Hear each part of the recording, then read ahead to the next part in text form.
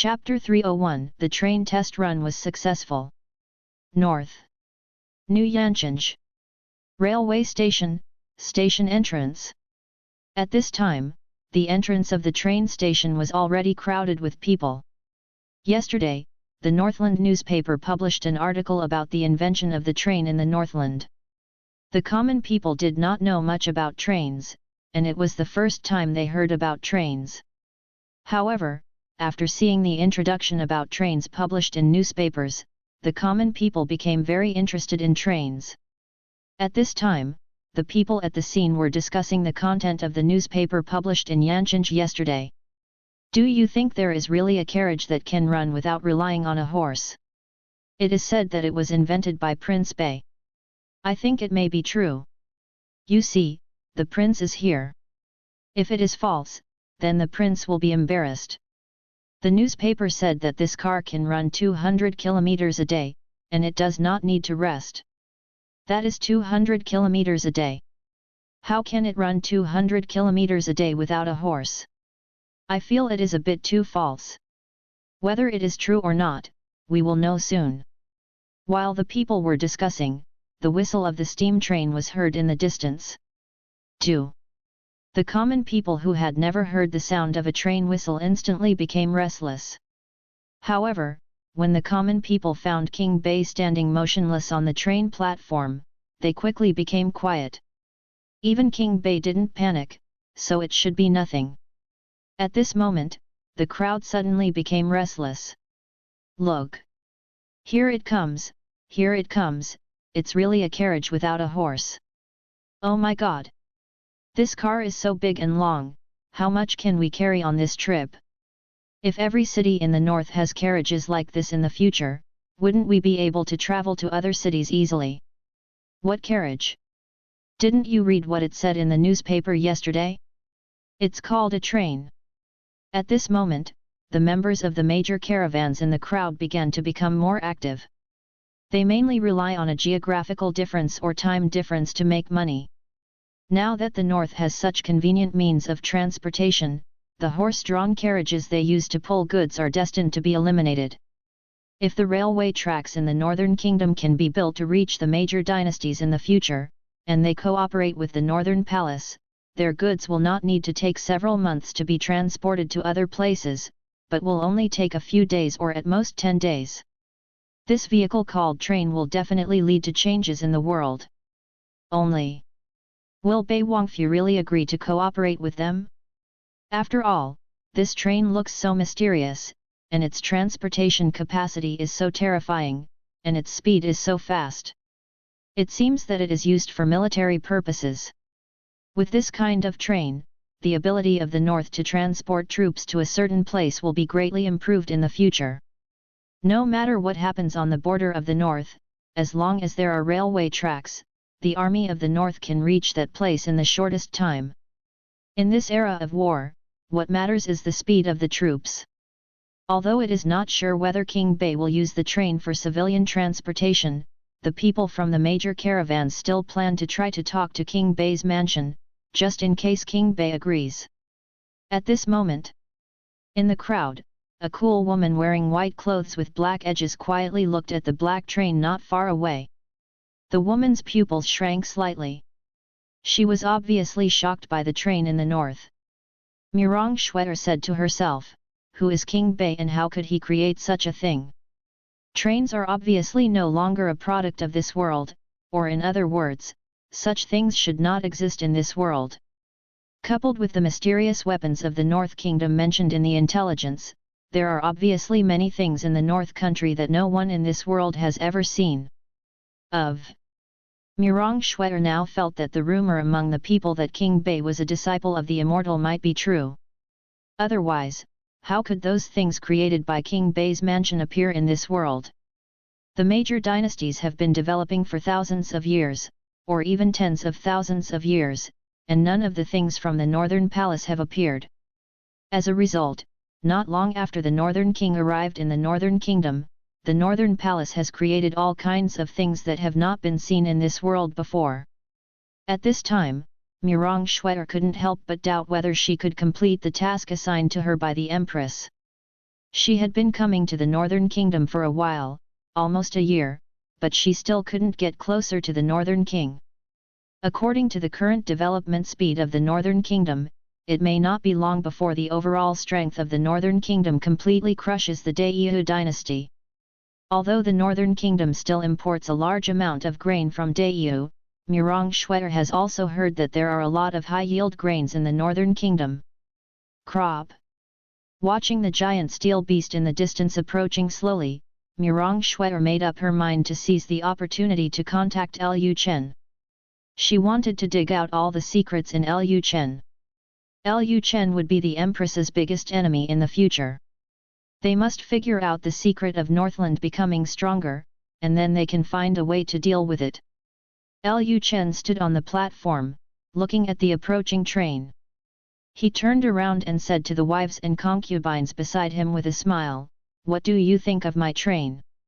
At this time, Lu Chen's women were still in a dull state. Although they had heard about this kind of train that did not require horse-drawn carriages, they were still extremely shocked when they saw it with their own eyes. Mu Zixuan came to her senses at this time.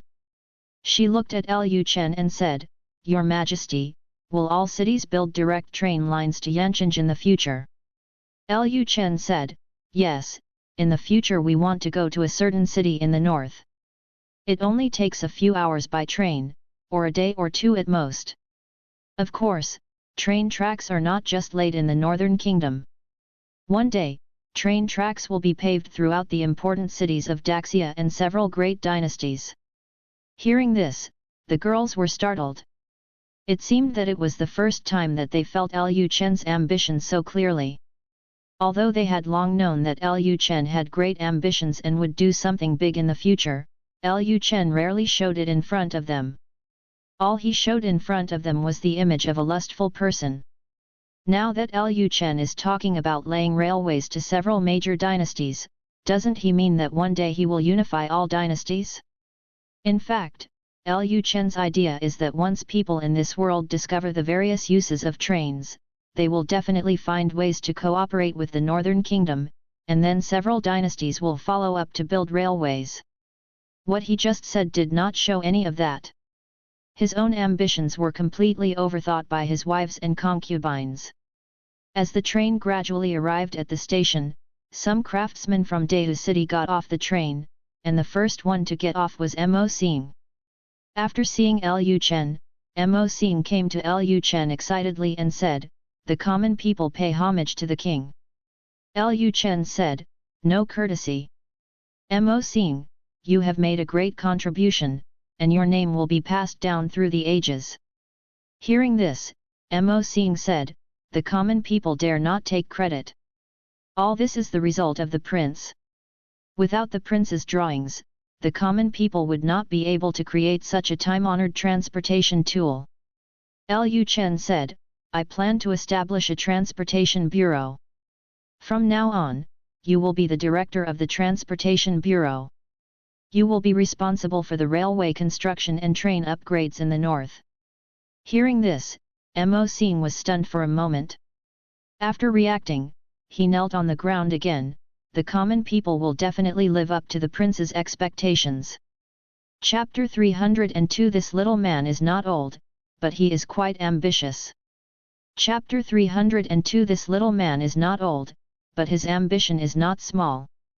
The appearance of the train instantly detonated the major dynasties. People unanimously believed that the train was definitely not a product of this world. Also because of the appearance of the train, the rumors of Lu Chen's immortal destiny expanded again. As the news of the train spread throughout the major dynasties, the words Lu Chen said to his wife and concubines on the train platform also spread throughout the major dynasties. This made people realize once again how ambitious Lu Chen really was. If the major dynasties were not unified, it would be almost impossible for Lu Chen to pave the train tracks for all the major dynasties to run trains for the Northern Kingdom. Obviously, Lu Chen's words were indicating that one day he would destroy all the dynasties and establish a unified dynasty, and then he will pave the entire world with train tracks. Dayu Dynasty. The Empress's Chamber. Inside the red curtain, Emperor Yu was wearing a red golden phoenix robe, with a shining golden phoenix hairpin on his head. His beautiful and cold jade cheeks looked at the information in his hand indifferently. I want to pave the train tracks to all the major dynasties. This little man is not very young, but his ambition is not small. This is the first time I have seen someone with such ambition. At this time, several ministers were kneeling outside the red curtain.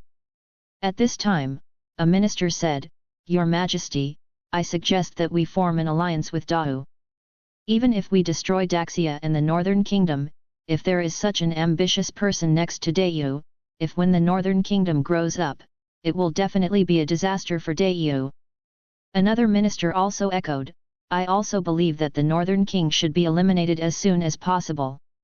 Recently, there has been a lot of intelligence from Daxia.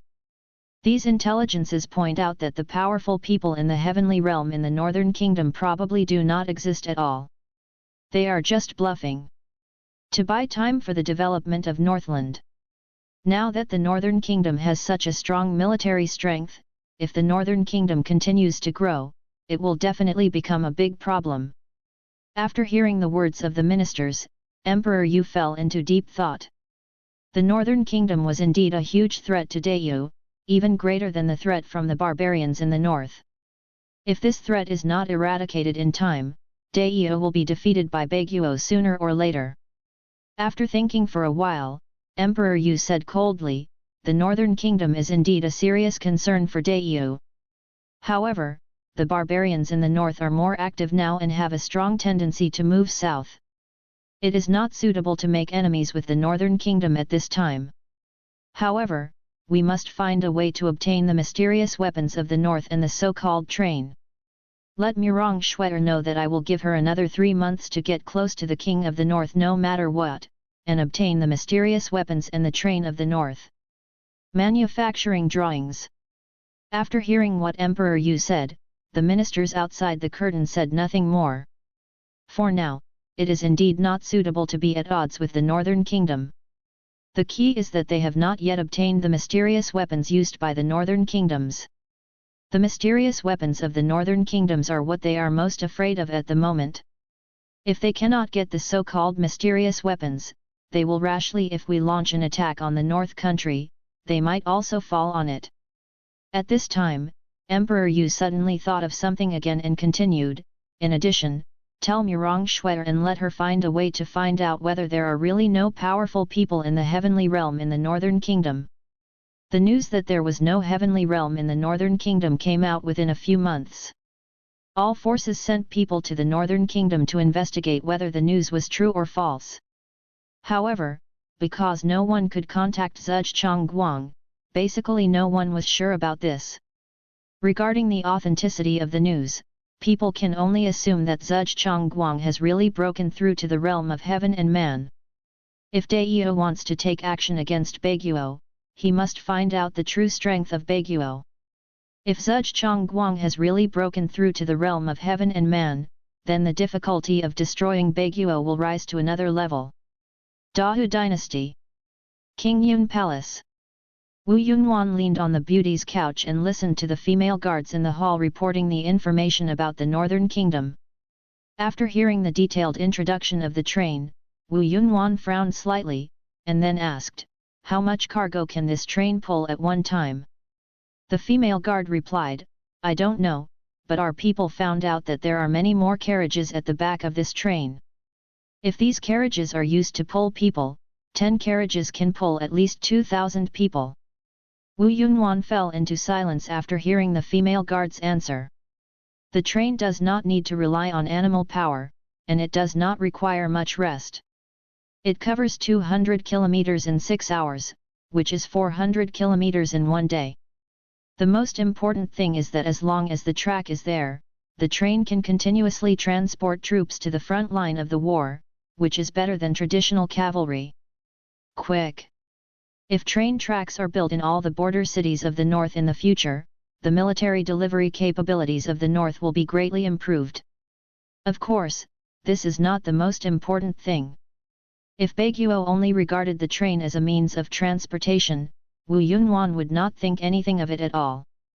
What she cared about most was what Bei Wang said on the day of the train test run.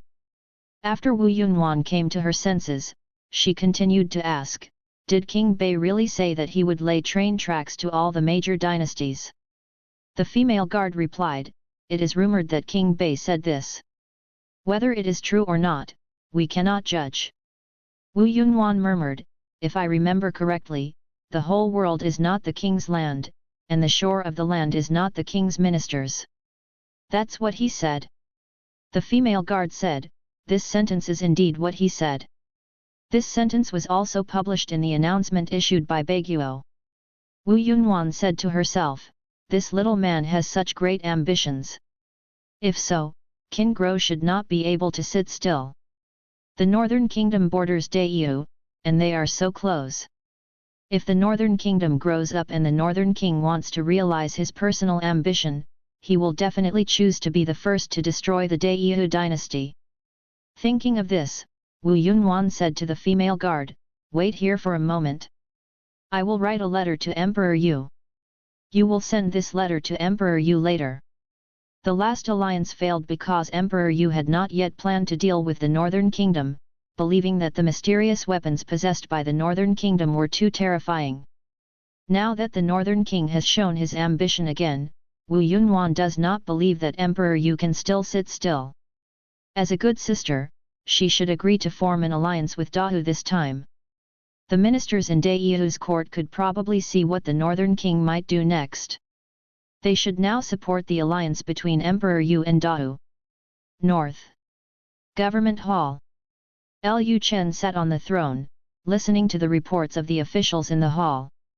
At this time, officials from the Agricultural Bureau under the Ministry of Revenue were reporting on their work. They were reporting on this year's land reclamation and the promotion of high-yielding grains. After listening to the report from the officials of the Agriculture Bureau, Lu Chen said, it seems that the promotion of high-yielding grains is faster than I expected. After hearing this, an official from the Agriculture Bureau said, in order to promote high-yielding grains as soon as possible, ordinary people almost always go out to buy grains to eat. Basically, 80% of the grains harvested this year have been planted. The common people knew that the high-yielding grains promoted by the prince had extremely high yields.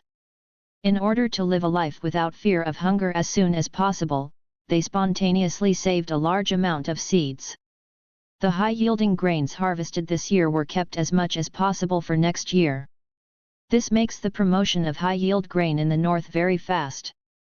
According to this promotion speed, the food problem in the north can be completely solved in no more than 3 years. Subscribe to Chinese Novel Audio Wave.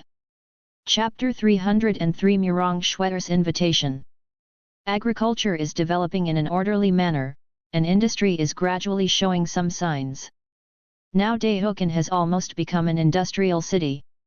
After the arrival of the train, the connection between Daehokan and Yancheng has become much closer, and some people in Daehokan are finally willing to come to Yancheng. In this way, the development speed of Yancheng has been accelerated again.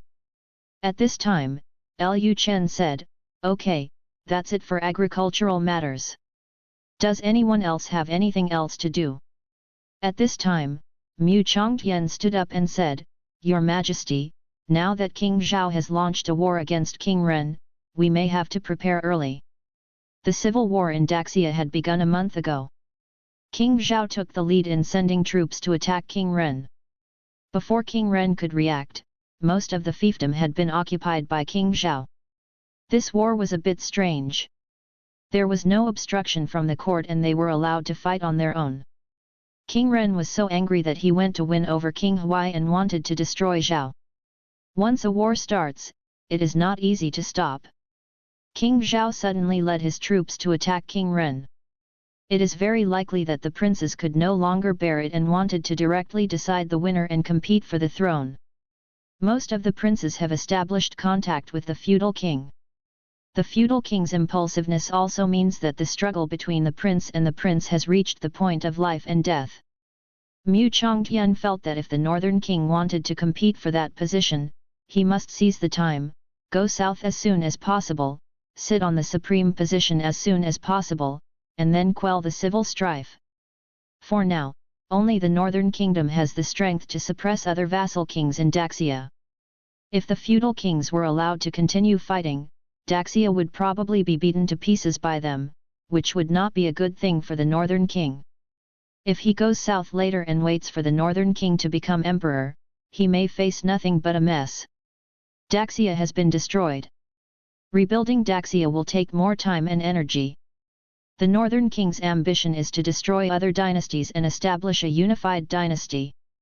If time and energy are wasted on rebuilding Daxia, then what will happen to Daxia?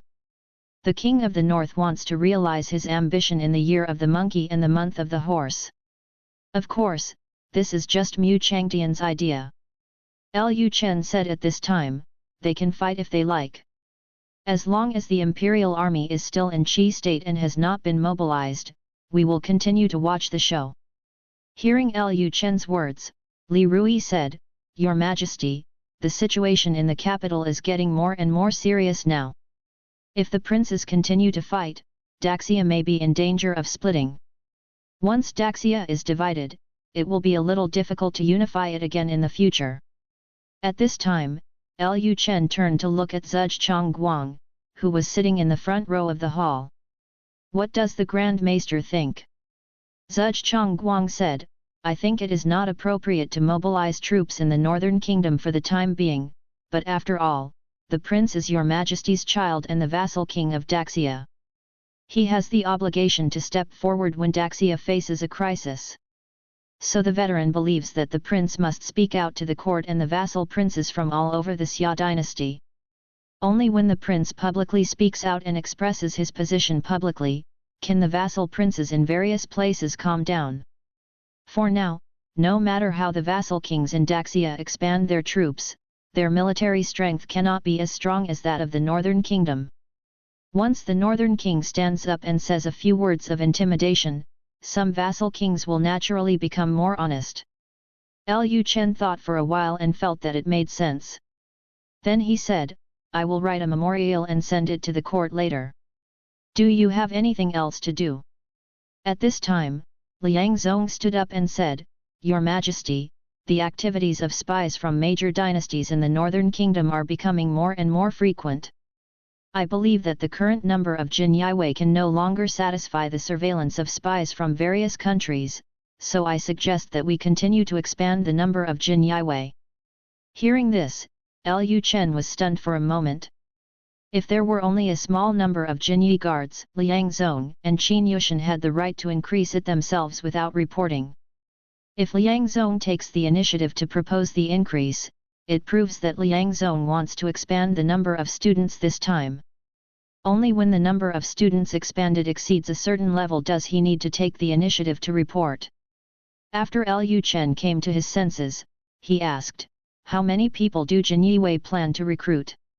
Liang Zong replied, According to my estimate, Jin Yiwei will need to recruit at least 10,000 people. Hearing Liang Zong's words, some ministers in the hall suddenly turned dark. Although the current Jin Yiwei has not had any conflicts with the ministers of the Northern Kingdom, everyone knows that the Jin Yiwei is the dog beside the Northern King, and their every move is under the supervision of the Northern King. There are already enough Jin Yiwei, but now they have to recruit an additional 10,000 people. In the future, the king of Gongbei may not even know when they come out. There is still no problem with the loyalty of the ministers to the Northern King, but loyalty is loyalty, which does not mean that they do not have other small thoughts, and they are always being watched when doing things, and they feel uncomfortable. After hearing Liang Zong's words, Lu Chen thought for a moment. Now that Ting Yulo has been discovered by the major dynasties to be a force in the Northern Palace, it is indeed not as easy as before for Ting Yulo to get information.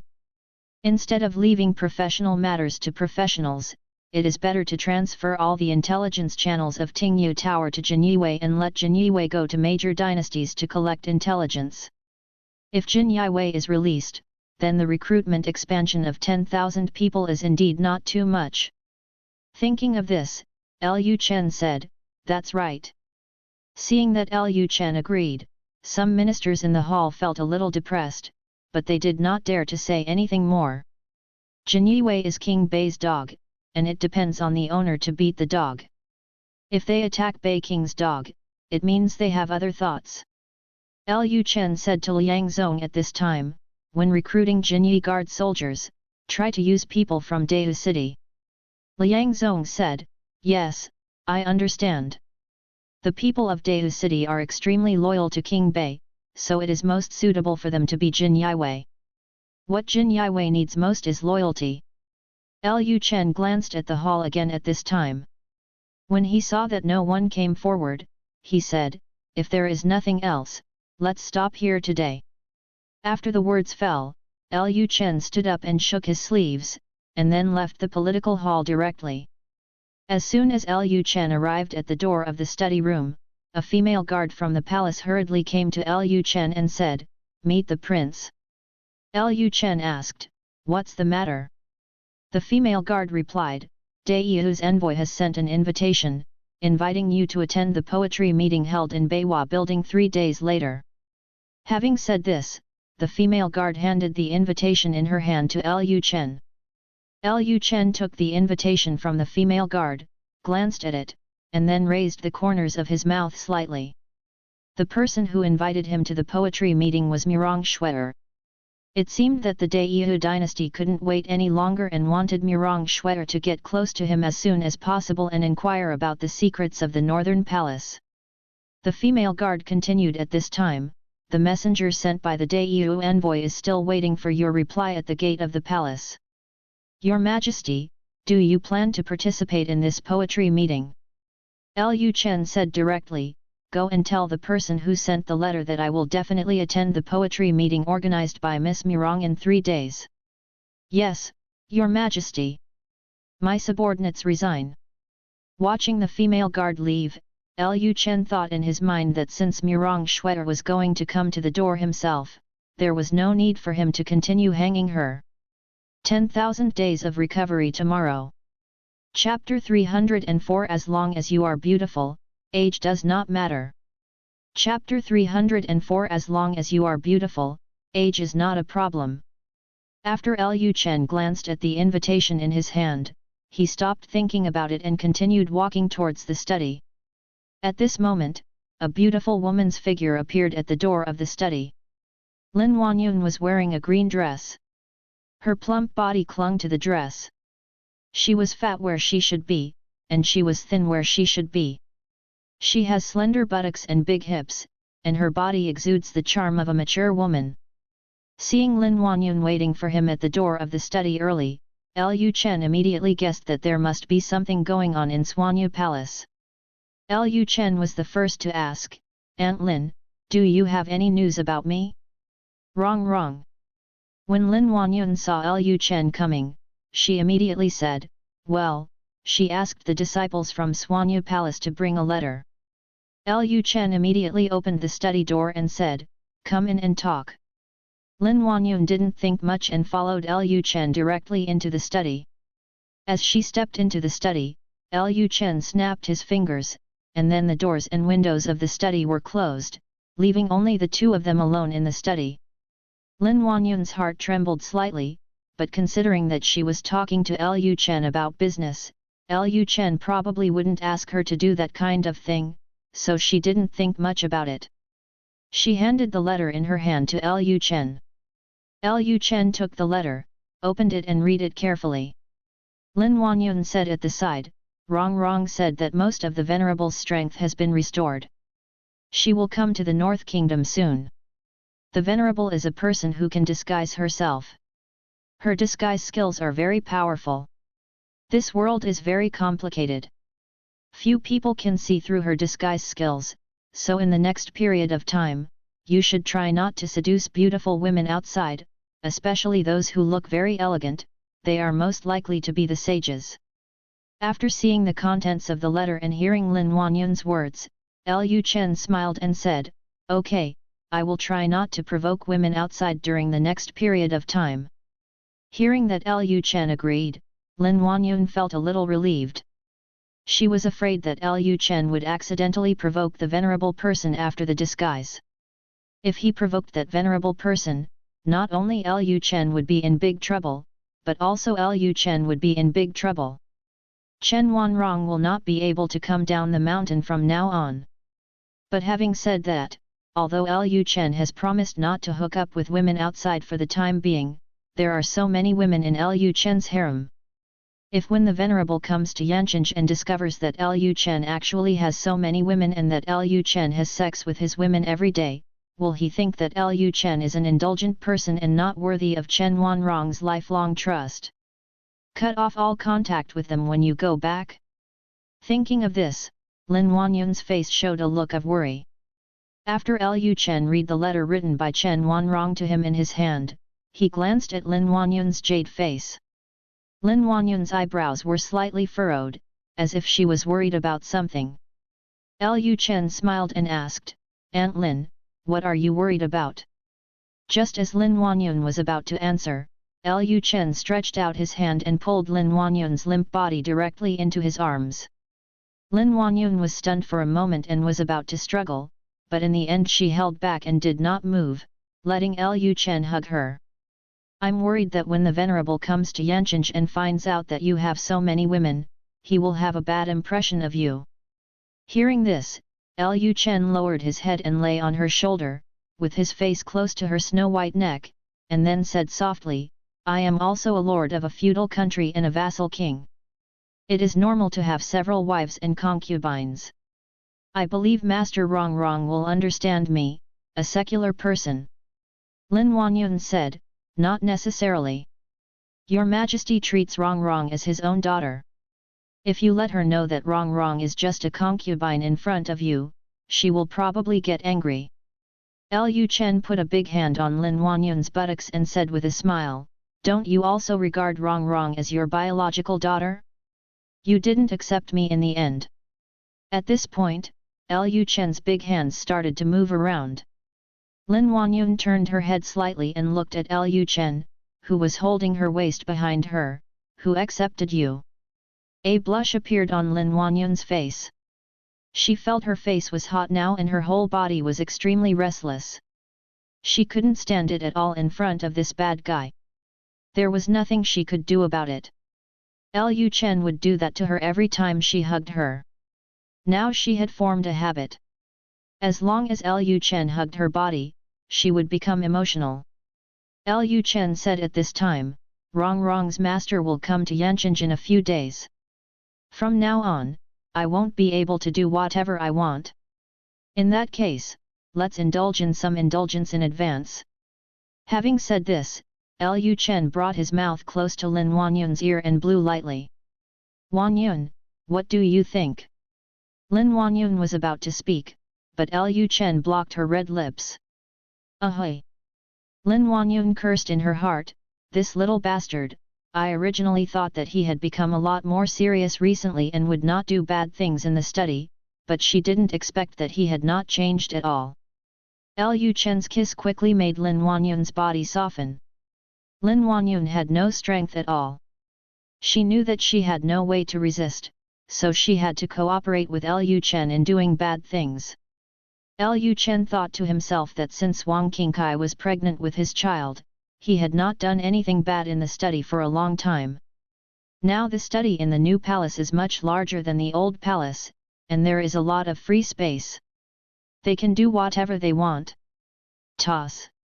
Lu Chen really loved a beautiful woman like Lin Wanyun. She had a soft body, good temperament, and knew how to cooperate. Lu Chen couldn't help but think about it, and he didn't know what Chen Wanrong's master looked like. Judging from the descriptions of Lin Wanyun and Chen Wanrong's master was also a peerless beauty. Both of them said that the woman was beautiful, so maybe that woman was really very beautiful, and there shouldn't be any problem if the score exceeded 90 points. Next, think about how to make a good impression in front of that fairy. If he could capture that fairy, he would be equivalent to owning the entire Swanyu Palace. In this way, he can have one less enemy. Swanyu Palace itself is within the territory of Daxia. According to the original development path, when he becomes the Emperor of Daxia in the future, there will inevitably be a war between him and Swanyu Palace. Such a powerful force as Swanyu Palace exists in Daxia. For him, it is the country of China. The key is that it is not under control and can do things unscrupulously. Anyway, he will never allow uncontrolled forces to exist within his rule. Of course, it would be much easier if they could get married to Swanyu Palace in advance and become a family. One family will no longer speak the same language, and Swanyu Palace will still be able to operate within Daxia in the future. At this time, Lu Chen pressed Lin Wanyun on the desk, then pressed him up and asked, "How old is Rongrong's master?" Hearing Lu Chen's question, the confused Lin Wanyun sobered up a little, and she answered, "No. I don't know. But, I heard from others that, well, the Venerable seems to be an immortal, at least, well, thousands of years old." After hearing Lin Wanyun's answer, Lu Chen thought for a moment, how old is he? Forget it, just a few thousand years old. Age doesn't matter as long as you are beautiful. Chapter 305 Murong Shuer asks for words. With the help of the maid, Wang Qingkai, who was pregnant, came to the door of the study. She went to Lu Chen because she wanted to tell him that she was about to give birth and had no energy to manage Tingyu Tower, so she wanted to temporarily leave Tingyu. The building was handed over to other sisters in the palace to manage it. But as soon as he reached the door of the study, he saw the maid at the door with a red face.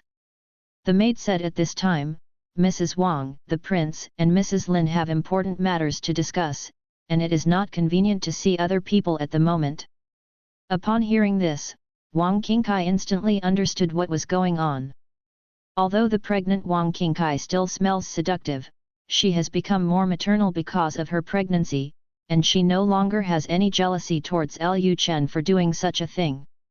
Listening to the weak voice coming from the study, Wang Qingkai stroked his big belly, lowered his head and said to his belly, "Don't imitate your father in the future. He is a bad guy who can't live without women all day long." At this time, Lu Chen was already stuck in the mud and couldn't extricate himself. Although he had sensed that Wang Qingkai was outside and that she had something to do with him, he had no way to leave at this time. Wang Qingkai did not continue to wait at the door of the study.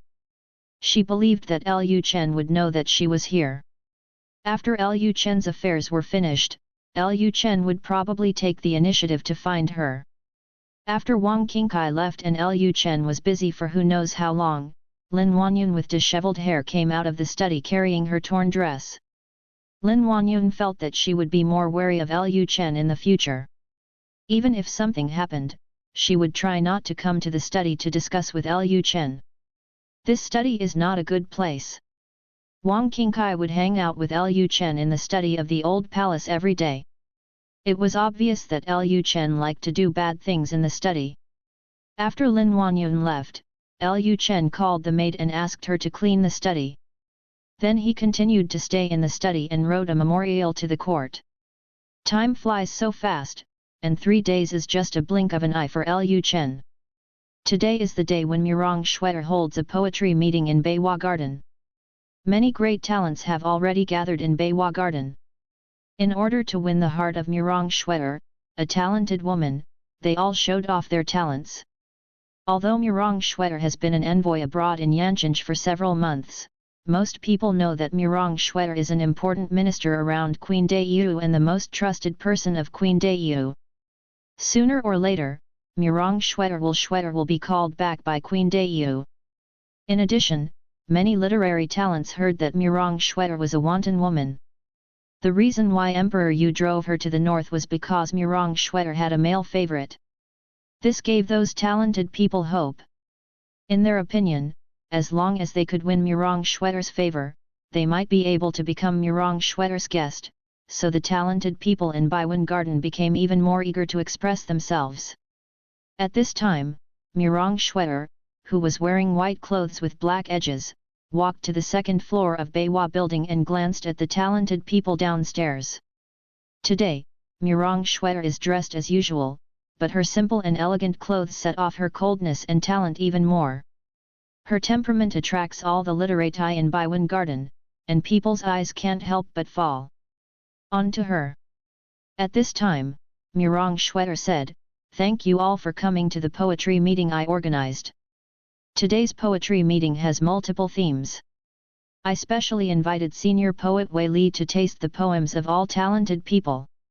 Hearing this, the crowd started to commotion. People did not expect that Murong Shuer actually invited Wei Li. Wei Li, like Zhuge Chongguang, was the object of admiration among literati all over the world. However, Wei Li has almost no fixed residence in these years. People can see him in any dynasty. Wei Li rarely accepts invitations from major dynasties and rarely participates in activities. The poems of Wei Li that people know are all from before Wei Li became famous. Now Wei Li has almost no new works. Of course, this does not hinder Wei Li's sacred image in the minds of literati. At this moment, a white-haired old man walked up to Murong Shuer, and the crowd became commotion again. It's actually Senior Wei Li. This is the first time I've heard of Senior Wei Li participating in such a private poetry gathering. I didn't expect that Miss Murong could even invite Senior Wei Li. Could it be that Senior Wei Li already plans to join the Great Xia Dynasty? Didn't Senior Wei Li say in the past that he would not join any dynasty? Who knows? Maybe he doesn't want to run around anymore and is planning to find a place to live. Just when people were talking, the white-haired old man whispered to Murong Shuer, "Miss Murong, are you sure that King Bei will participate in this kind of poetry gathering?" Murong Shuer smiled faintly, and then said, "King Bei has agreed, he will definitely come today." Wei Li said, "Then I'll leave the matter to you." Murong Shuer said, "Senior Wei Li, don't worry, I will definitely find a way to help you find out about Senior Zhuge." Wei Li and Zhuge Chongguang are two holy mountains in the hearts of literati. Zhuge Chongguang's reputation has always surpassed Wei Li's. Wei Li had been unwilling to be inferior to Zhuge Chongguang decades ago, so he tried his best to surpass Zhuge Chongguang, but no matter what he did, Zhuge Chongguang was still the literary saint in people's hearts. In front of Zhuge Chongguang, a literary sage, the so-called immortal of poetry was just a joke to him, and Wei Li gave up later. He began to travel around the world in these years, trying to find a way to break through before Zhuge Chongguang. Unexpectedly, Zhuge Chongguang actually broke through one step ahead of him, which shocked Wei Li. He and Zhuge Chongguang both took the path of entering Taoism through literature, so he was always comparing with Zhuge Chongguang. Zhuge Chongguang was the first to break through to the realm of heaven and man, which he could not accept no matter what. But recently, he suddenly heard that Zhuge Chongguang didn't seem to have a real breakthrough. There were rumors that Zhuge Chongguang had only entered the pseudo-celestial state and was still far from the celestial state. This allowed Wei Li to see the possibility of surpassing Zhuge Chongguang again. Hope.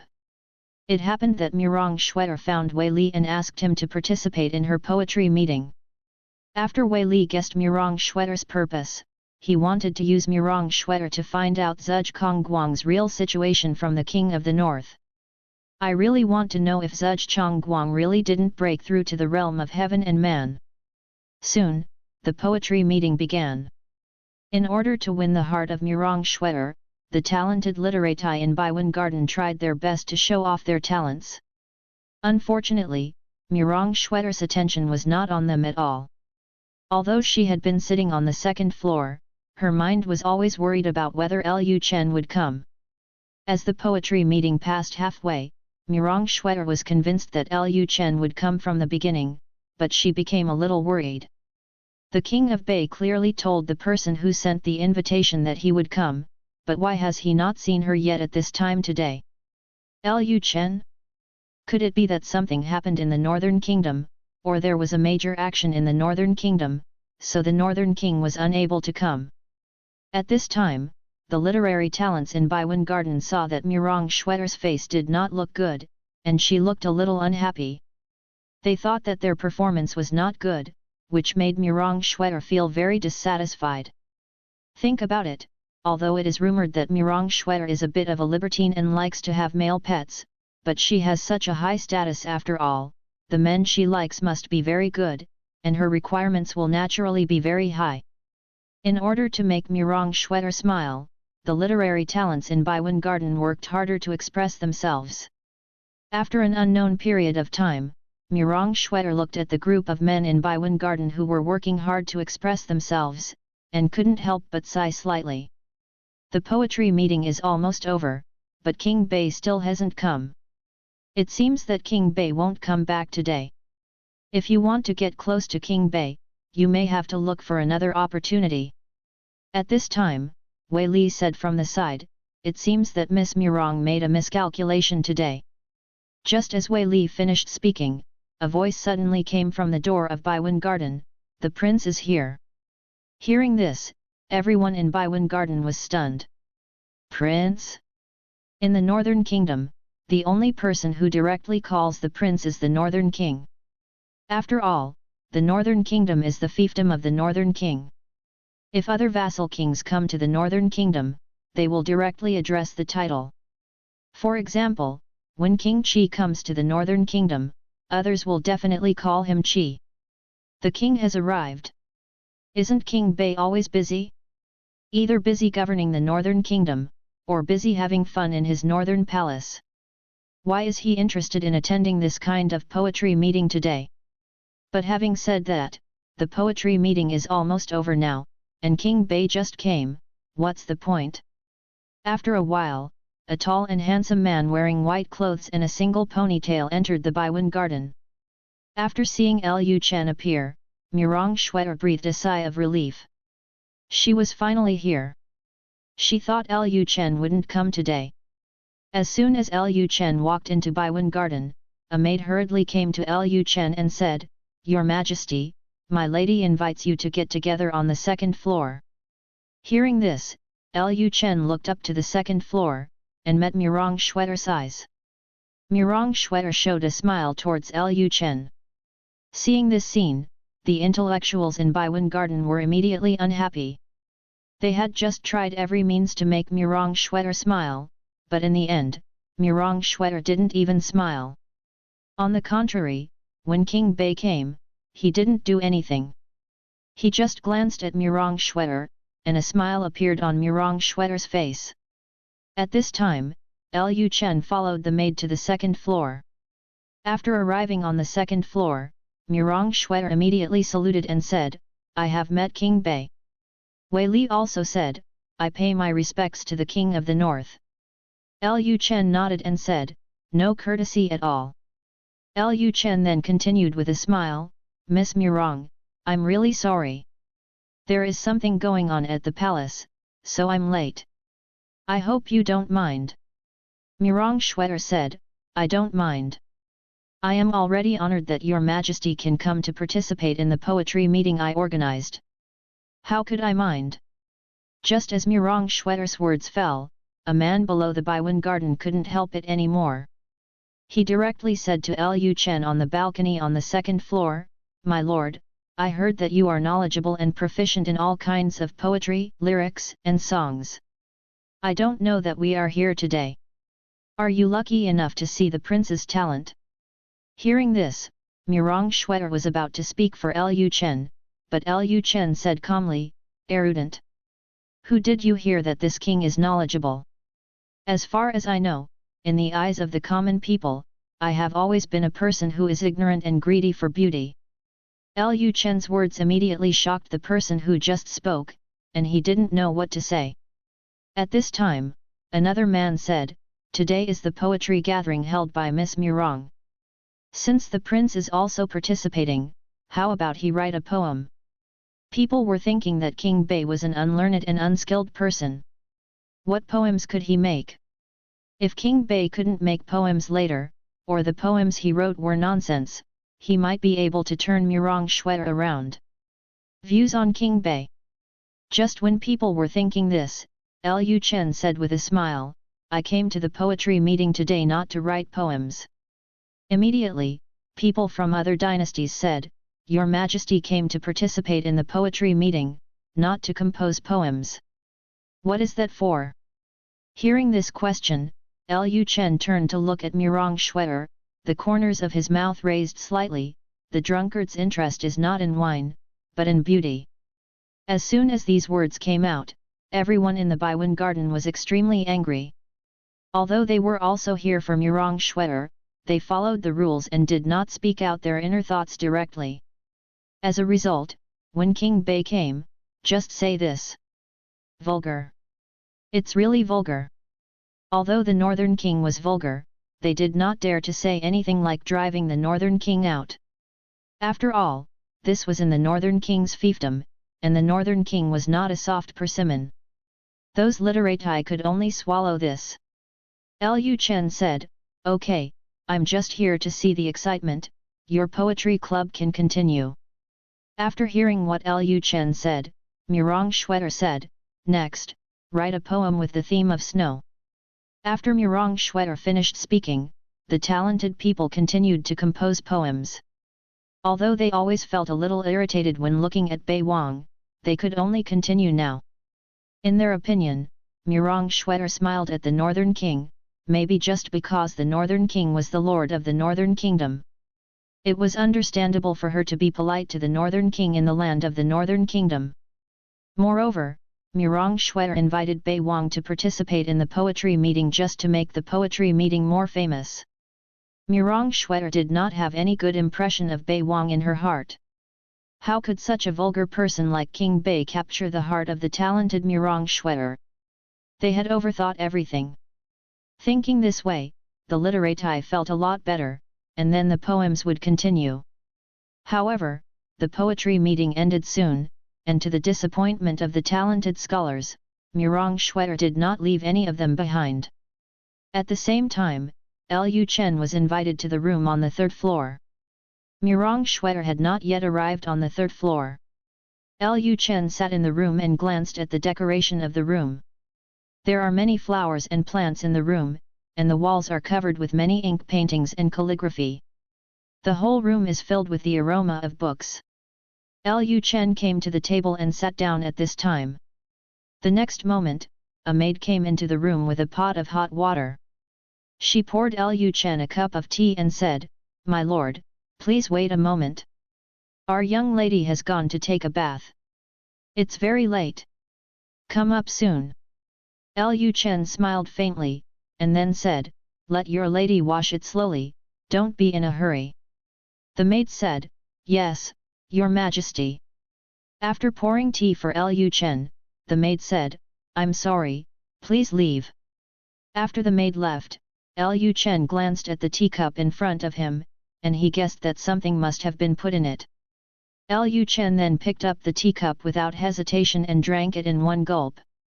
The next moment, he felt all the spiritual energy in his body concentrated in his dantian, and the water he just drank began to evaporate rapidly as he approached. Lu Chen was now able to simply analyze the ingredients of the medicine, and he directly judged that it was a pleasure drug. As long as a man takes this drug, there is a high probability that a man will be unable to control himself. It seemed that Murong Shwetter was planning to use a beauty trap directly on herself, and she was already prepared to sacrifice herself for this. After a while, Murong Shwetter entered the room. Lu Chen was reading a painting in front of a painting. When he heard the door open, Lu Chen turned to look at Murong Shwetter. Murong Shwetter was dressed the same as before, still wearing white clothes with black edges, and her cool temperament remained the same. Seeing Lu Chen looking at the paintings, Murong Shwetter smiled and asked, "Does the prince also want ancient paintings?" Lu Chen said, "I can't say I like him, I'm just interested." Lu Chen said at this time, "Ms. Murong invited me to attend the poetry meeting. It must be for something, right?" Hearing this question, Murong Shwetter smiled faintly, and then said, "I saw that the prince is vigorously promoting education for all, so that all children in the northern country can read and write. I thought that the prince is a person who likes poetry and poetry." Lu Chen said with a smile, "It seems that I have disappointed Miss Murong." Lu Chen said at this time, "But having said that, I really don't have much interest in poetry and poetry, but I am somewhat interested in calligraphy." Having said this, Lu Chen came to a calligraphy hanging in the room. Murong Shwetter walked up to Lu Chen at this time, glanced at the calligraphy in front of Lu Chen, and then said, "If the prince likes this calligraphy, will I give it to the prince?" Lu Chen said, "How embarrassing is this?" Murong Shwetter said, "Your Majesty, there is no need to be polite. During the time I was in Yancheng, I was taken care of by your Majesty. A single word is nothing." Lu Chen said, "Okay then." At this time, Murong Shwetter suddenly thought of something, and then said, "Since your Majesty likes calligraphy, your handwriting must be very unique.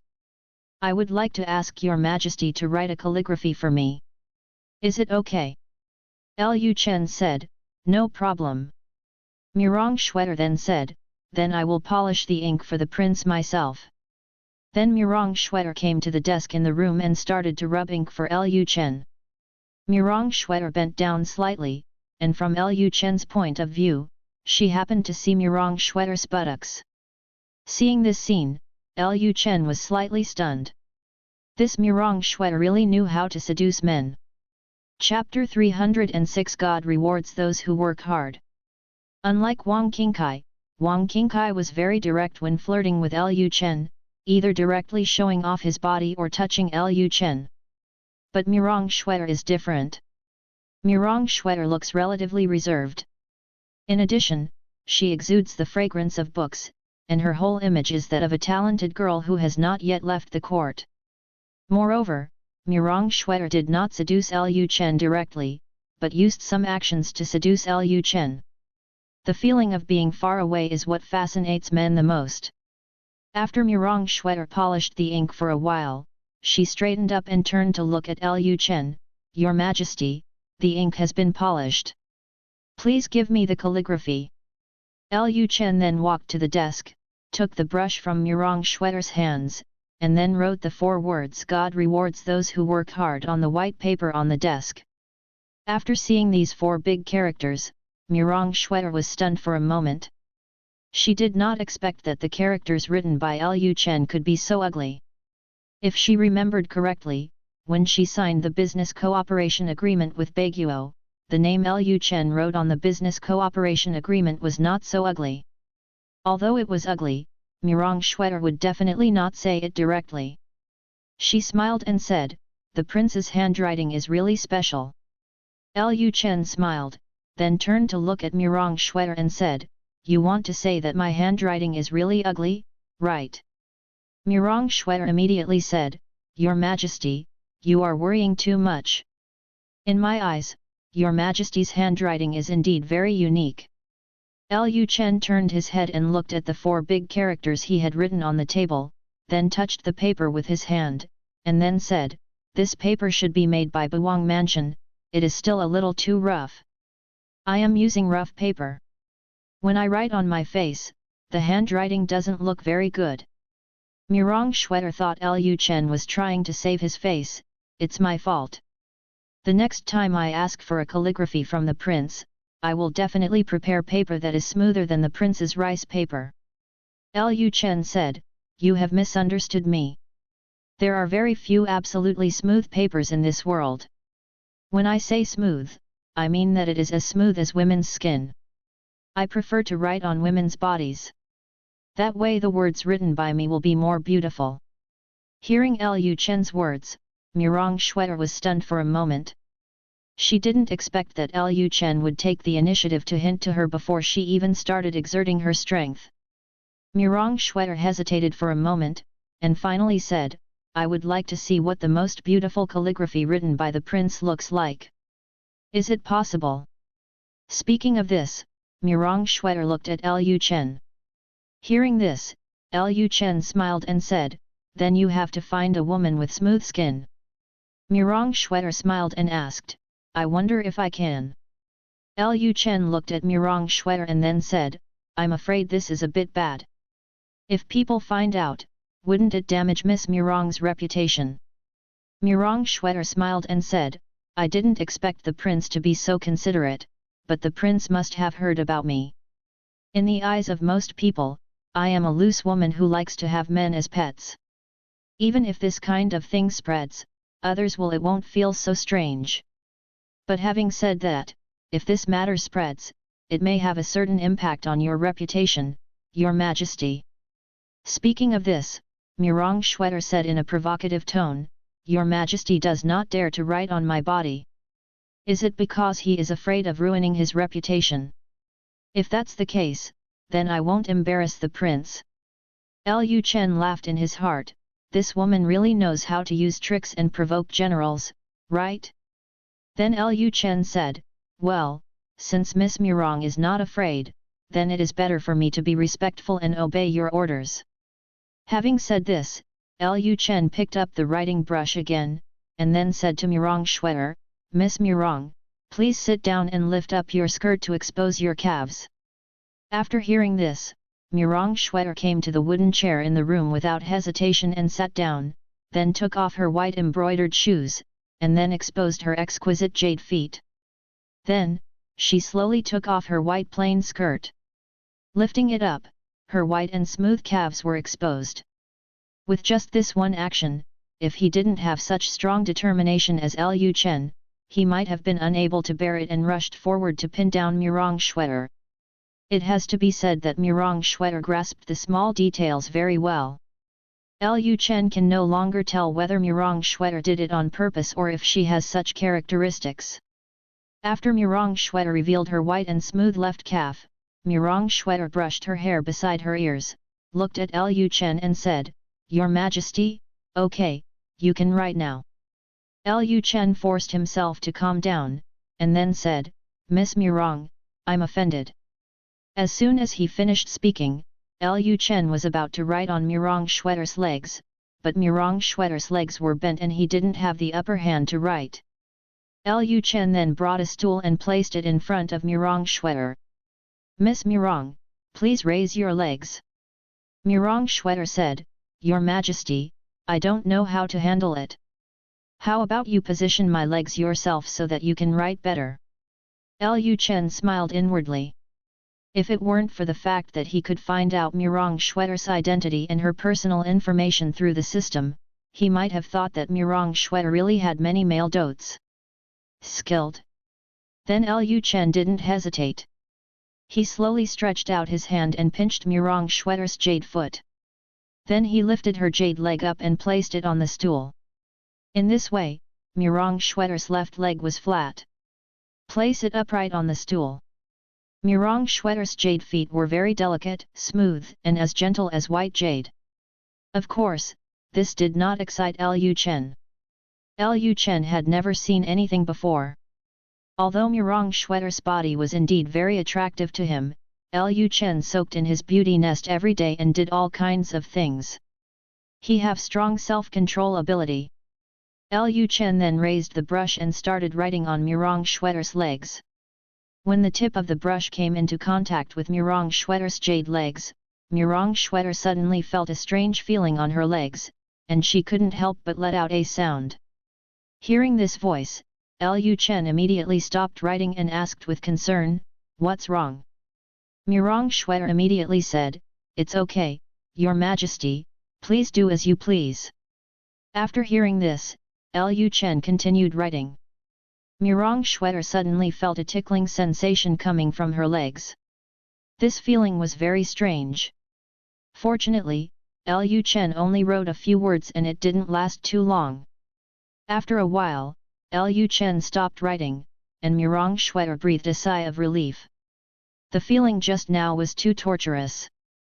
At this time, she looked at her legs and found that Lu Chen still wrote the 4 words God rewards those who work hard.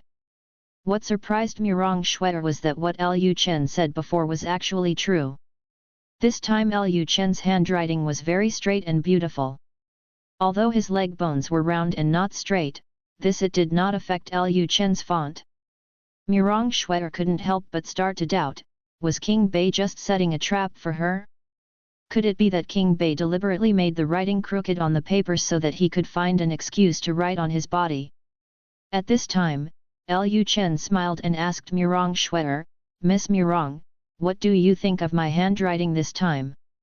Mirong Shwetter said with a smile, I didn't expect that what the prince said was true. I underestimated the prince too much. Lu Chen sighed slightly and said, It's a pity that the writing is only on the calf. There is too little flesh and it is not flat enough, so the writing is still a little crooked. Hearing Lu Chen's words, Murong Shwetter seemed to understand something. She continued to lift up her skirt and said while doing it, "Your Majesty, I have more flesh on my thighs. Why don't you write on my thighs? What do you think?" Lu Chen pretended to be stunned for a moment, and then he said, "Isn't this a little bad?" Murong Shwetter said, "I don't mind any woman, does the prince still mind?" While speaking, Murong Shwetter lifted her skirt up to her thighs. At this moment, Murong Shwetter's slender legs were clearly displayed in front of Lu Chen.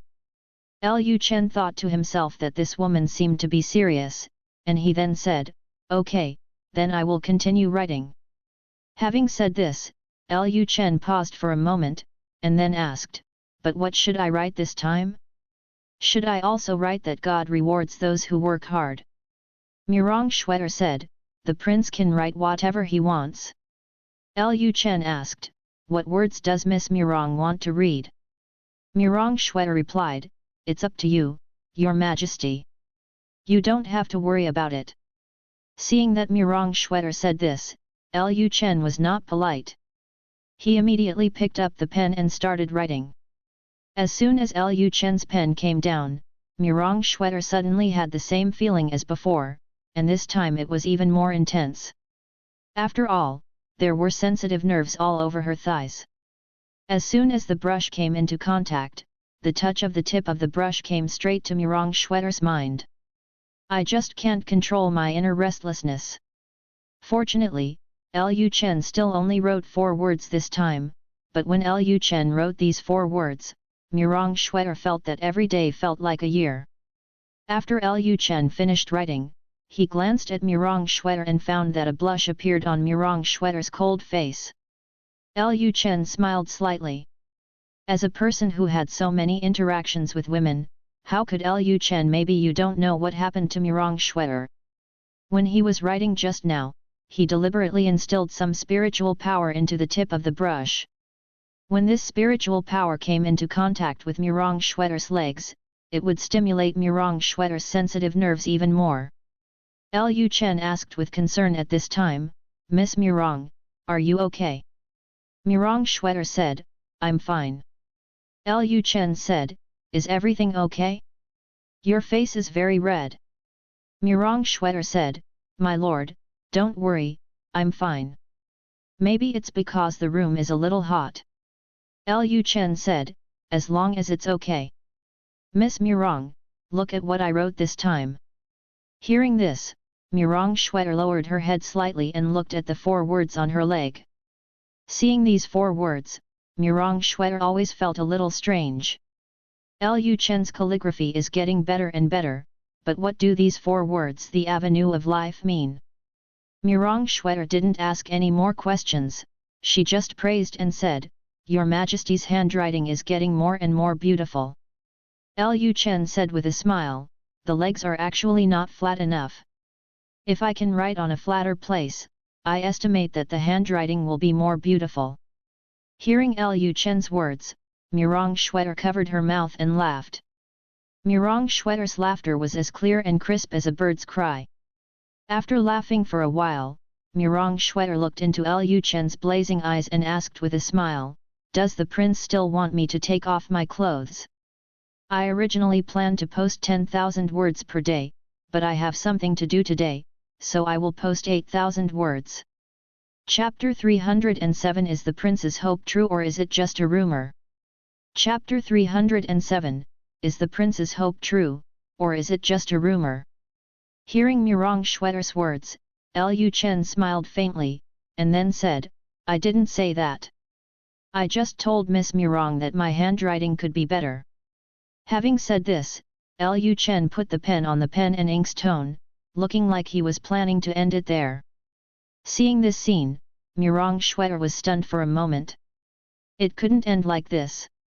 She also wanted to trick Lu Chen. If you ended it like this, how could she try to trick you? Murong Shwetter said, "Your Majesty, I also want to see what your most beautiful calligraphy looks like. Is it okay?" Hearing this, Lu Chen said with a smile, I'm afraid this is not good. Later, Miss Murong said that I want you to take off your clothes. Murong Shwetter smiled and said, I was joking with the prince just now. I only exposed part of my body. As long as I can see the prince's most beautiful handwriting, it will be worth it. Lu Chen said, since you said so, I won't shirk it.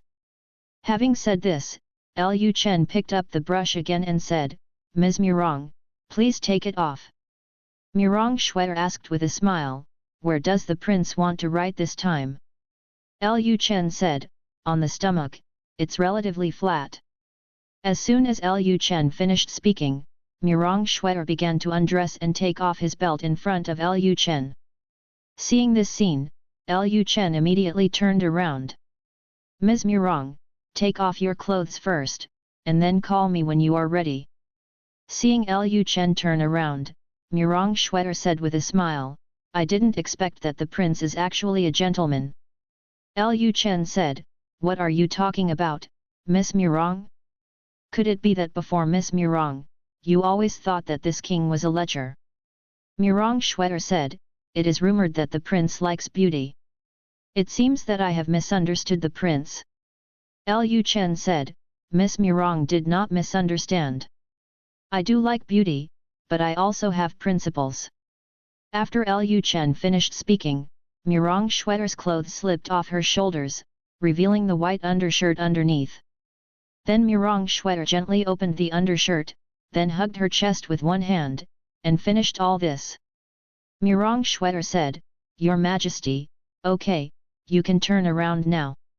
After hearing this, Lu Chen turned around and looked at Murong Shwetter without hesitation.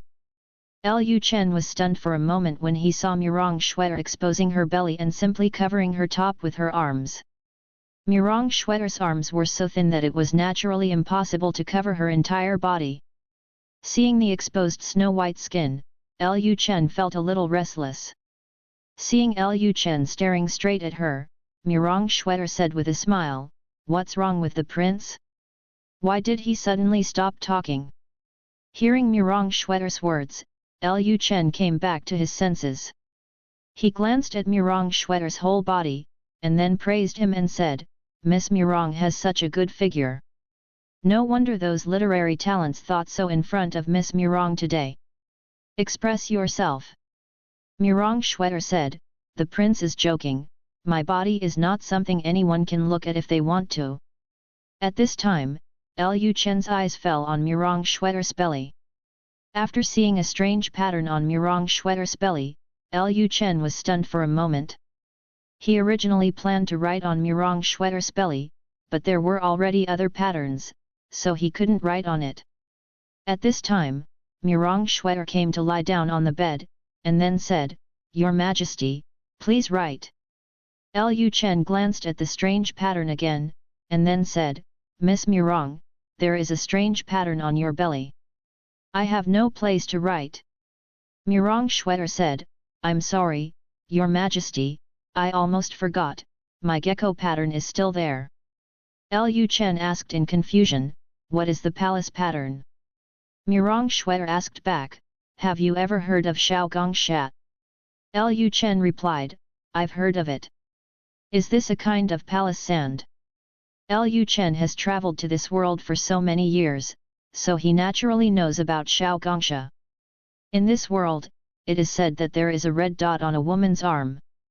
When a woman loses her innocence, the red dot will disappear. Of course, Gong Gong sand is not born. It is said that when a woman is born, a special method needs to be used to leave Gong Gong sand on the woman's arm. Although Lu Chen knew what Shao Gong sand was and how it worked, this was the first time he saw Shao Gong sand painted on his lower abdomen. Moreover, this Shao Gong sand was not a red dot, but a strange pattern. Murong Shwetter said at this time, Yes, Your Majesty personally planted this palace pattern on me. Every time I return to the palace, Your Majesty will personally check my body. Hearing this, Lu Chen said with a smile, So, the rumors that Miss Murong has a male favorite are purely rumors.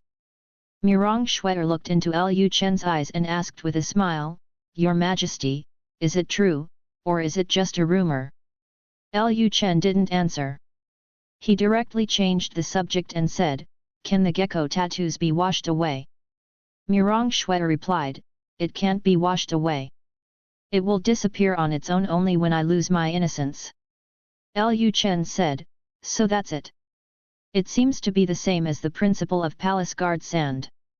Lu Chen sighed, and then said, "It seems that Miss Mirong will not be able to see the most beautiful words written by me today." Mirong Shuai said, "Why is this?"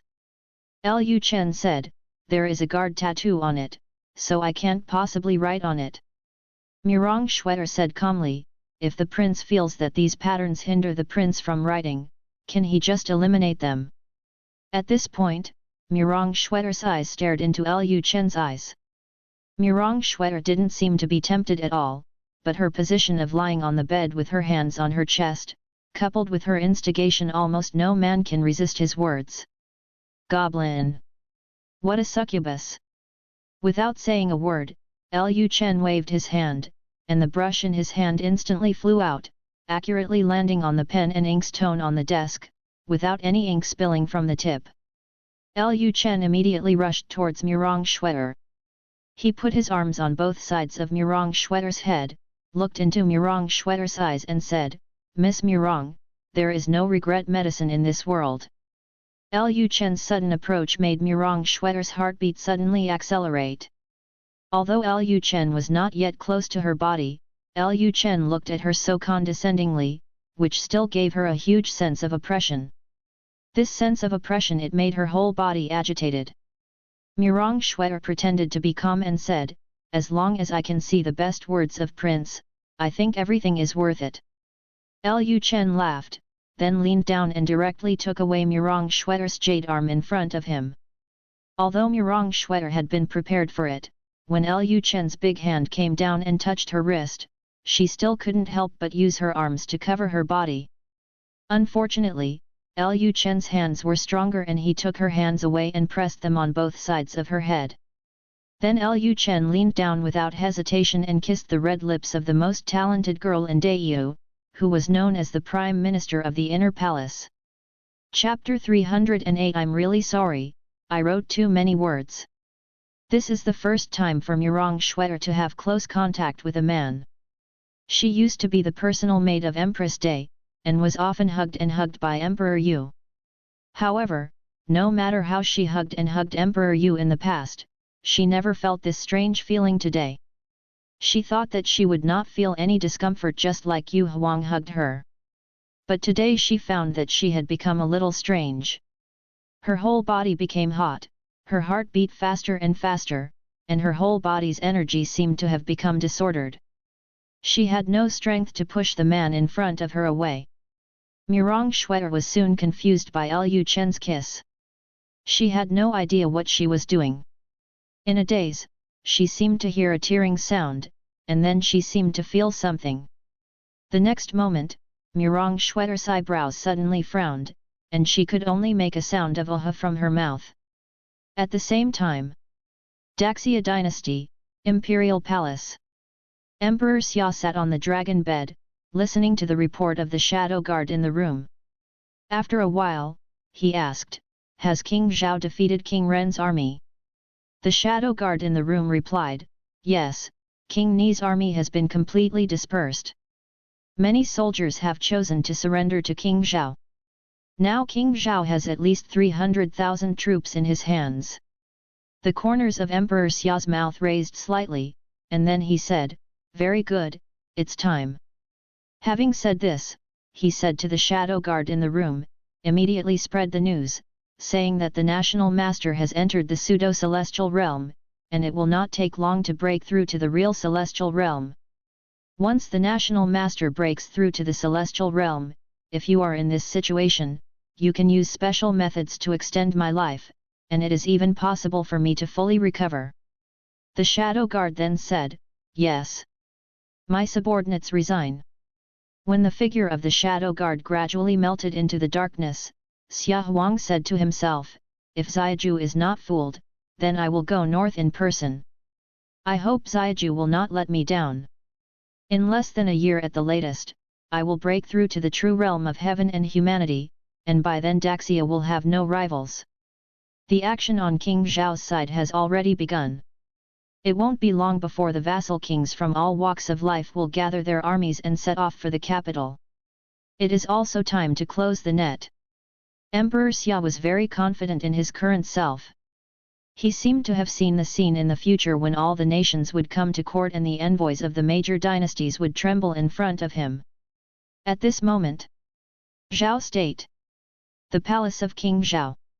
King Zhao was resting when a black figure suddenly appeared behind the pillars of the palace.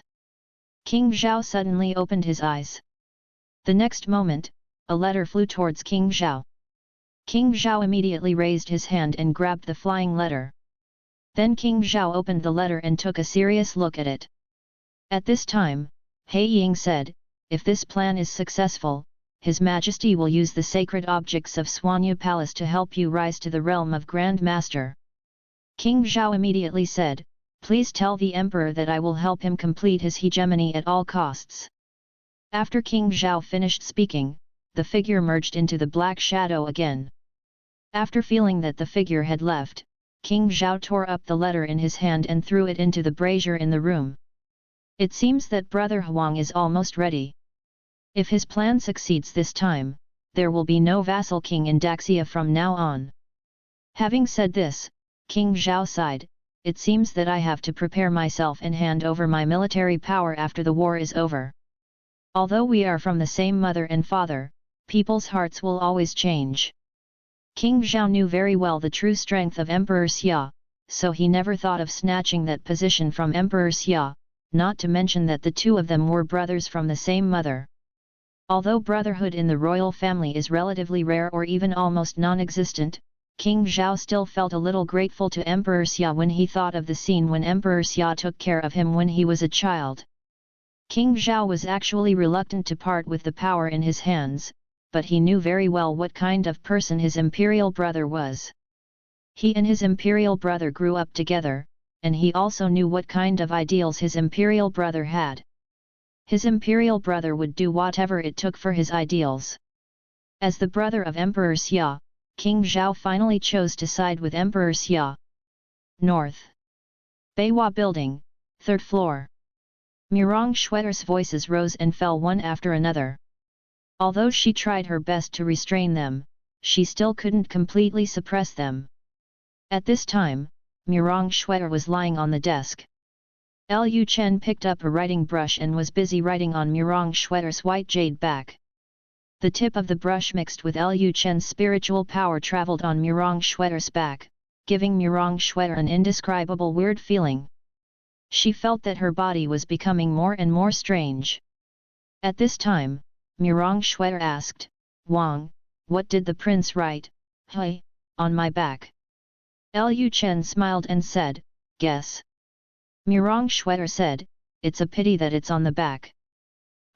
Hey, I can't see. Lu Chen smiled and said, this is simple. Then Lu Chen turned Murong Xueter's body around and let her lie on the desk.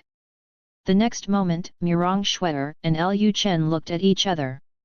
Murong Xueter's hair was messy, the bun on her head had fallen away, her cold cheeks had turned red, and she was full of charm. Murong Xueter lowered his head slightly and saw the scene he didn't want to see. At this time, Lu Chen picked up the pen, dipped it in ink, and then started writing on Murong Xueter's belly. While writing, he asked, by the way, after your palace pattern is gone, if Emperor Yu checks it out when you go back, won't you be punished? Hearing this, Murong Xueter said with a smile, Your Majesty has already eliminated my gecko marks. Now that I think about it, don't you think it's already too late? Lu Chen smiled and then said, that's right. It's better to do this. Anyway, if you go back, Emperor Yu will check the palace pattern, so you might as well not go back. Murong Xueter said, Your Majesty, are you planning to let me stay in the North Kingdom to be your concubine? After hearing this, Lu Chen used his pen tip to write 3 words on Murong Xueter's belly. Murong Xueter suddenly felt as if her whole body had been electrocuted. At this time, Murong Shwetter slightly raised her upper body and looked at the words on her stomach.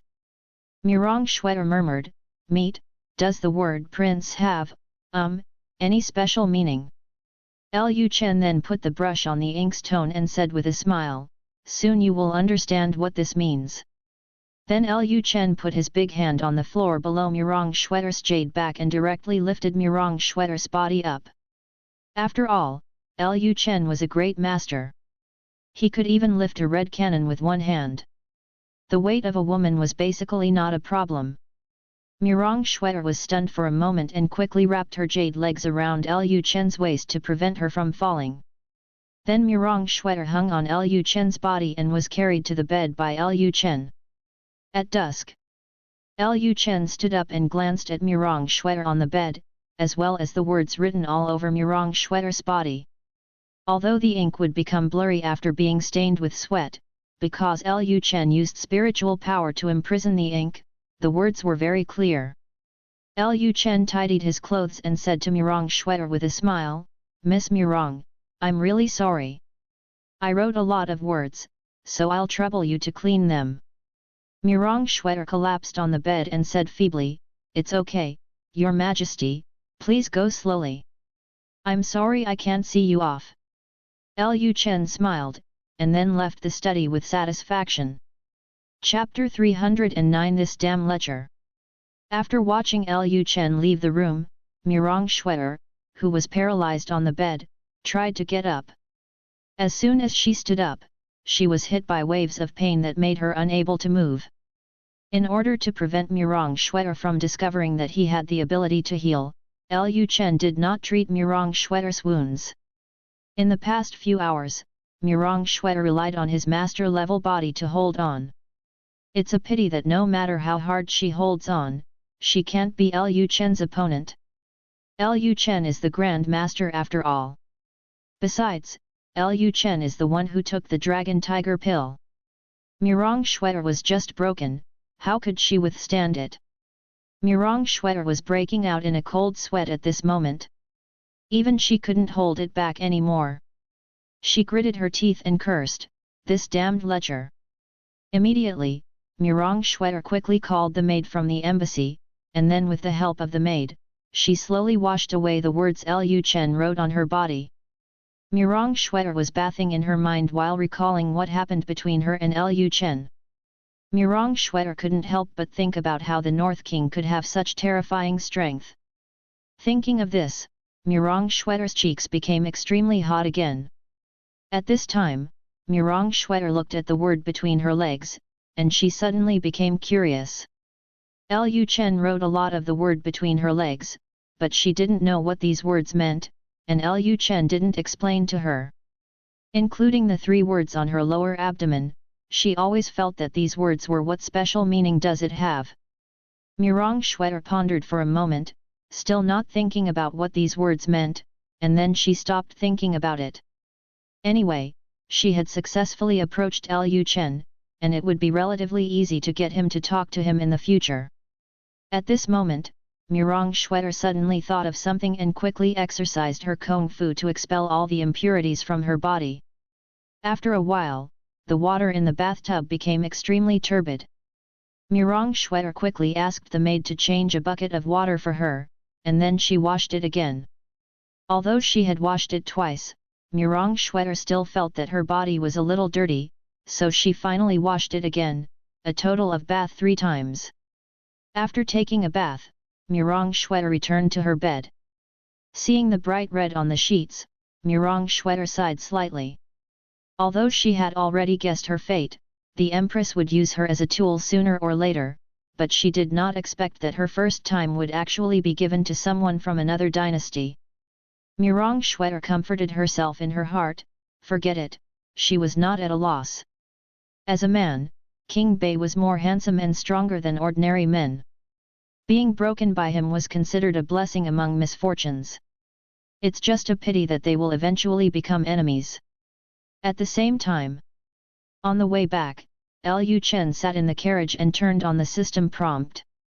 Congratulations to the host for getting a woman, rewarded with mind control skills. The host and his wife and concubine have a spiritual connection and are rewarded with the best mirror-breaking pill. The host and Mirong Shuer develop a relationship once, and the experience value of the qi refining technique will be increased. Seeing the reward in front of him, Lu Chen was a little surprised. He didn't expect to be able to obtain a skill, but what kind of skill is mind control? Thinking of this, Lu Chen immediately clicked on the introduction to the mind control technique. Mind control. Using mind control, you can control the enemy to a certain extent and let the enemy return to the questions you want to know. If you practice mind control to the extreme, you can also control the enemy and make the enemy commit suicide. Seeing this technique, Lu Chen was stunned for a moment. This was actually a technique for manipulating people. If we catch spies or something in the future, wouldn't it be easier to ask them for the information they want to know? This technique is very useful. After reading the introduction to the mind control technique, Lu Chen glanced at the introduction to the broken mirror pill. Broken mirror pill, after taking it, it can directly elevate the master warrior to the grand master realm. Lu Chen was very surprised when he saw the introduction of broken mirror pill. He didn't expect this pill to be so powerful. He shouldn't have left so quickly just now. He should have caught Mirong Shuer and tried it a few more times to see if he could get more. Have a few mind-to-heart connections. Thinking of this, Lu Chen rubbed his temples. He did not use the rejuvenation hand to treat Mirong Shuer and repair the minor injuries in her body. It would be impossible for him to communicate with her mind several times. Forget it. It's over anyway. If he and his other wives work harder in the future, maybe they can get the mirror-breaking pill next time. But having said that, who should use this mirror-breaking pill? Nowadays, most of the palace are half-step masters, not even masters. Only Bai Qingqing and Dongfang Longjiu are extreme masters. If they are given the medicine, the northern palace will immediately have a great master again. However, Lu Chen thought about it and decided to give Chu Yukin this mirror-breaking pill to use. Chu Yukin had taken care of him since he was a child, and finally married him and gave birth to a child for him. He had the strongest feelings for Chu Yukin. Once Chu Yukin breaks through to the Grand Master realm, her lifespan will suddenly increase by several hundred years, and she will be able to accompany her for a longer period of time. Soon, Lu Chen returned to the palace. It was already evening, and the red glow shone on Lu Chen's body, making Lu Chen's figure stretched very long. Chu Yukin was coaxing her children in the yard when she suddenly noticed a shadow blocking the light of the setting sun. Chu Yukin immediately raised her head and looked in the direction of the setting sun. When she found out that Lu Chen was back, Chu Yukin smiled and said immediately, "Chener, I clearly heard what poetry meeting you went to attend." Lu Chen replied, "Well, it's a poetry meeting held by Mirong Shuer." Chu Yukin said, "Now that you are a prince, you should indeed participate in more elegant activities like this." As soon as Chu Yukin finished speaking, Chu Qingli on the side exposed it. What elegance! Mirong Shuer held the poetry meeting in Beihua building. How elegant that place can be! It is clear that she just wants to seduce some bad guy. If someone comes back so late, he must have eaten it secretly. Hearing this, Lu Chen chuckled lightly and then said, "King Gli still understands me better." Lu Chen did not deny that he went to Mirong Shuer's poetry meeting not for the poetry meeting, but for Mirong Shuer's body. Lu Chen walked to Chu Yukin at this time, put his arms around Chu Yukin's waist, then glanced at the child in Chu Yukin's arms, and then said to Chu Yukin, "Aunt Chu, please give the child to Qing Li, let her help guide you, I have something important to tell you." Chu Yukin asked curiously, "What's the matter?" Lu Chen said, "Let's talk about it after we enter the room. It has something to do with your realm." Chu Yukin then said to Chu Qingli, "King Gli, please help me take care of Wang Er." Chu Qingli quickly took the child from Chu Yukin's hand and gave Lu Chen a resentful look. She was not a fool. How could she not know why Lu Chen asked her to help Chu Yukin take care of the child? This bad guy just came back from Beiwa Tower and came to find her sister again. What a beast! Chapter 310 My good wife, are you jealous? Chapter 310 My good wife, are you jealous? After Chu Yukan handed the child to Chu Qingli, she followed Lu Chen into the room. As soon as he entered the room, Lu Chen hugged the delicate and plump body of the beautiful woman in front of him. Before Chu Yukan could speak, she was blocked by Lu Chen. Ahoy! After being forced to kiss Lu Chen for a while, Lu Chen slowly separated her lips from hers. Chu Yukan looked at Lu Chen with a red face and said, "You smell like other women. Could it be that you really like that Murong Shuer? Have you eaten and wiped it clean?" Chu Yukan is already very sensitive to the smell of women in the palace. If it is the smell of women in the palace, Chu Yukan can smell it all at once. The scent on Lu Chen's body clearly did not belong to the woman in the palace, so there was only one possibility. Chu Qingli was right, Lu Chen ate it outside and came back. Lu Chen smiled and then said, "My good wife, are you jealous?" Chu Yukan rolled her eyes, and then said, "Murong Shuer is a popular person around Empress Dayu. Although she seems to have been demoted to the Northern Kingdom, I always feel that she comes with the mission of Empress. Maybe she came to the north just to get close to you. When you slept with her, weren't you afraid that she would find out some secrets about the North Country from you that day and then pass them back to Dayu?" Lu Chen put his arms around Chu Yukan's waist, pushed her towards the bed, and said, "Don't worry, any woman who has had an intimate relationship with me will never betray me in the end." Chu Yukan said, "Chen, husband, I am not too talkative. Although your skills in handling women are indeed very powerful, some women will not accept your tricks. You have to know that Murong Shuer is rumored to be a dissolute woman. Even if you satisfy her in some aspects, she may not fall in love with you." Chu Yukan obviously misunderstood what Lu Chen meant. She thought Lu Chen was talking about his certain strength and that as long as she slept with him, the woman would fall in love with him. In fact, Lu Chen's intention was not to rely on his body to conquer Murong Shuer. He intended to give Murong Shuer dragon and phoenix tea, so that Murong Shuer would completely surrender to him. Lu Chen was not so stupid that he could make Murong Shuer completely surrender to him just by sleeping with him. Murong Shuer was a popular figure around Empress Dayu, so how could she betray him so easily? However, Lu Chen did not explain too much to Chu Yukan. They had already walked to the bed. Lu Chen slowly laid Chu Yukan's body down on the bed, and then took off the hairpin that bound Chu Yukan's hair.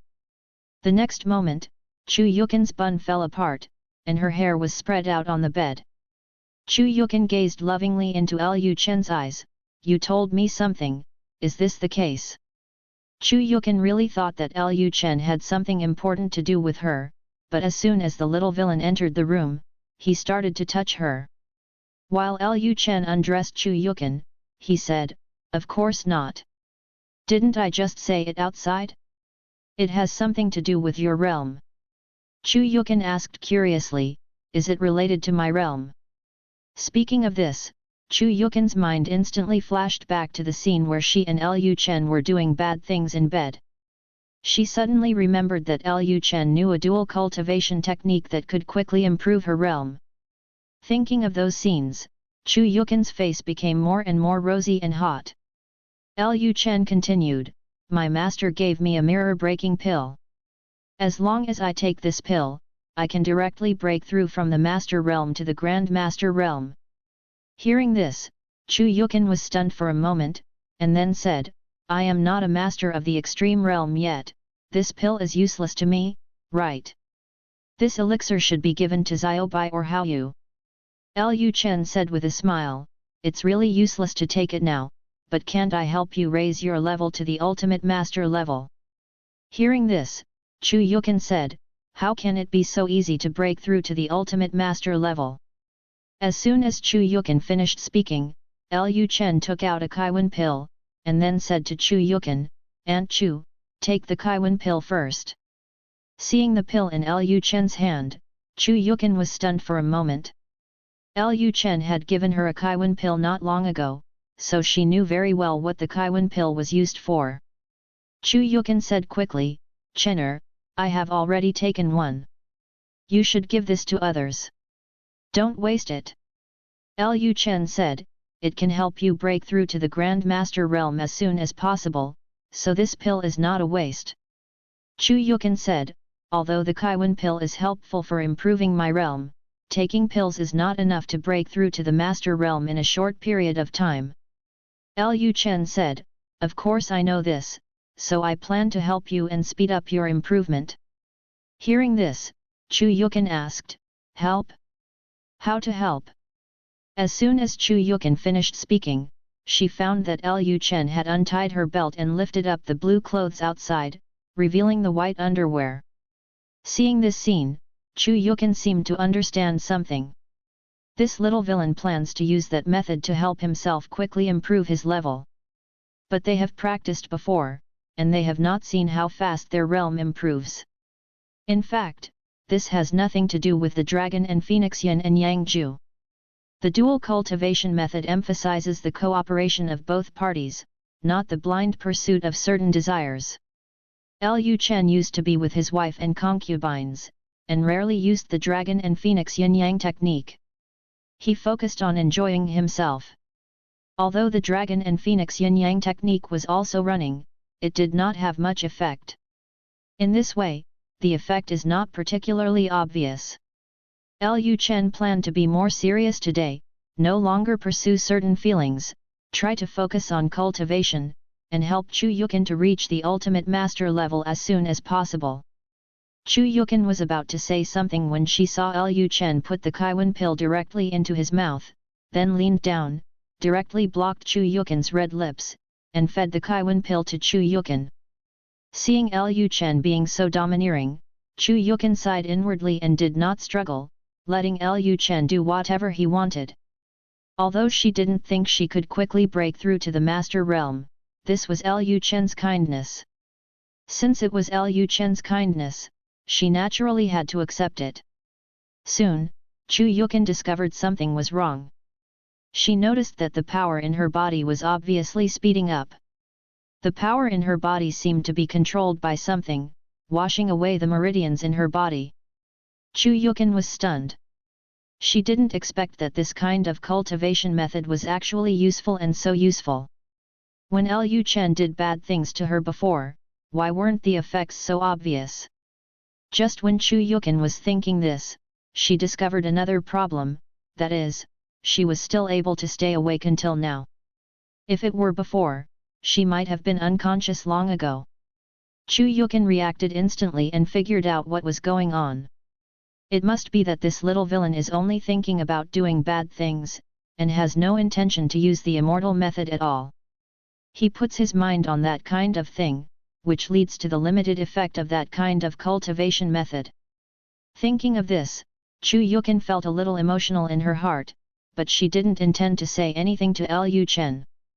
Soon she entered a state of trance.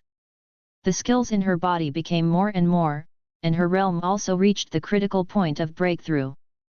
After an unknown amount of time, two spiritual powers burst out from their bodies at the same time. Chapter 311 Is this a breakthrough? After feeling that her realm had broken through to the master realm, Chu Yukin was a little confused. Is this a breakthrough? She and Lu Chen shouldn't have practiced for more than an hour, right? A breakthrough so soon? Is this the horror of immortality? After realizing that Chu Yukin had broken through, Lu Chen immediately stood up, placed his hands on both sides of Chu Yukin's head, looked into Chu Yukin's eyes and said, "Aunt Chu, how do you feel now?" Chu Yukin's face turned red and she also stared into Lu Chen's eyes. "Did you not focus on cultivation at all before?" Lu Chen smiled, then denied it and said, "Aunt Chu, why do you think so? I practice hard every day." Chu Yukin glanced at Lu Chen resentfully, "You think I'm a fool? In the past, you must have focused on enjoyment, so your cultivation methods didn't have much effect on me. Today, you put all your thoughts on it. Focusing on cultivation, this has accelerated my cultivation speed. Lu Chen argued, Aunt Chu, you misunderstood. The reason why you are practicing so fast this time is because you took the Kaiwan pill. In addition, you are already on the verge of a breakthrough, so it seems that your level will improve. It's so fast, if it's an ordinary person, it's impossible to achieve this effect. Lu Chen didn't want to have to be supervised by Chu Yukin when he came to have sex with Chu Yukin in the future. If Chu Yukin knew that she had never practiced seriously before, then next time she came to see her, Chu Yukin would make her focus on her cultivation. After hearing Lu Chen's sophistry, Chu Yukin looked directly into Lu Chen's eyes, trying to tell whether Lu Chen was lying from Lu Chen's eyes. However, seeing Lu Chen's bright eyes, Chu Yukin thought to herself that maybe she was overthinking, or maybe it was really because she took the Kaiwan pill that her cultivation speed was so fast. Lu Chen said at this time, okay, let's not talk about this special thing. Aunt Chu, please take the broken mirror pill first. After he finished speaking, Lu Chen took out the broken mirror pill and handed it to Chu Yukin. Chu Yukin did not refuse anymore. She directly took the broken mirror pill, put it in her mouth, and swallowed it. Chu Yukin's idea is very simple. Now there are many strong people around Lu Chen protecting Lu Chen. Lu Chen no longer needs her, but Lu Chen will not always stay in the North Palace in the future. As Lu Chen becomes stronger and stronger, and the strength of the Northern Kingdom becomes stronger and stronger, the Northern Kingdom will definitely have a war with other dynasties or with Daxia. Lu Chen is likely to leave Yanqing again in the future. Those strong people around Lu Chen, it is also very likely that he will leave Yanqing. Chu Yukin thought that since she could no longer protect Lu Chen, she would protect his wife, concubines, and children for Lu Chen. Anyway, she would most likely stay with Lu Chen's wives, concubines, and children in the future. If she is stronger, Lu Chen will be able to feel more at ease outside even if he personally leads the troops in the future. After Chu Yukin took the elixir, some green aura quickly gathered outside her body. These auras were very weak, but with the help of the broken mirror pill, these auras were enough to help Chu Yukin break through to the Grand Master realm. The next moment, Chu Yukin's body once again erupted with a wave of spiritual power, and then she began to sweat profusely, expelling all the dirt and impurities from her body.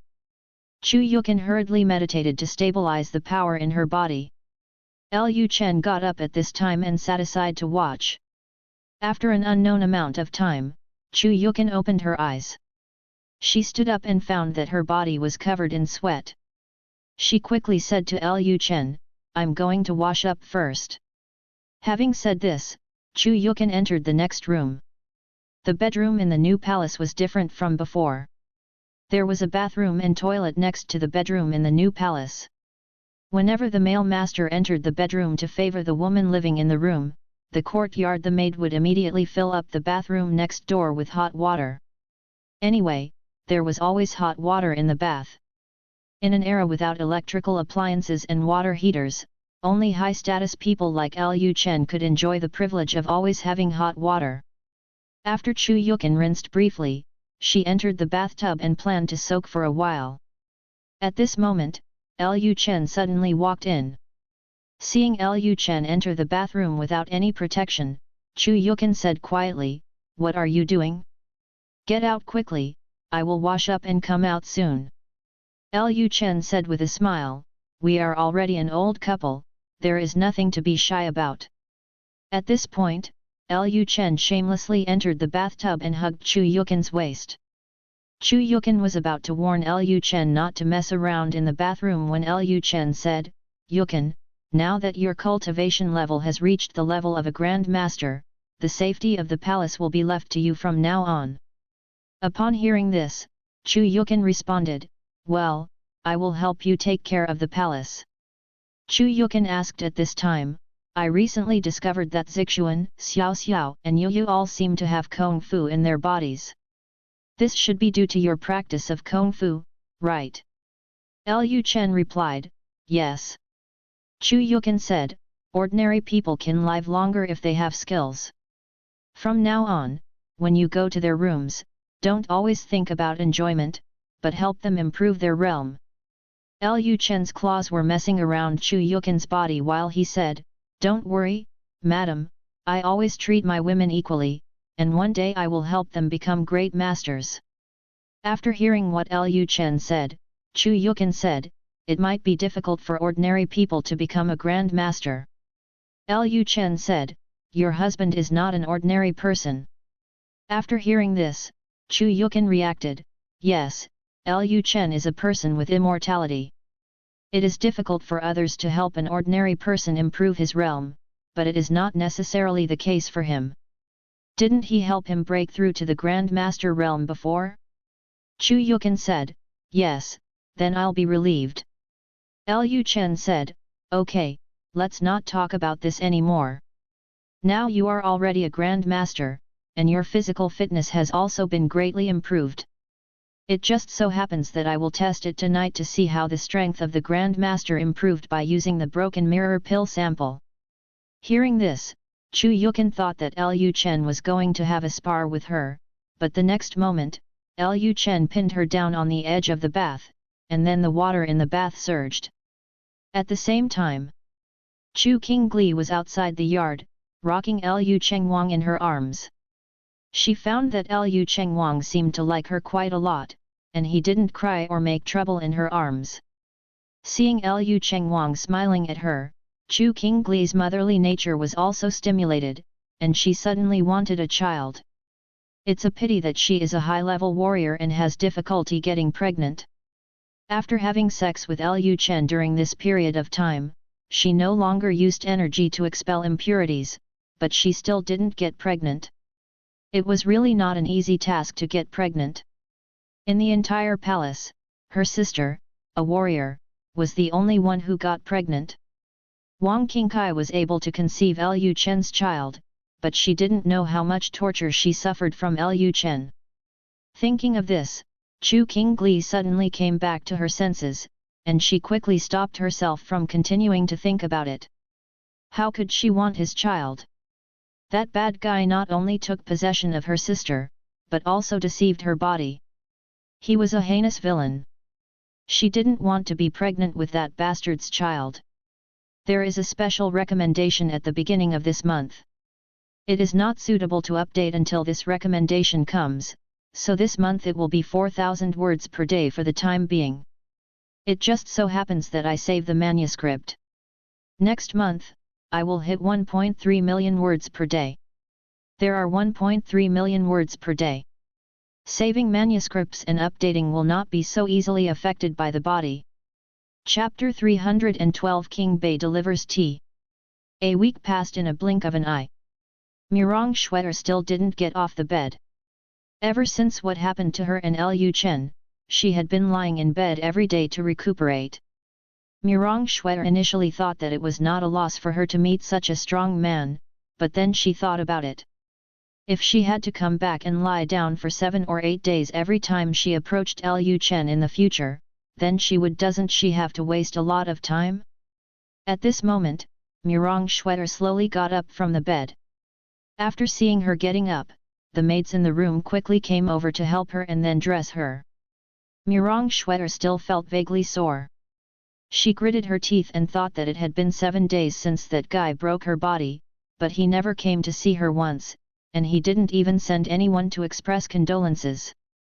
When I look at myself, I am really a man who refuses to recognize anyone when his pants are on. I don't know if he was tempted by himself. It would be troublesome if Bei Wang was just playing a trick. In this case, she would suffer a big loss. Not only would she lose her body, but she would also be unable to complete the task. Thinking of this, Murong Xue'er began to worry. At this moment, a maid said at the door of the room, "Mr. Murong, King Bei sent someone to deliver a can of tea, saying it is helpful for martial arts training." Hearing this, Murong Xue'er was stunned for a moment. Just now she was wondering if King Bei had pulled up his pants and refused to recognize anyone, but she didn't expect that someone would send something here. But what does it mean to give tea? Then she said, "Bring the things in."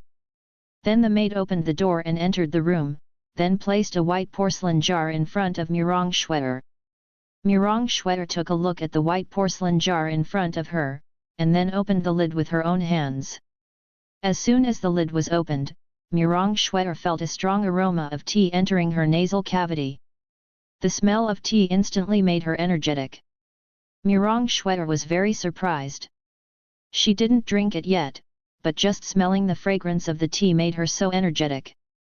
This tea is definitely not simple. At this time, Murong Shwetter said to the maid, "Grab some tea leaves and boil them immediately."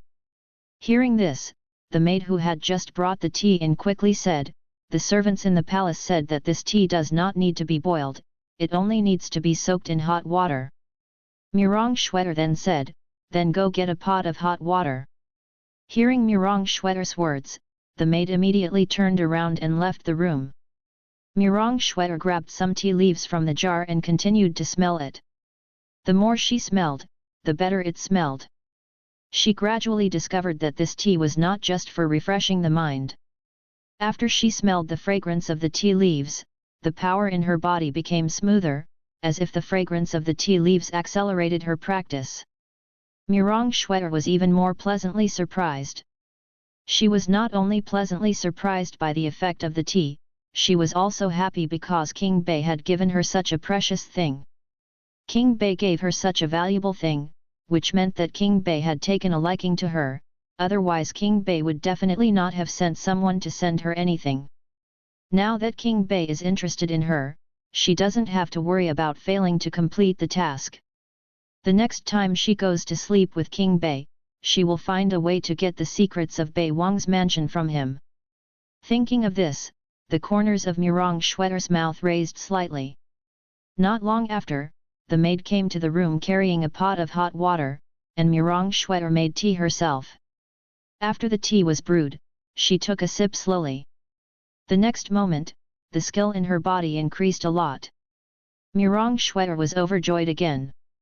This tea was indeed not simple. It could directly increase a person's skill. King Bei gave him such a precious thing. Doesn't that mean that King Bei is very satisfied with his body? Murong Shwetter then drank the entire pot of tea she had made, without even thinking about whether there would be any problems with the tea. The reason why Murong Shwetter had such obvious effects after drinking Dragon Phoenix tea was mainly because Murong Shwetter had a good impression of Lu Chen. Dragon and Phoenix tea itself is for women who have a good impression of Lu Chen. When a woman who has a good impression of Lu Chen drinks Dragon Phoenix tea, in addition to increasing her feelings for Lu Chen, it can also greatly increase her skill.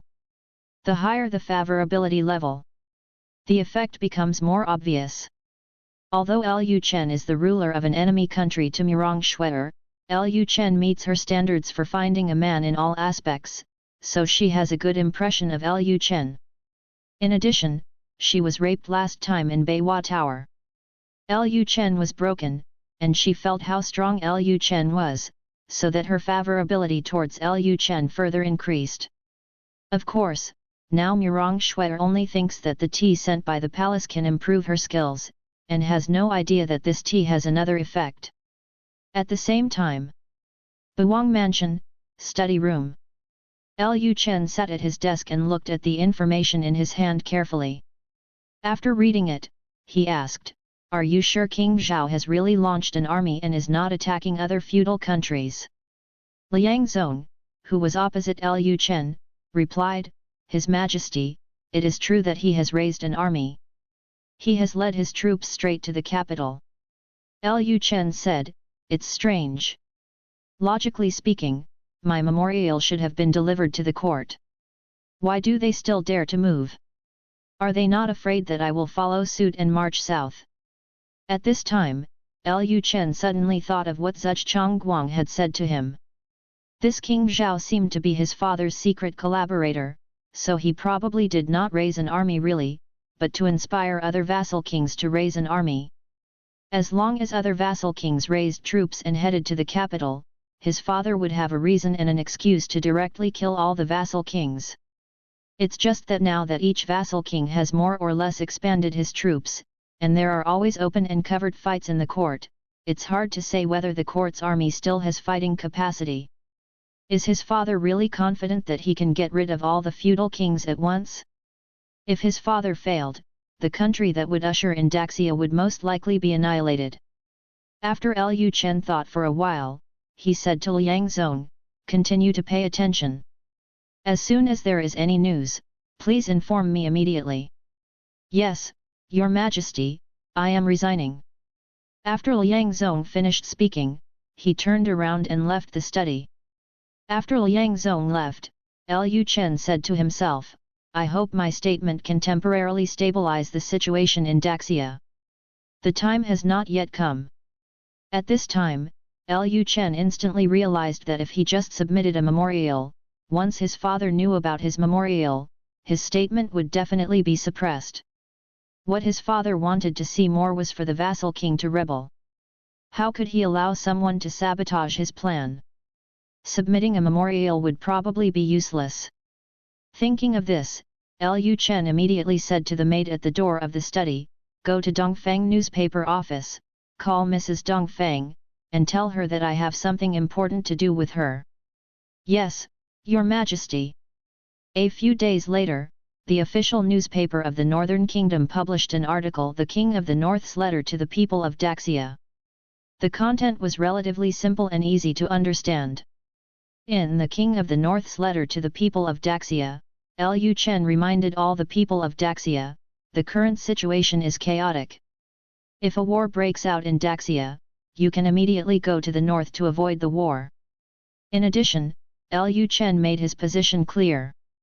He firmly supported the eldest prince as the crown prince, and directly mentioned in it that he would lead his troops south to attack the rebels if anyone with ulterior motives dared to take advantage of the chaos. After the official newspaper of the Northern Kingdom published the message from the King of the North to the people of Great Xia, the Eastern Times soon published a series of analyses on the current situation, and mentioned many times in the article that the Northern Kingdom was suspected to have an army of 600,000. As soon as Lu Chen's "The King of the North's Letter to the People of Daxia" came out, it frightened the feudal kings who were ready to make a move in a very short period of time. The military strength of the North Kingdom is so strong. It is obvious that the King of the North is not just talking about it. If he says he wants to use troops, it is really possible to use troops. After some vassal kings weighed their own strength, they planned to stand still and let Zhao Guo let's go and have a run-in with the North country. Subscribe to Chinese Novel Audio Wave. Chapter 313, Trash, They are all a bunch of trash. Lu Chen's "The King of the North's Letter to the People of Daxia" not only made the vassal kings in Daxia very unhappy, but also made all the major dynasties feel very unhappy. Seeing that chaos was about to break out in Daxia, fights were about to begin. As a result, the Buwang's letter to the people of Daxia published by King Bei immediately frightened the feudal kings in Daxia. Only King Zhao raised his troops to go north, and no other vassal kings responded at all. This also made King Zhao so angry that he wanted to rush to the North Kingdom and kill Lu Chen. His plan was about to succeed, but this kid jumped out to play such a trick. Although there are already rumors among the people that there are no powerful people in the heavenly realm in the Northern Kingdom, most of the feudal kings dare not bet on this possibility. In the eyes of those vassal kings, the Northern Kingdom already has powerful people in the heavenly realm. If the Northern King really raises his troops and goes south, there is a high probability that these vassal kings will not be the opponents of the Northern King. Now that King Bei has made it clear that he supports the eldest prince, the best way is to kill the eldest prince. As a result, the battle for the air was once again limited to the capital, and the vassal kings could only provide some human help, such as finding assassins to assassinate the eldest prince. Xia Dynasty. Capital City, Imperial Palace. Emperor Xia was meditating on the bed with his eyes closed, listening to the report of the Shadow Guard. After listening to the report of the Shadow Guard, Emperor Xia suddenly opened his eyes. He looked forward with wide eyes, and cursed angrily, "Trash, they are all a bunch of trash. Someone else just issued an announcement and bluffed them all. What a bunch of cowards! The trash in Emperor Xia's mouth obviously refers to those feudal kings. Originally, he was counting on those feudal kings to rebel and give him enough excuses to eliminate them.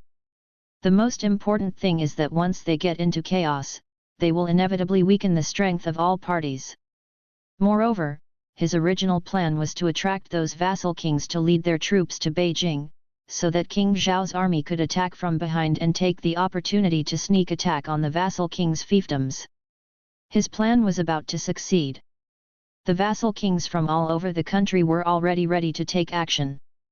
They all wanted to raise troops to the capital, take control of the capital first, and then threaten the emperor to order the princes. As a result, as soon as the North King's announcement came out, all the vassal kings in Daxia were frightened. Except for the chess piece of King Zhao, none of the vassal kings raised troops. They all stayed in their own kingdoms to watch the show.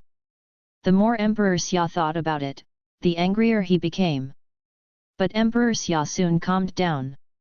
The northern king did not gear up like those vassal kings. Instead, he publicly expressed his support for the eldest prince to become the crown prince, and directly threatened those vassal kings. He would attack anyone who dared to rebel. This was obviously to stabilize the situation in Daxia. Does this mean that he, the northern king, has no intention of going south at all? At least he has no intention of going south now to seize the throne. It seems that Zhuge really has not broken through to the realm of heaven and man. Otherwise, with the so-called 500,000 troops announced by the Northern Kingdom could completely go south, or take advantage of the rebellion of the vassal kings in various places, but the Northern King did not do this. Instead, he used this threat to temporarily stabilize the army. The situation in Daxia. Thinking of this, Emperor Xia felt a little relieved. As long as Zhuge did not break through to the realm of heaven and man, after he broke through to the realm of heaven and man, the Northern Kingdom could be destroyed in a snap. However, now that the vassal kings in Daxia have been intimidated by the Northern King, it may not be that easy to get them to go north again. The best way now is to start from the fact that Zhuge has not broken through to the heaven and human realm. The reason why the vassal kings are afraid of the Northern Kingdom is mainly because there is a strong man in the heaven and human realm in the Northern Kingdom. Although the military strength of the Northern Kingdom is strong, as long as it can control the entire Daxia, with Daxia's foundation, it is completely possible to fight a war of attrition with the Northern Kingdom. But it is different if there are strong people in the heavenly realm.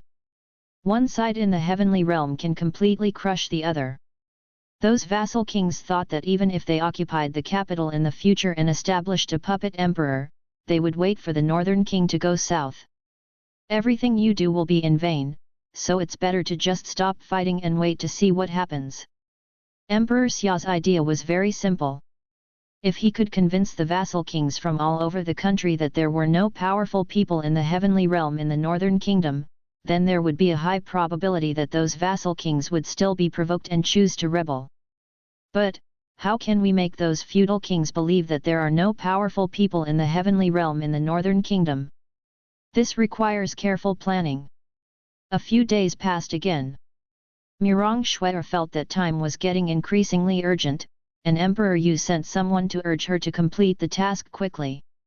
She also wanted to seize the time to complete the task, but Lu Chen had been staying in the North Prince's mansion. In the past, Lu Chen had to go out for inspections, but in the past few days, no one came out at all, which made it impossible for her to get close to Lu Chen.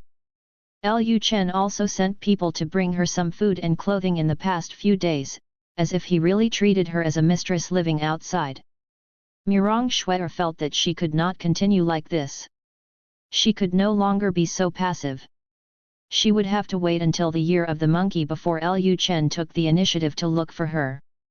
Since Lu Chen did not take the initiative to look for her, then she would take the initiative to find Lu Chen in Buwang Mansion. North Palace. Lu Chen was busy processing official documents in the study, when the maid's voice sounded outside the study. "Your Majesty, Miss Murong wants to see you." Hearing this, the corners of Lu Chen's mouth raised slightly. This cold and aloof woman finally couldn't help but feel lonely. Lu Chen then said, "Bring her to the study to meet the king." "Yes, your majesty." After a while, Murong Shwetter, wearing a white dress with black trim and a black hairband on her head, with a cold temperament, appeared in Lu Chen's study. Murong Shwetter entered Lu Chen's study and saw that Lu Chen was dealing with official documents, and then glanced at the mountain of official documents on the desk. Murong Shwetter couldn't help but think in her heart, no wonder the North King has been staying in the North King's mansion. How long will he have to deal with so many official documents? Even the Empress can't deal with so many official documents in one day, right? Most of the official documents of the Great Xia Dynasty were handled directly by the ministers below.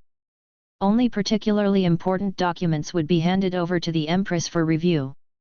Just when Murong Shwetter was looking at the official document on the table, Lu Chen stopped the pen in his hand, then looked up at Murong Shwetter and said, "Miss Murong is here, I'm really sorry, I was too focused just now. Didn't notice." Murong Shwetter said, "Your Majesty, am I disturbing you when I come to you to handle government affairs?" Lu Chen said with a smile, "It doesn't matter, I hope Miss Murong can come to me." Having said this, Lu Chen stood up from his chair and walked directly towards Murong Shwetter. After he approached Murong Shwetter, he did not move anything, but said, "Miss Murong, please come with me, let's talk in another place." Murong Shwetter thought to herself that there should be a lot of secrets in Prince Bei's study, so Prince Bei didn't want to meet her here to avoid stealing the secrets of Prince Bei's mansion. Murong Shwetter immediately said, "Okay." Then Lu Chen walked towards the rest room next to the study. Although the rest room in the study was cleaned and changed by maids every day, the rest room had not been used for a long time. Since Murong Shwetter took the initiative to come to see him today, it was time for the rest room to be used. If it is not used all the time, wouldn't it be a waste of the hard work of the people under the maid? Chapter 314 Prince, I'm sorry to bother you. Murong Shwetter didn't realize what Lu Chen was thinking at all. She thought Lu Chen was just taking her to a certain pavilion for tea or something. But soon Murong Shwetter realized something was wrong. After all, they did not leave the study, but went from the study to another room. After Murong Shwetter followed Lu Chen into the rest room, she took a look at the entire rest room. The layout of this rest room was no different from a bedroom. Murong Shwetter asked curiously, "My lord, do you usually sleep in this room?" Lu Chen said, "That's not true. This is just a rest room in the study. I usually take a nap here when I am tired of dealing with official documents." Having said this, Lu Chen came to the round tea table, lifted the teapot on the table, poured a cup of tea for Murong Shwetter, and then asked, "Miss Murong, I don't know if you drink the tea I gave you. Have you passed?" Upon hearing this question, Murong Shwetter immediately said, "I've had a drink. Thank you so much, Your Majesty, for sending me such a precious tea." Lu Chen said with a smile, "Last time I heard Miss Murong in Beiwa Tower, this tea can be regarded as my compensation for Miss Murong." Having said this, Lu Chen picked up the teacup on the table and handed it to Murong Shwetter's table. Then he picked up the teacup in front of him and took a sip of tea. After taking a sip of tea, Lu Chen spoke again, "Miss Murong, I wonder why you came to see me this time." Hearing this question, Murong Shwetter smiled and then asked, "Does it mean that I have to have something serious to do when I come to the prince?" Lu Chen looked at Murong Shwetter's clear eyes and said with a smile, "Of course not. Miss Murong can come to the palace at any time if she wants, but..." Having said this, Lu Chen paused for a moment, and then continued, "But you are Daiyu's envoy. If you are too close to me, if this matter is reported back to Daiyu, I am afraid it will cause a lot of damage to your reputation." Influence. Murong Shwetter said, "I didn't expect the prince to care about me so much. But don't worry, Your Majesty, I wore a veil when I came to the North Palace, and few people know about it." Lu Chen said, "Then I'll be relieved." Mirong Shuer took the initiative and said at this time, Your Majesty, I came to you this time because Her Majesty the Empress wants me to go back to report on my duties, so I want to appreciate your prince's calligraphy again before leaving the Northern Kingdom. Is it okay? Hearing Mirong Shuer's words, Lu Chen was stunned for a moment, and then Lu Chen asked, Go back to Dayu to report on your work. Then will you go back to the North Country? Lu Chen thought to himself, this woman finally got close to him, and she didn't even find out the secrets of the North Palace, so she was willing to leave like this? Mirong Shuer replied, I don't know about this, it depends on His Majesty's wishes. Lu Chen continued to ask, now that your Gugong pattern is gone, if you go back and Emperor Yu checks and finds that your Gugong pattern is gone, won't he know that you lost your virginity in the Northern Kingdom? After Lu Chen finished speaking, Mirong Shuer immediately sighed and pretended to be worried, I've been worried about this too these past few days. If Her Majesty, the Empress, finds out that I have lost my virginity, I am afraid that I will never be allowed to come to the North Kingdom again, and may even get rid of me. What Your Majesty hates most is an unclean body. Lu Chen said with a smile, I actually have a way, which may be able to help you hide the truth from Emperor Yu. Mirong Shuer said, Your Majesty, please tell me what method to use. Lu Chen replied, It's very simple. Since the palace pattern is gone, then draw another one. This. Mirong Shuer hesitated. I have to say that Lu Chen's imagination is quite rich. The gecko pattern is not simply painted on. If it is a painted gecko pattern, it will disappear after taking a bath. Could it be that he has been doing it since he returned to Dayu? Not taking a shower? Mirong Shuer said, Your Majesty is really good at joking. The palace pattern painted on it cannot even be touched by water. Is it possible that Your Majesty asked me to go back to Dayu and not take a shower? Lu Chen said, Miss Mirong misunderstood. Although it is a gecko pattern painted on it, I can use special methods to prevent the gecko pattern from disappearing so easily. Miss Mirong, do you still remember that when we were at Beiwa Tower last time, the words I wrote on Miss Mirong were not blurred because of the sweat all over her body? Hearing what Lu Chen said, Mirong Shuer reacted. After Lu Chen left Beiwa building last time, she immediately asked the maid to bring hot water for a bath. As a result, she spent a lot of effort on the words Lu Chen wrote on her body. Just wash it all off. Lu Chen said at this time, although I can draw the palace pattern, I have forgotten what the palace pattern looks like. I wonder if Miss Mirong still remembers it. If Miss Mirong can't remember it, then this matter will be troublesome. Mirong Shuer said, Of course I still remember the palace guard pattern. Please give me a pen and paper so that I can draw it now. As soon as Mirong Shuer finished speaking, Lu Chen raised his hand and took the object directly from the air. The next moment, a set of paper, ink, pen, and inkstone from the study flew to the table in front of them. Mirong Shuer did not hesitate, directly picked up the brush and began to draw the palace pattern on the pure white paper. Mirong Shuer knew very well that although Emperor Yu wanted to use her body to seduce King Bei and then obtain the secrets of Prince Bei's palace, once she lost her virginity, Emperor Yu would definitely feel disgusted with her. She has been with Emperor Yu since she was a child, how could she not know what kind of person Emperor Yu is? So she really hoped that Lu Chen could draw the palace pattern. It would be better if the palace pattern could be fake and fake to deceive Emperor Yu. In this way, she could use a beauty trap to seduce Lu Chen to complete the task, and at the same time, not let him. Emperor Yu distanced himself. When she returns to Dayu in the future, she will still be favored by Emperor Yu. I just don't know if the palace pattern painted by Lu Chen can be hidden from Emperor Yu. Soon Mirong Shuer drew the palace pattern on the paper. After seeing the palace pattern on the paper, Lu Chen said to Mirong Shuer with a smile, Miss Mirong, please take off your clothes, and I will draw the palace pattern on it for you. Mirong Shuer didn't hesitate at all, and took off her clothes directly in front of Lu Chen. After all, what happened to them last time. She had already been exposed by Lu Chen, and she felt that it didn't matter now. She came today and planned to use her body to get some information about the North Palace from Lu Chen. Not to mention letting Lu Chen read it, Lu Chen would also get started later. She is a very conscious woman, so they took off their clothes very simply. As Murong Schwetter's dress slipped off her shoulders, the white undershirt gradually opened, and Murong Schwetter's flat and white belly appeared in front of Lu Chen.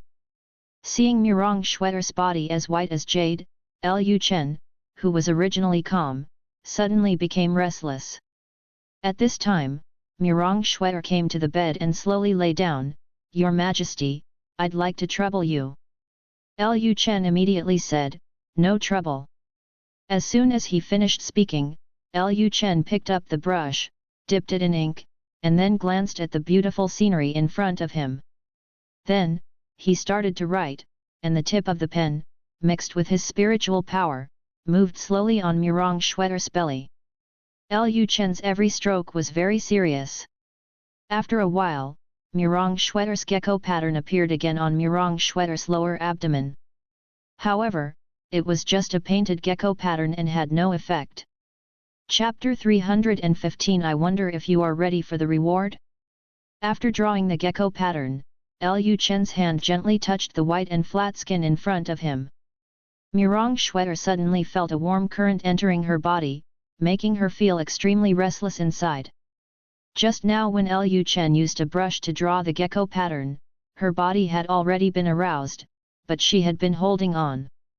She did not expect that Lu Chen could make her just by drawing on her body. She had such a strange reaction. At this time, Lu Chen said, "Miss Murong, the painting has been completed. Please see if the painting looks like it. If it doesn't look like it, I will paint it again." Hearing Lu Chen's words, Murong Schwetter slowly stood up and looked towards her abdomen. At this glance, her eyes did not fall on her belly, but on Lu Chen's body. After seeing Lu Chen's strange behavior, Murong Schwetter chuckled lightly, and then said teasingly, "Your Majesty, you don't seem to be focusing on painting." Hearing this, Lu Chen said calmly, "Whether I put my mind on painting or not, I have already finished painting. You should first see if the painting looks like it."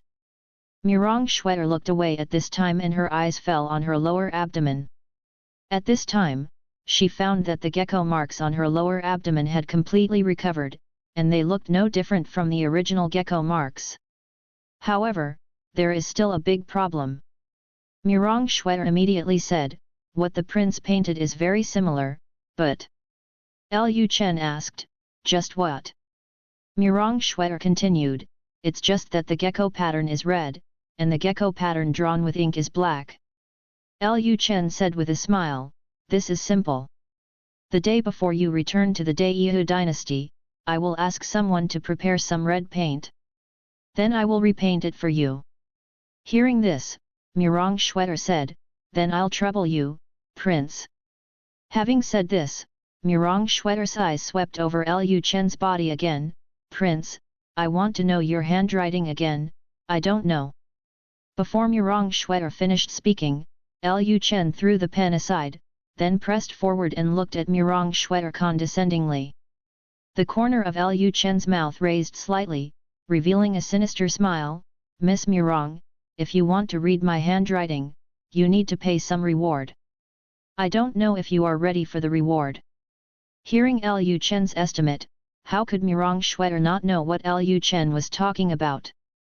She raised her slender hand, covered her mouth, and said with a smile, "Since I took the initiative to come to the prince, I naturally got ready.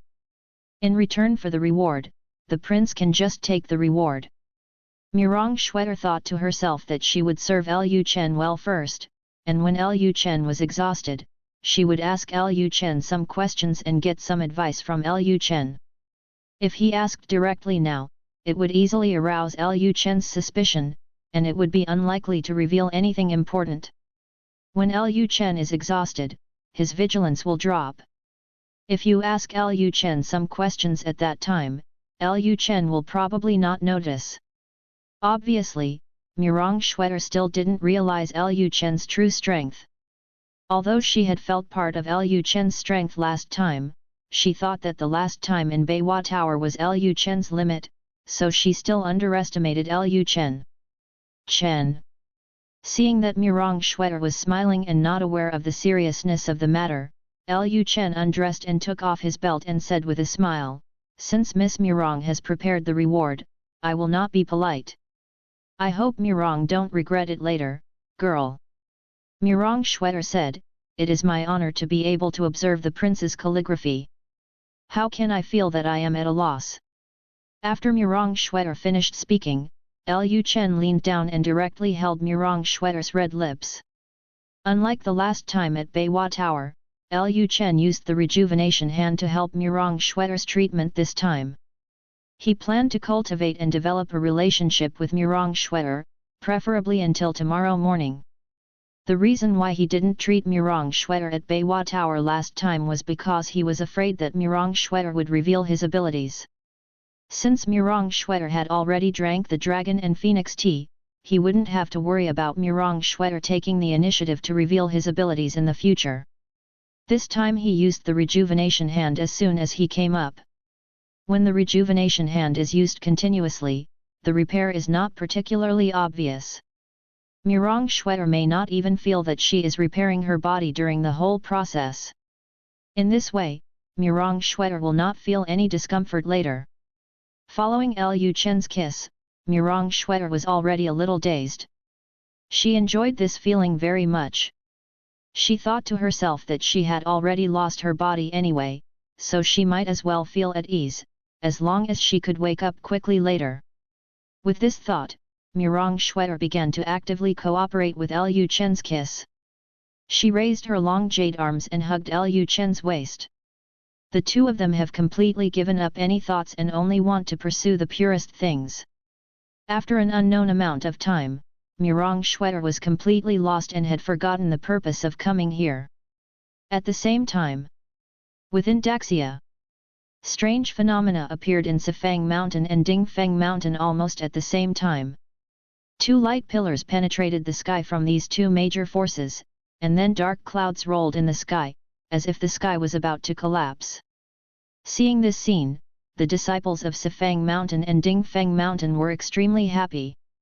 They thought that their ancestor had broken through to the realm of heaven and human beings. Although Sifang Mountain and Dingfeng Mountain have kept a low profile recently, their disciples have been running around Daxia all year round, and they are very aware of what is happening in Daxia. According to their intelligence, as long as there are light pillars and visions, it basically means that a powerful person in the heavenly realm is born. After a strange phenomenon occurred in the northern kingdom, Zhuge Chongguang broke through to the realm of heaven and man. After a strange phenomenon occurred in the Daxia Imperial Palace, there were reports in the capital that someone in the Daxia Imperial family had broken through to the realm of heaven and humanity. Now that the same vision appears on their territory, doesn't it mean that they also have powerful people in the heavenly realm sitting in their place? The disciples of the two major factions became impetuous at the thought that their faction had a powerful person in the heavenly realm taking charge. They had been suppressed for too long. Since Swanyu Palace gave birth to a powerful person in the heavenly realm, the sect forces in Daxia have become extremely low-key, and they are afraid of offending Swanyu Palace. Over the years, the secular forces they have developed in Daxia have been suppressed by Swanyu Palace in various ways. As a result, in the end, they were all dumb and could only eat Coptus chinensis, unable to express their suffering. Now that they themselves have strong men in the heavenly realm, they don't have to be afraid of the disciples of Swanyu Palace in the future. The strange phenomenon that occurred in Sifang Mountain and Dingfeng Mountain spread to the ears of many powerful forces in one night. Now not only the disciples of Dingfeng Mountain and Sifang Mountain thought that they had powerful people in the heavenly realm, but also other people. The forces all mistakenly thought that these two major forces had powerful people in the heaven and human realm at the same time. People can't help but be a little curious. The heavenly realm experts in Swanyu Palace have been around for who knows how many years. During this period, no heavenly realm expert was born for a long time. How come after Zhuge Guang became a heavenly realm expert, so many powerful people in the heavenly realm appeared all at once? Chapter 316 This bastard, King Bei, is such a beast. Lu Chen is still completely unaware of what happened at Sifang Mountain and Dingfeng Mountain. He is now focusing all his energy on Murong Xue'er, trying to make Murong Xue'er fall into the trap. At this time, Murong Xue'er had completely fallen. Her mind was blank and she had given up even thinking. It wasn't until the next morning when she woke up that she realized that it was already the next morning and her tasks had not been completed yet. Originally, she planned to find Lu Chen to inquire about the secrets of the North Palace, but she ended up being immersed in that kind of thing all night. Wrong. It was not because she was immersed in that kind of thing all night, but because she had no chance to ask Lu Chen about the secrets of the North Palace. Lu Chen didn't even give her time to breathe. Her mind was always fuzzy, where she was thinking about finding out the secrets of the North Palace. Thinking of this, Murong Xue'er gritted her teeth. King Bei, this bastard, is really a beast. After cursing Lu Chen in her heart, Murong Xue'er lowered her head and looked at her body. Just like last time in Beiwa Tower, her body was already covered with writing. Murong Xue'er was a little surprised that this beast could actually do that kind of thing to her and write so many words on her body. When he was writing on her body, she didn't seem to know at all. I don't know if he wrote these words while he was doing bad things last night, or if he waited until he fell asleep before writing them. But none of this matters anymore. Murong Xue'er looked around the rest room. Lu Chen had disappeared, and she was the only one in the entire rest room. Murong Xue'er had some small emotions in her heart. It seemed that in the eyes of Bei Wang, she had really become his mistress, just a tool for venting. Eat it dry and wipe it clean, and the person will have no shadow. Murong Xue'er sighed. She would go back to report her work in a while, and she didn't know if she could complete part of her tasks before returning to Daiyu. If she couldn't find out anything before going back, she might be punished by the Empress. After all, she had been in the North Kingdom for such a long time and couldn't get any information. The Empress would definitely think that she was incompetent. Just when Murong Xue'er sighed, a figure suddenly appeared in the room. After seeing Lu Chen appear again, Murong Xue'er breathed a sigh of relief. This bastard knew that he was coming back. She thought he had eaten everything and ran away. On the way, Lu Chen glanced at Murong Xue'er's whole body and said with a smile, "Miss Murong, what do you think of my handwriting?" Murong Xue'er got angry when she heard this question, but she still smiled and faced Lu Chen. The prince's words are as powerful as a startling dragon, upright and powerful. Lu Chen said, "Thank you Miss Murong for your compliment." Speaking of this, Lu Chen asked, "Miss Murong must be hungry already. I have asked someone to prepare some food. Why don't you eat something before going back?" "Go back?" Hearing Lu Chen's words, Murong Xue'er suddenly felt very angry inside. She originally came to inquire about the secrets of the North Prince's mansion, but now she was not only devoured by Lu Chen, but she went back after struggling for a day and night and still didn't find out anything. She suddenly felt so bad. Murong Xue'er immediately said, "No need, I have important things to do when I get back." "Thank you for your kindness, Your Majesty." Having said this, Murong Xue'er stood up to get dressed. She felt that her body was extremely dirty now. She wanted to go back and take a shower to wash off all the dirt on her body. Seeing that Murong Xue'er had put on her clothes, Lu Chen did not try to persuade her to stay. He reminded her at this time, "When Miss Murong returns to Daiyu to report her duties, I will come to the palace again. At that time, I will help Miss Murong restore the palace pattern." Murong Xue'er said calmly, "Then I will trouble the prince." Having said this, Murong Xue'er tied up her clothes and then walked out of the rest room. As she walked, she said, "Your Majesty, if there is nothing else, I will go back today." Lu Chen said, "Okay, I will send someone to see you off." Then Lu Chen asked the maid to prepare the carriage and used the carriage to send Murong Shuer back to Daiyu's residence in the North Country. When Murong Shuer returned to the mansion, she quickly asked someone to bring hot water for a bath. While scrubbing her body, she used her kung fu to expel impurities from her body. At this time, her mind recalled what happened last night. Although she could hardly think about problems last night, the memory of yesterday's feeling still remained in her mind. Murong Shuer felt a little puzzled. She was a master after all, so how could she have no self-control and be completely led by Lu Chen? This is not okay. If she is controlled by Bei Wang every time she goes to see him in the future, how can she get information? How can she complete her mission? But judging from what happened last night, as long as she got into Lu Chen's bed, she would completely lose the initiative, and it was not up to her to do what she wanted. King Bei, a beast, has a good way of dealing with women. She had already learned this lesson last time at Beiwa Tower, and learned it again yesterday. She would no longer despise King Bei now. Murong Shuer fell into deep thought, planning in her mind that when she saw Lu Chen next time, it would be best to ask Lu Chen what she wanted to know while she was still awake. She could not hand over her body so easily again. He had to find a way to hang Lu Chen. Half a month later. Northland, Government Hall. The atmosphere in the Government Hall today seemed a bit serious. The hall was very quiet at this time. The officials did not speak for a long time. The Prince Lu Chen was also sitting on the throne thinking about something. After a long while, Lu Chen finally said, "It seems it's time for me to tell you the truth." Upon hearing this, the officials were stunned for a moment. The truth? What truth? Did the prince deceive them about something? Why did the prince lie to them when he had nothing to do?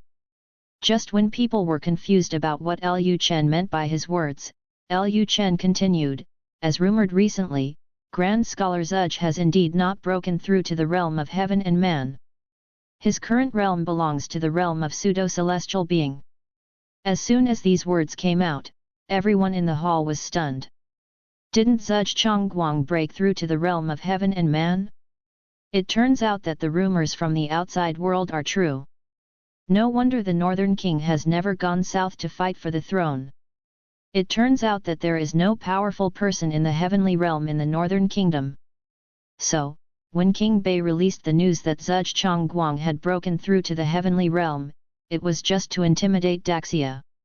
In recent times, the news that someone in Dingfeng Mountain and Sifang Mountain had broken through to the heavenly realm had spread throughout Daxia, and also to several major dynasties.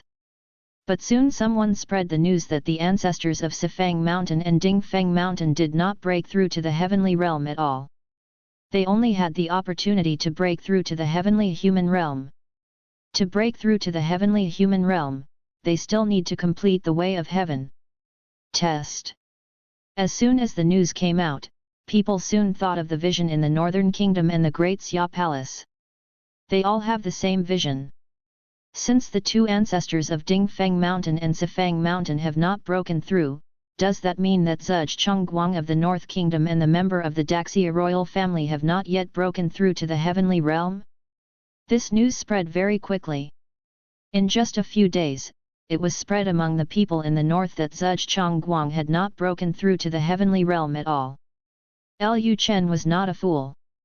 He had already guessed who was promoting the spread of this news. Seeing that the officials in the Northern Kingdom were doubting the authenticity of the news, Lu Chen simply stopped pretending and directly told the news that Zhuzh Chongguang had not made a breakthrough. Chapter 317 It's time to show off your muscles.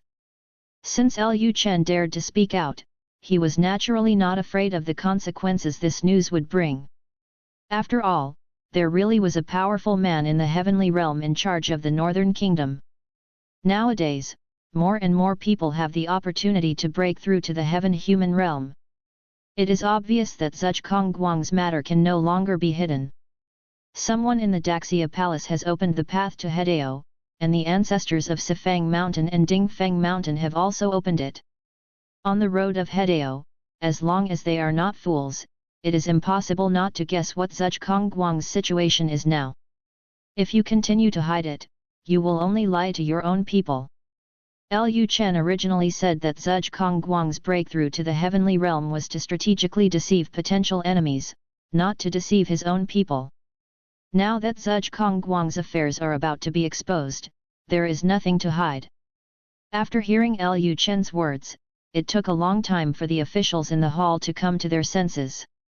If there is no Tianren realm in charge, then the Northern Kingdom will have no way to intimidate Daxia and the vassal kings in Daxia.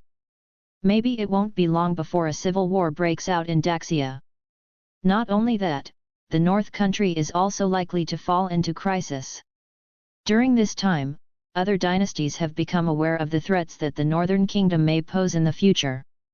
The reason why those dynasties have not dared to do anything to the Northern Kingdom is mainly because they believe that there is a powerful person in the heavenly realm sitting in the Northern Kingdom.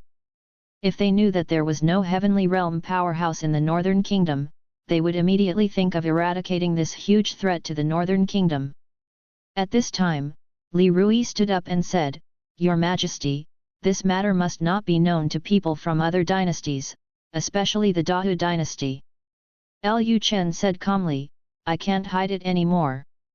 Now that there are great masters embarking on the road of Hedao in Dingfeng Mountain and Sifang Mountain, other dynasties will sooner or later guess that the Northern Kingdom is bluffing. Instead of thinking about how to continue to hide it, it is better to prepare early to deal with the trouble that may come next." After hearing this, Zhengguang, who was sitting in front of the officials, said, "What the prince said is that there is no need to hide the news that the old minister has not broken through to the realm of heaven and man. If it continues to be concealed, it will make some forces think that North Korea is now a powerful foreign power and can only rely on lies to deter other forces." In Zhengguang's view, the Northern Kingdom had gone through the most difficult period. The reason why they tried every means to hint that Zhengguang had broken through to the realm of heaven and man was mainly because they were worried that Emperor Xia would immediately send his army northward after taking care of the family. When attacking the Northern Kingdom was not yet ready to go to war with the imperial court, so they had no choice but to use this method to intimidate the Great Xia imperial court. Nowadays, all the vassal kings in the Daxia court are ready to move, and the battle for the right to inherit the throne has reached a fierce stage. Now that Emperor Xia wants to attack the Northern Kingdom, he must first settle the other vassal kings in Daxia, and then he must put the battle for the right to the right to the right. Press. Emperor Xia still had so many things to do, and he had time to control the Northern Kingdom.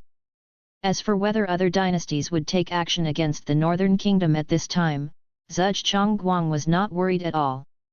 On the contrary, Zhengguang believed that during the period when Emperor Xia was unable to deal with the Northern Kingdom should have one or two confrontations with potential hostile forces. Only by really showing off the sword can the opponent know what the strength of Baiguo is. Baiguo is developing so fast now that it can no longer be hidden. It is impossible to remain in a corner, so the best way is to flex its muscles and show its strength. Furthermore, even if he fails to break through to the heavenly realm, there is still a strong heavenly realm person in the Northern Kingdom, so there is no need to worry that the Northern Kingdom is not a match for those hostile forces. After hearing Zhengguang's words, Lu Chen pondered for a moment. At this time, Mu Chongtian also stood up and said, "Your Majesty, I think what the great scholar said is very reasonable. The Dahou dynasty has already planned to join forces with Daehu to deal with Daxia. Once Dahou knows that there is no powerful person in the heavenly realm sitting in the Northern Kingdom, they are likely to take the initiative to attack the Northern Kingdom, hoping to directly eliminate the Northern Kingdom to prevent the Northern Kingdom from growing up in the future and threatening Dahou. Even if we don't take the initiative to launch a war, Dahou is likely to launch a war. If this is the case, then we should prepare in advance."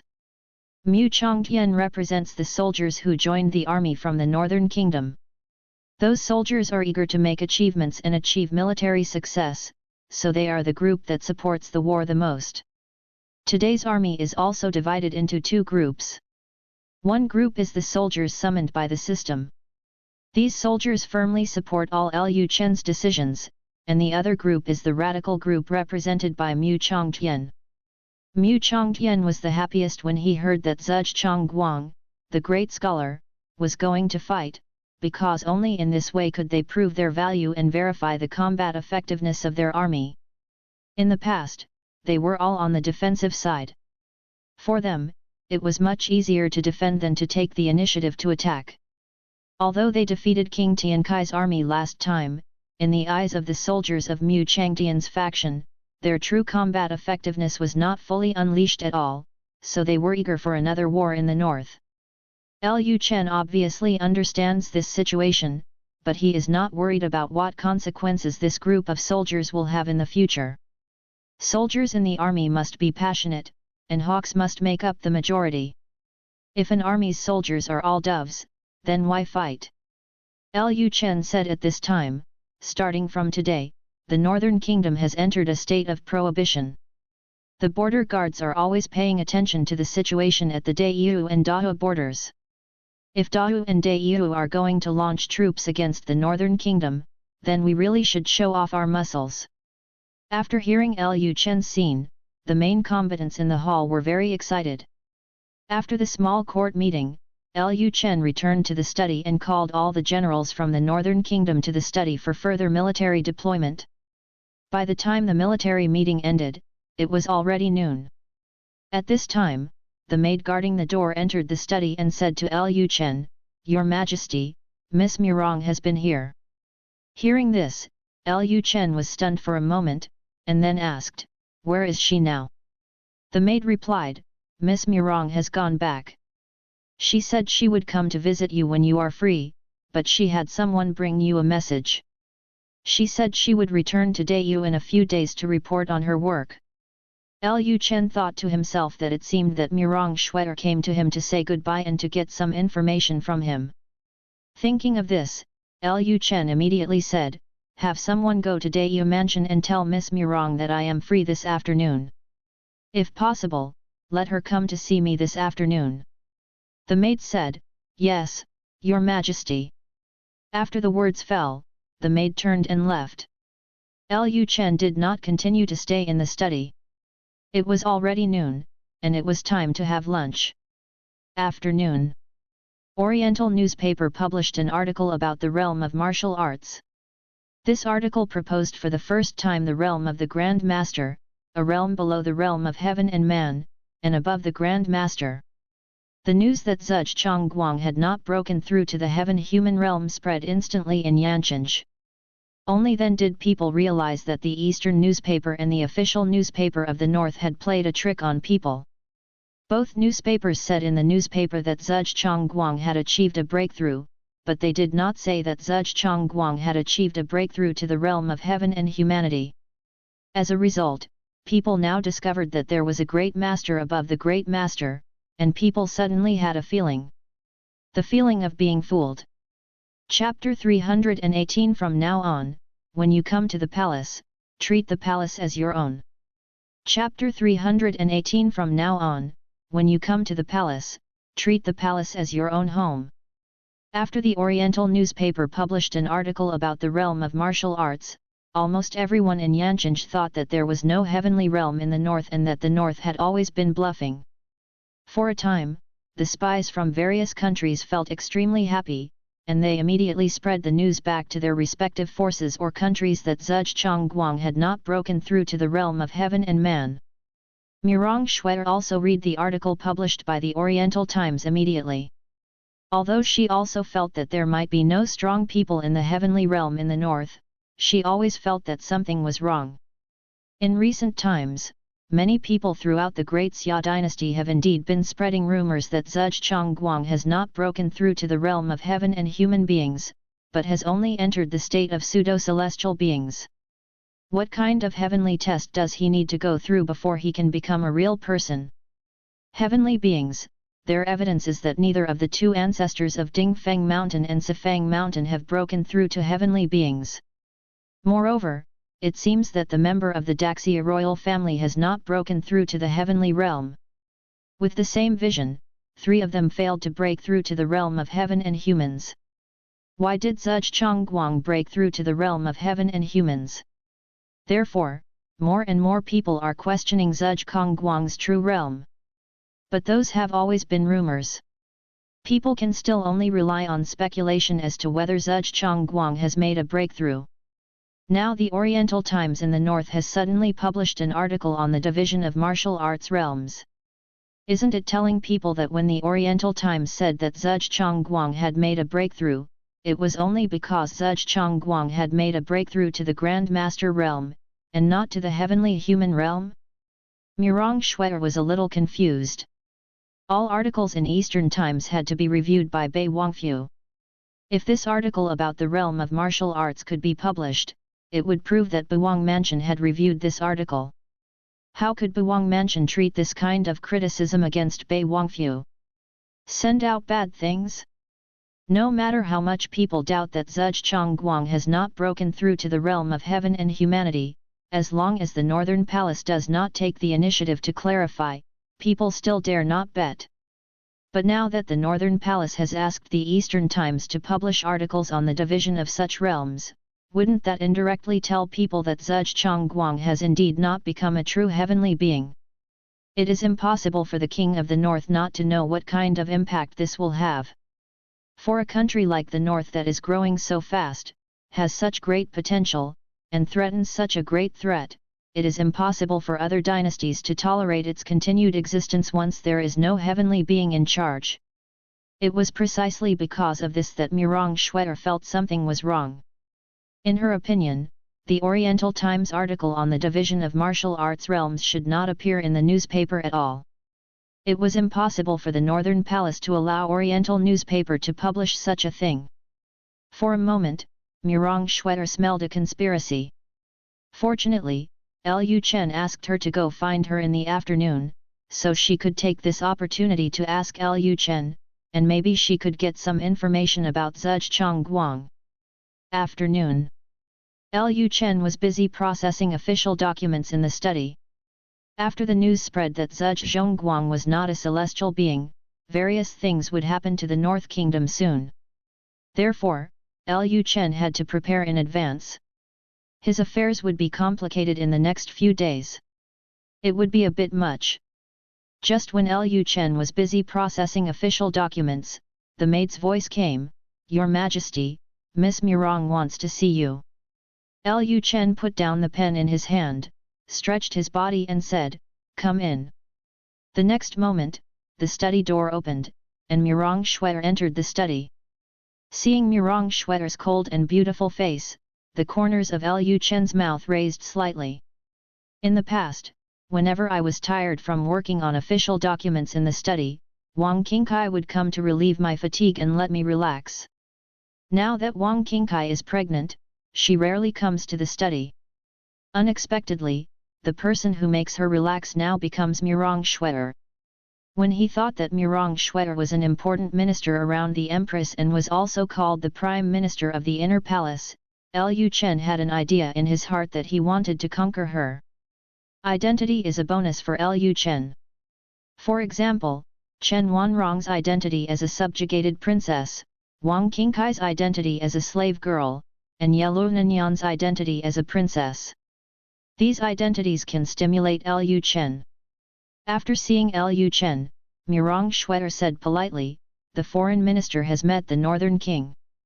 Lu Chen immediately came to Mirong Shuer's side, then held her jade arm and said, "Miss Mirong, there is no need to be so polite. When you come to the palace from now on, you will treat the palace as your own home." Hearing this, Mirong Shuer laughed inwardly, and King Bei really regarded her as his concubine. Lu Chen asked at this time, "Ms. Mirong came to the palace this time, probably to let me fill in the palace guard pattern, right?" Mirong Shuer said, "Exactly, I don't know if the prince has prepared the paint. I will go back to Dayu in a few days to report on my work." Lu Chen said, "My king has already made preparations. Miss Mirong, don't worry. Today, my king will help you completely restore the palace pattern. I guarantee that Emperor Yu won't be able to see anything after you go back." Having said this, Lu Chen walked towards the restroom next to the study, and said as he walked, "Miss Murong, please follow me." Looking at Lu Chen's broad back, Murong Shuer was stunned for a moment. What happened in this restroom some time ago suddenly appeared in her mind. Murong Shuer began to worry in her heart. She was afraid that she would forget about business again later. This man was very good at dealing with women. Once she fell into his hands, it was hard to say whether she would be able to stay awake. She had to find out the information she wanted to know before Lu Chen did that kind of thing with her. Thinking of this, Murong Shuer made a decision in her heart. Before she got the information she wanted to know, she would not being able to let this guy Bei Wang touch his body. Later, Murong Shuer followed Lu Chen into the restroom. After entering the restroom, Lu Chen picked up the teapot on the table and poured a cup of tea for Murong Shuer, and then asked, "Miss Murong, after you go back this time, when will you come to the North Country again?" Murong Shuer replied, "I don't know about this either. It depends on whether your Majesty is still angry with me." Hearing Murong Shuer's answer, Lu Chen said with a smile, "I hope Emperor Yu will continue to be angry with you, so that you will return to the Northern Kingdom again." Murong Shuer smiled and then said, "It seems that King Bei really regards me as your concubine." Lu Chen looked into Murong Shuer's eyes and said, "Concubine?" Miss Murong misunderstood. "I don't regard you as my concubine. In my eyes, Miss Murong can now be regarded as my wife and concubine." Murong Shuer was stunned by Lu Chen's words. Wives and concubines? Does this guy really think so? Murong Shuer said with a smile, "That's not necessarily true. If the prince really regards me as his wife and concubine, how could he hide anything from me?" Murong Shuer felt that this was an opportunity. She could continue the conversation along this topic, and then take the opportunity to find out some information about Zhuge Chengguang from Lu Chen. Lu Chen asked, "Concealed? Miss Murong, what do you think this king has hidden from you?" At this point, Lu Chen walked to Murong Shuer's side. Murong Shuer suddenly felt stressed. She was worried that Lu Chen would suddenly take action on her own. Before she asked for the information she wanted to know, if Lu Chen touched her, she would probably lose herself like last time, and she would not be able to stay awake later. At this moment, Lu Chen suddenly said in Murong Shuer's ear, "Miss Murong, I know that you were sent by Emperor Yu to approach me. Tell me, if you want to know, I can tell you." Chapter 319 Why is the prince so confident? Murong Shuer was going back to Dayu, and Lu Chen decided not to continue acting out with Murong Shuer. When Murong Shuer entered the study, he glanced at Murong Shuer's favorability. Murong Shuer's favorability level for him already reached 95, so there was no point in continuing the show. It was better to just show off her cards directly. After hearing Lu Chen's words, Murong Shuer was startled. She didn't expect that Lu Chen had always known what his purpose was. But think about it, she is a popular person next to the Empress, but she was suddenly driven to the North Kingdom, and she also found a way to get close to the North King, and even handed her body over so easily. The North King, naturally there will be some suspicion. Although she knew that her purpose might have been discovered by Lu Chen, Murong Shuer still wanted to keep pretending. She was not sure whether Lu Chen was deceiving her. What if Lu Chen was deceiving her? If he admitted it like this, wouldn't he be fooled? As a person next to the Empress, her mind was spinning relatively quickly, and Murong Shuer's mental quality was particularly strong. She quickly stabilized her mind, and she didn't look nervous at all. If an ordinary person was discovered, they would probably be extremely panicked, but Murong Shuer said calmly, "My lord, are you doubting me?" Lu Chen said, "It's not suspicion, I am very sure that you were sent by Emperor Yu." Murong Shuer said with a smile, "Since your majesty thinks that I am sent by his majesty, why didn't you reject my invitation from the time at Beiwa Tower? Your majesty is not afraid of leaking the secrets of the Northern Palace. At this time, Lu Chen raised his hand, lifted Mirong Schwetter's chin, looked into her eyes and said, "You are all using a beauty trick, don't you know that this king is a lecher? Since there are beauties coming to my door, why should I refuse?" Hearing Lu Chen's words, Mirong Schwetter gradually realized that something was wrong. I was afraid that Lu Chen had really discovered the reason for his appearance in the North Country. But no matter what, she couldn't take the initiative to admit it, even if Lu Chen had already guessed it. Then Mirong Schwetter sighed slightly and said, "I just admire the prince and was attracted by his heroic appearance. Unexpectedly, I was misunderstood by the prince as having ulterior motives. The prince really hurt my heart. Your Majesty, don't you think that my identity is so sensitive? If I was really sent to get close to the prince intentionally by His Majesty, wouldn't it be guessed by the prince at once? How would I be able to complete the task of stealing the secrets of the North Palace?" Lu Chen laughed in his heart. Mirong Schwetter was trying to give himself a negative attitude, right? Lu Chen then put one hand directly around Mirong Schwetter's waist and hugged Mirong Schwetter from behind. Mirong Schwetter's delicate body trembled slightly. She originally wanted to keep a distance from Lu Chen, but now Lu Chen has already having guessed the purpose of her appearance in the North Country, she could not act rashly now. If she acted rashly at this time, it would be a sure sign that she came to the North Country for some other purpose.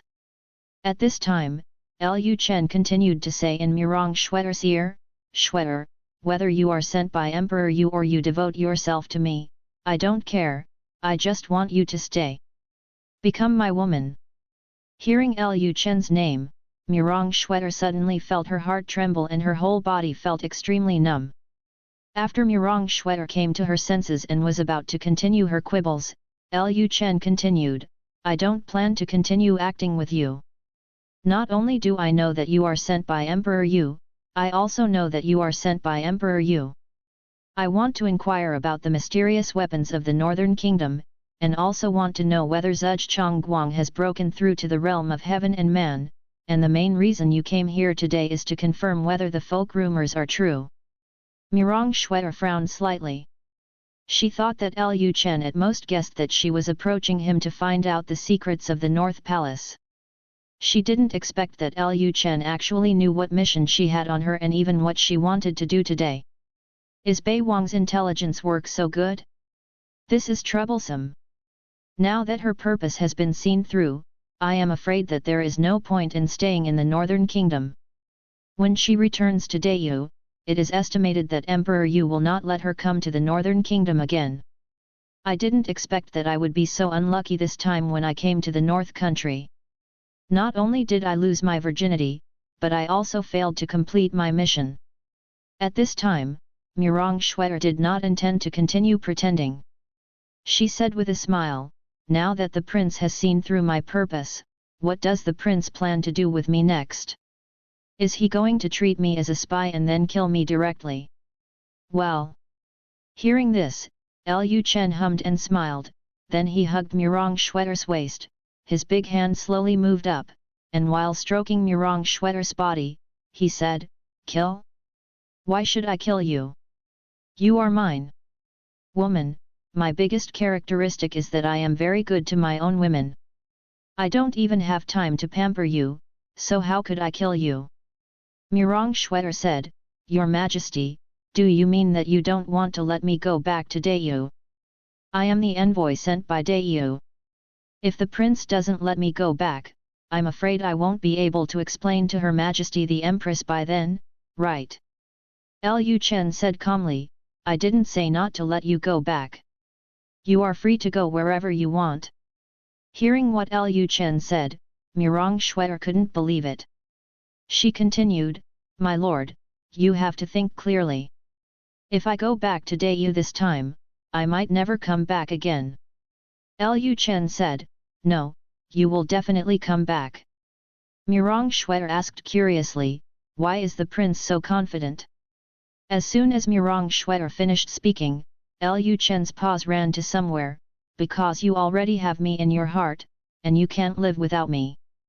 Mirong Schwetter was stunned for a moment, and then said, Don't you think, Your Majesty, that you are a little too confident? I admit that the prince is indeed very handsome, and he is indeed my type, but does he think that after we sleep a few times, I will completely surrender to him? Lu Chen hugged Murong Schwetter's waist tightly and said in her ear, I know you are a very independent woman who will not depend on anyone, and it is difficult to have feelings for anyone, but what I am best at is dealing with you. Such a woman. You are still in the North Country now, so you can't feel it. When you return to Dayu, you will soon understand how torturous life is after leaving me. Okay, let's not discuss this now. Since you came to the Northern Kingdom with a mission, you must bring some useful information back, otherwise it will be difficult for you to explain to Emperor Yu. Murong Schwetter was stunned for a moment after hearing Lu Chen's words.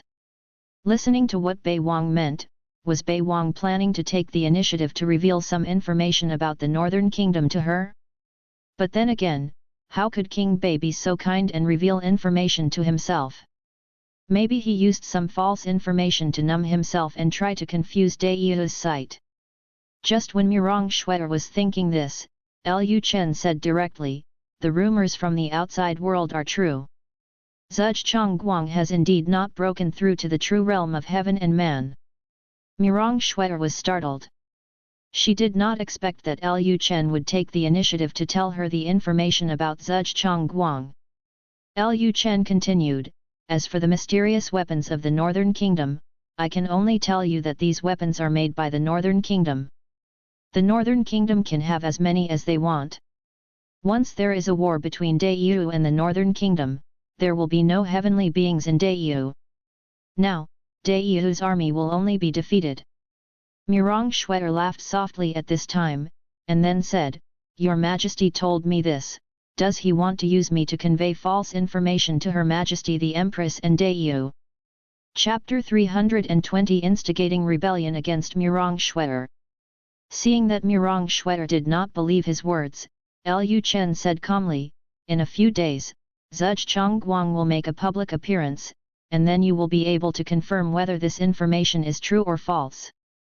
Murong Schwetter frowned slightly. Was the Northern King willing to let Zhuge Guang make a public appearance? Is it possible that Zhuge Guang really did not break through to the realm of heaven and man, so why did King Bei disclose the news that Zhuge Guang did not break through to the realm of heaven and man at this time? According to the situation of the Northern Kingdom, the Northern Kingdom should try their best to conceal this matter and let other forces or dynasties speculate whether Zhuge Guang has broken through the realm of heaven and man. Only when the information is vague, no force dares to harm the Northern Kingdom. How could Baiguo not be able to bear the pressure just because of some rumors, and then take the initiative to announce that Zhuge Guang had not broken through to the realm of heaven and man?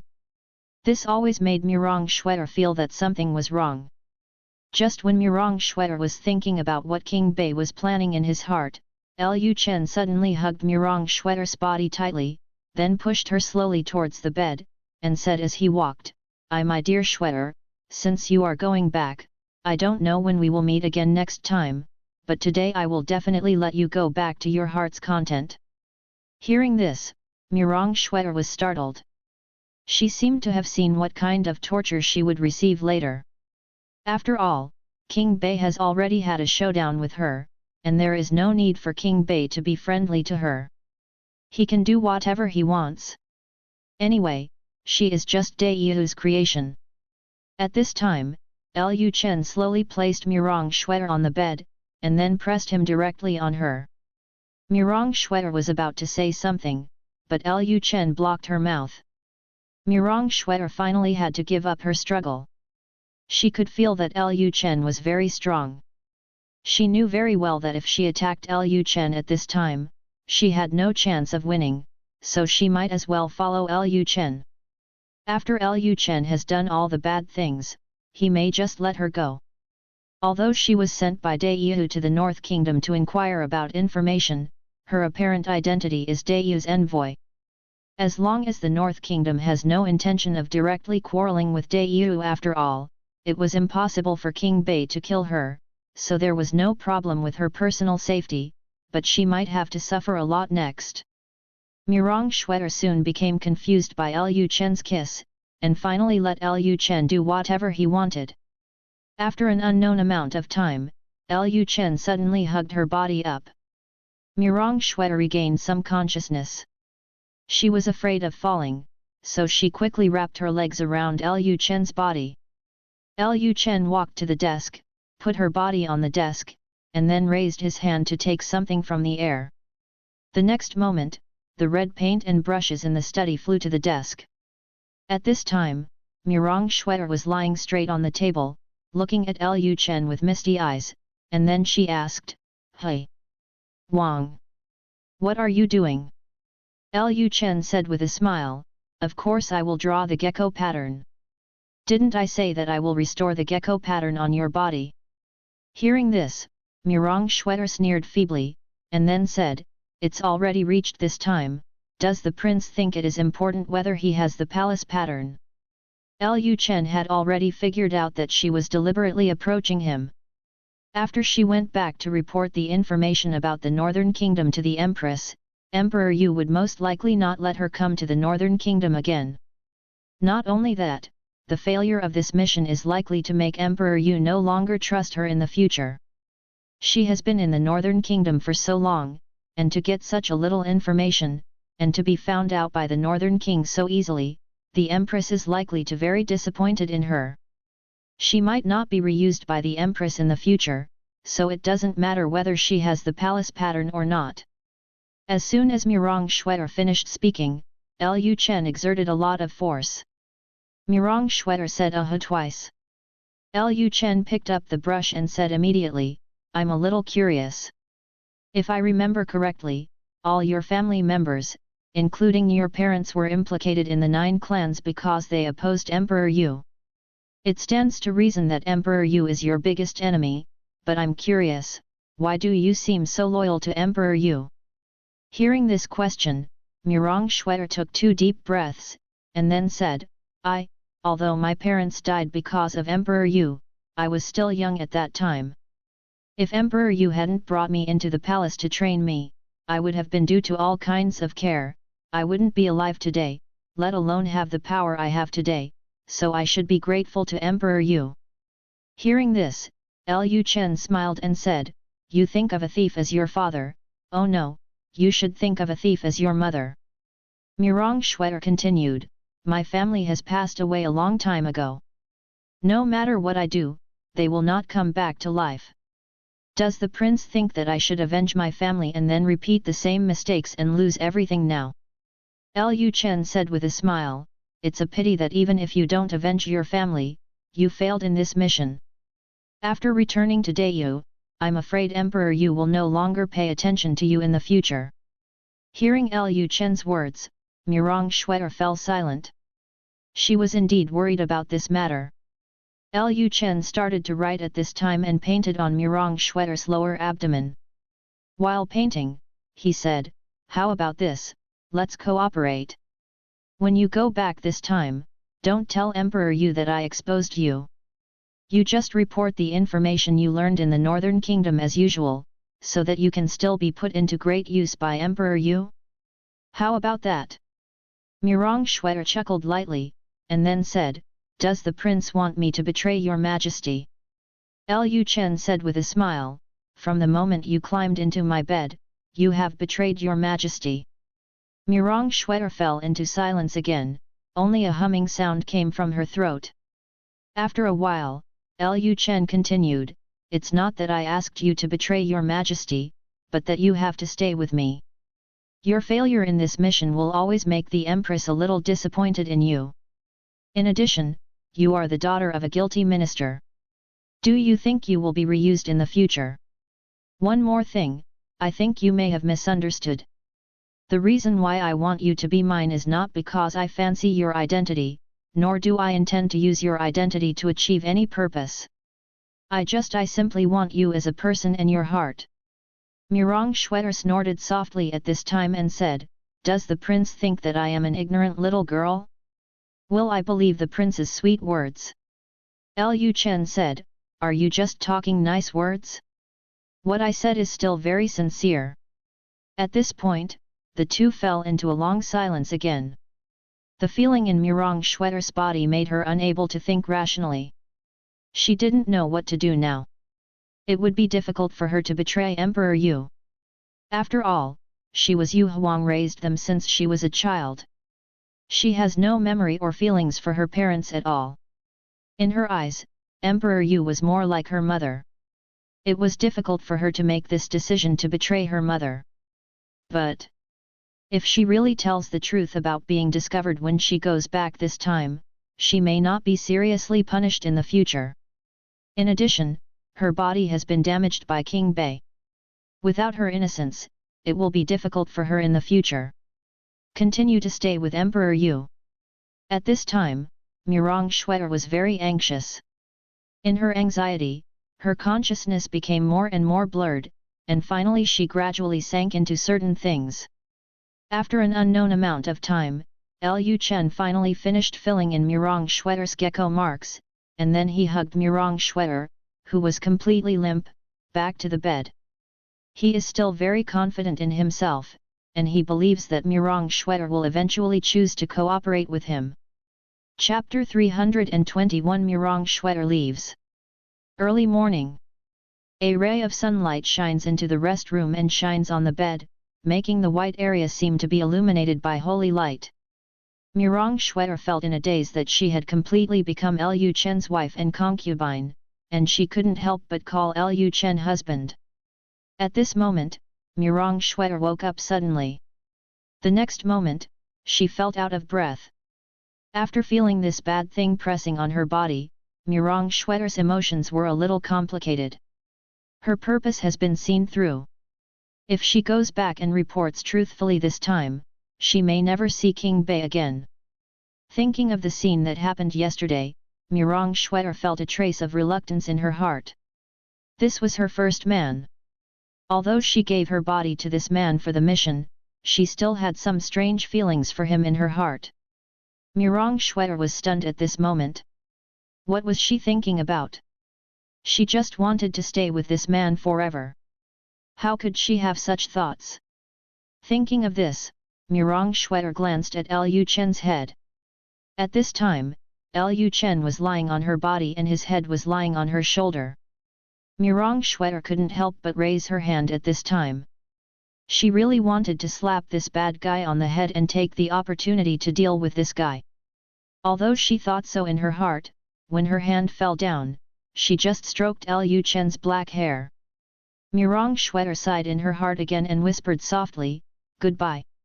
She decided in her heart that when she returned, she would tell Emperor Yu everything about what happened in the Northern Kingdom, and she would never come to the Northern Kingdom again.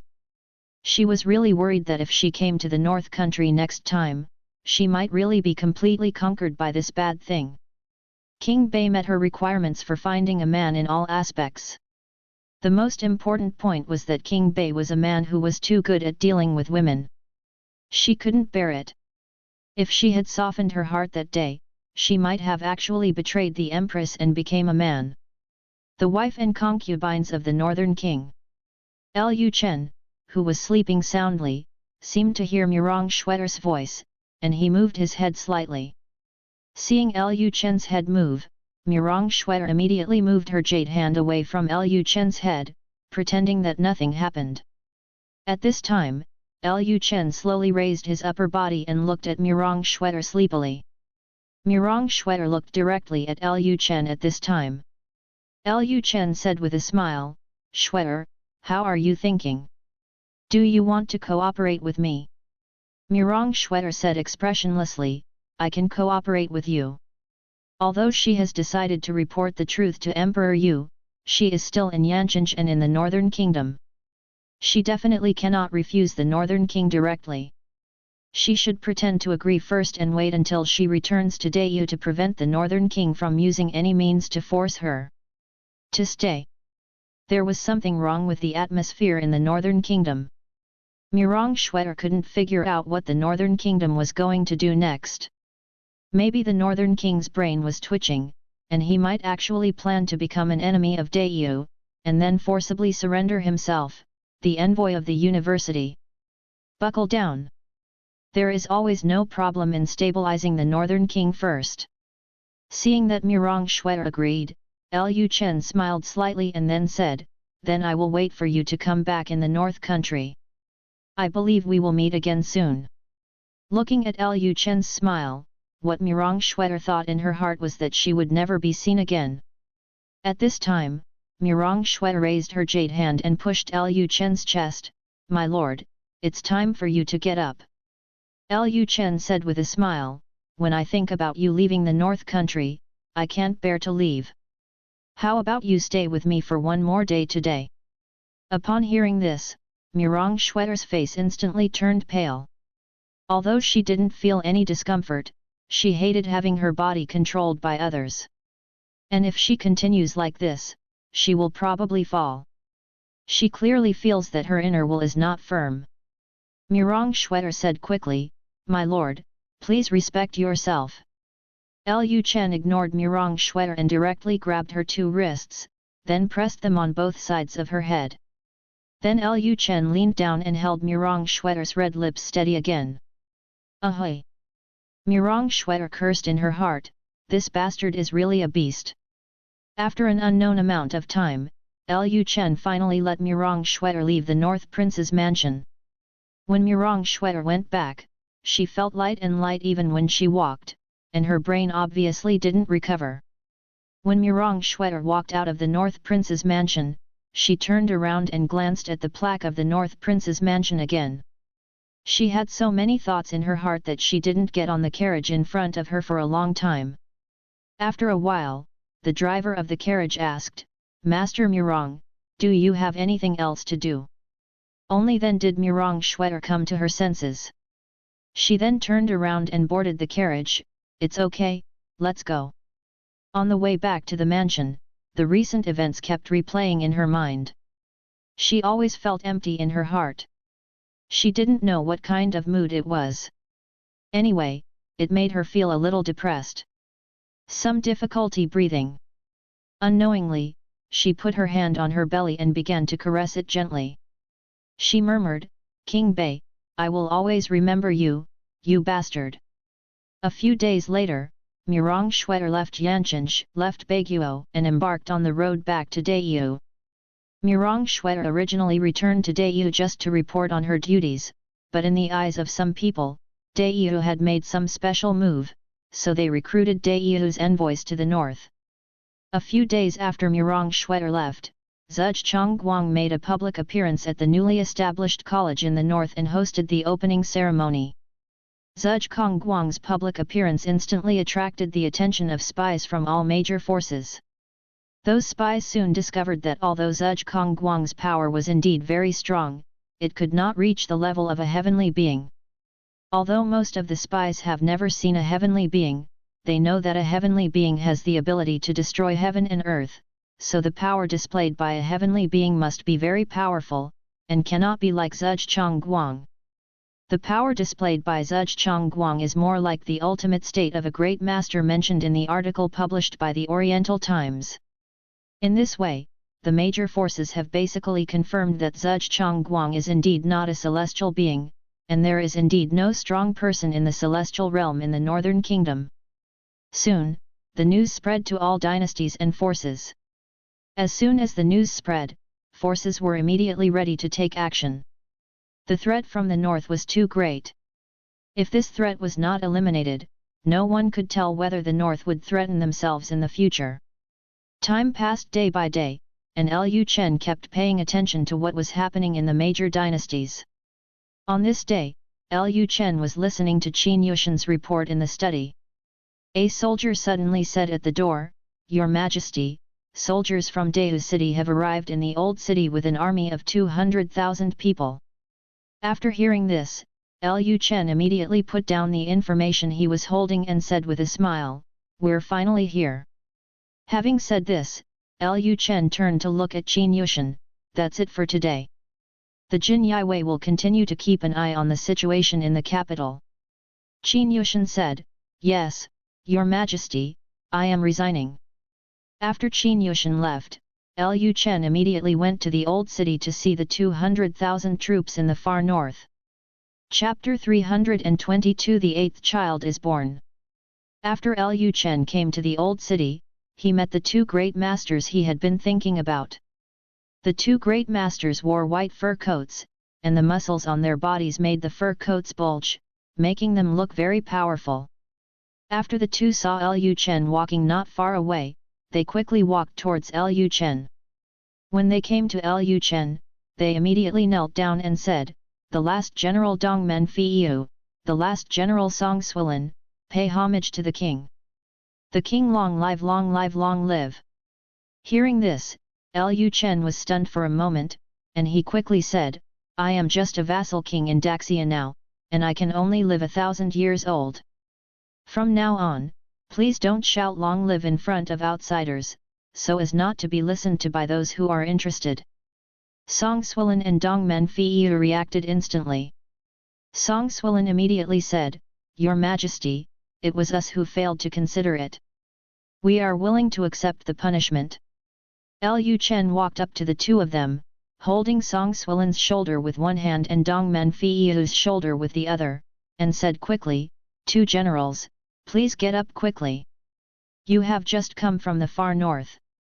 It's understandable that I don't understand the situation in Daxia, but don't talk nonsense next time."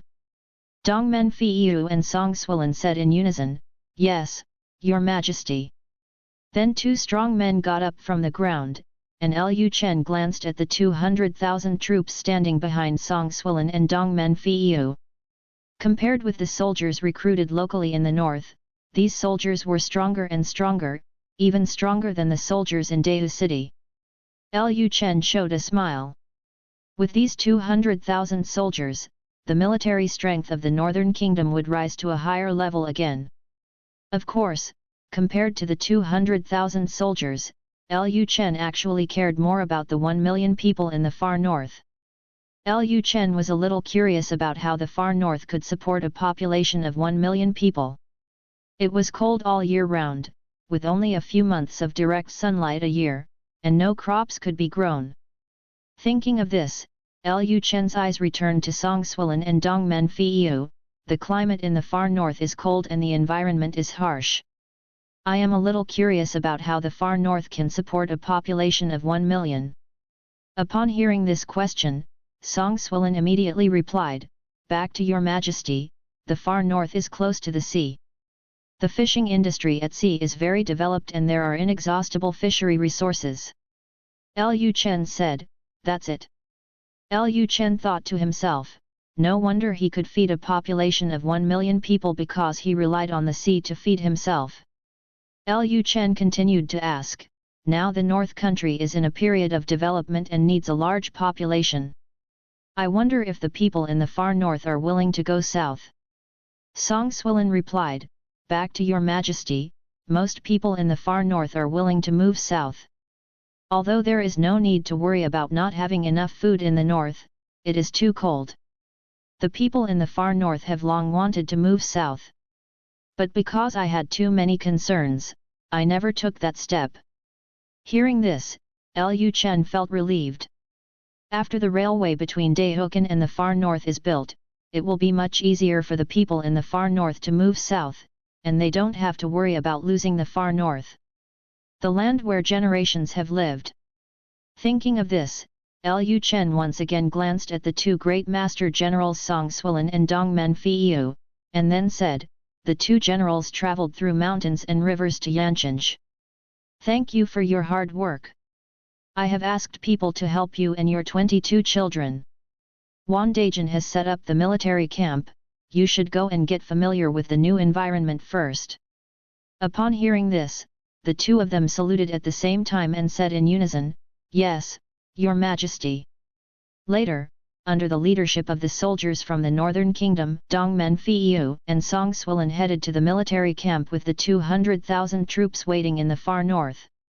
At this moment, a guard from the royal palace came to Lu Chen on horseback and said, "Your Majesty, Mrs. Wang is about to give birth." After hearing this, Lu Chen immediately got into the carriage he came in, and then said to the carriage driver of the palace, "Go back to the palace." For Lu Chen, the child was more important. He wanted to know what kind of surprise this child could bring to him this time. Not long after, Lu Chen returned to the North Prince's mansion. As soon as he entered the North Prince's mansion, he saw a maid waiting at the door.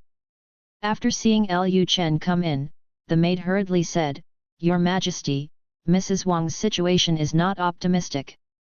Upon hearing this, Lu Chen jumped up without saying a word and used Qing Kong to quickly jump to Wang Qingkai's yard.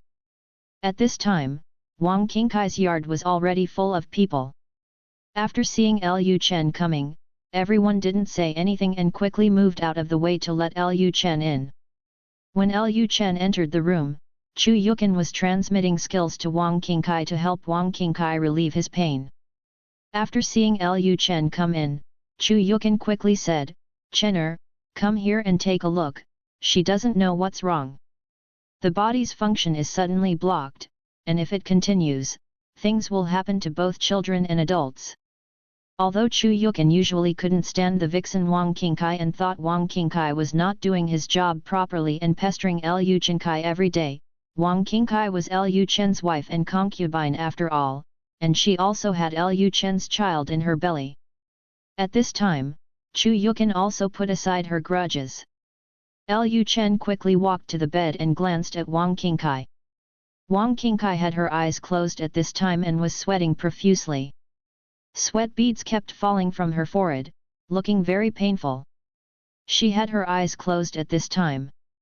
Although she vaguely knew that Lu Chen was back, she still couldn't open her eyes. Without saying a word, Lu Chen immediately held Wang Qingkai's jade hand, then instilled spiritual power into her body, and used the rejuvenation hand to check her condition.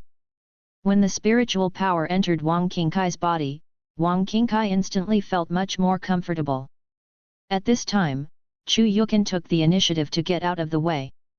Lu Chen then sat on the stool where Chu Yukin was sitting just now, treating Wang Qingkai's body while checking her condition. Soon Lu Chen discovered why Wang Qingkai was so uncomfortable. It turned out that all the skills in her body were sucked away by the child in her belly. However, her child could not transform those skills, and those skills accumulated in her belly. Unable to circulate, accumulating more and more, affecting both children and adults.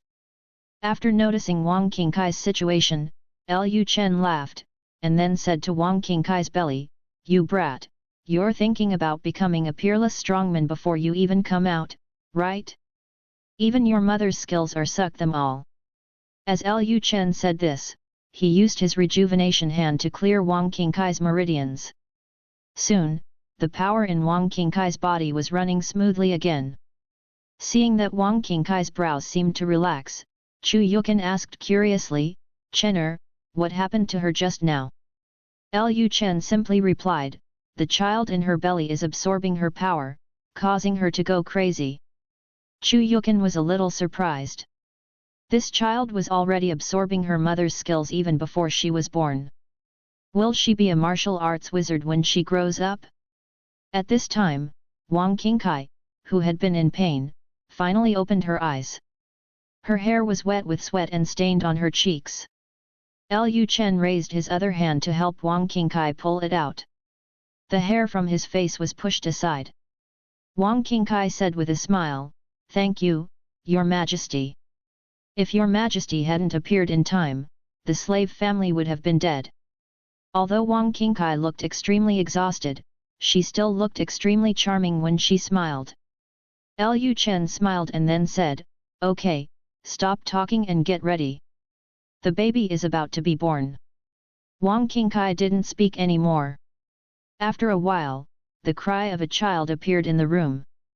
While the midwives and others were cleaning up the baby's body, Lu Chen continued to treat Wang Qingkai to help her recover. Chu Yukin reminded, "Chener, have you thought of a name for your child?" Lu Chen said, "Well, I have already thought about it, and my name is Lu Hengji." After hearing Lu Chen's answer, Wang Qingkai muttered, "Hengji. Hengji, it's a pity, he's a boy." Subscribe to Chinese Novel Audio Wave. Chapter 323 Black Dragon Kingdom. Although Lu Chen had already told Wang Qingkai that he treated his children equally, whether they were his wife's children or his concubine's children, they would all enjoy almost the same resources except for inheritance rights. But in Wang Qingkai's eyes, it was better to be a girl.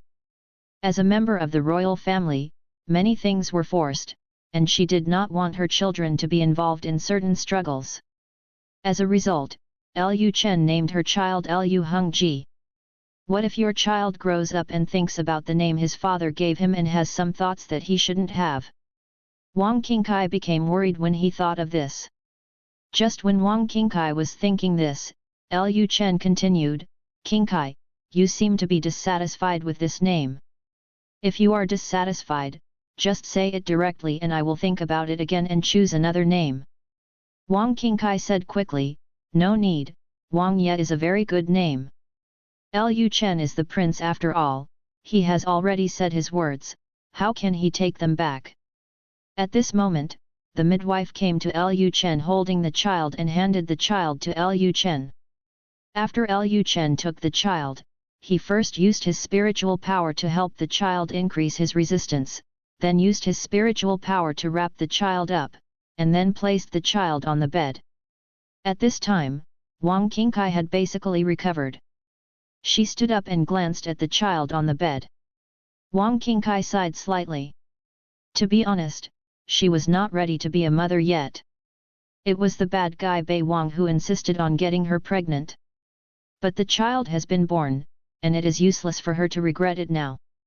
Wang Qingkai reached out and gently touched Lu Hengji's little face, and then said, "Zhir, you have caused great harm to your mother." Although she said this, Wang Qingkai still had a smile on her face, with a hint of motherhood in her smile. Her personality had changed a lot since she became pregnant, and she was no longer as noisy as before. At this time, Wang Qingkai hugged Lu Hengji, and then said to the prince, "Your Majesty, everything is fine in the slave family. You should go and do your work." Wang Qingkai also knew that the situation in the Northern Kingdom was relatively complicated now. As the leader of the Northern Kingdom, Lu Chen had a lot of things to do, and she did not want to waste too much of Lu Chen's time. Lu Chen said, "Well, okay, you should have a good rest today. I'll see you again tonight." Having said this, Lu Chen stood up and left the delivery room. After Lu Chen left, Wang Qingkai's eyes fell on Chu Yukan, and then she said with a smile, "Thank you, Mrs. Chu, for saving your life today." Hearing this, Chu Yukan snorted softly, and then said, "If it weren't for the fact that you have Chener's child in your belly, I wouldn't bother to save you, a vixen. You also have children. After you recover, take good care of your children and stop pestering Chener." Having said this, Chu Yukan also turned around and left the room. After Chu Yukan left, Lu Chen's other wives and concubines swarmed in and greeted Wang Qingkai.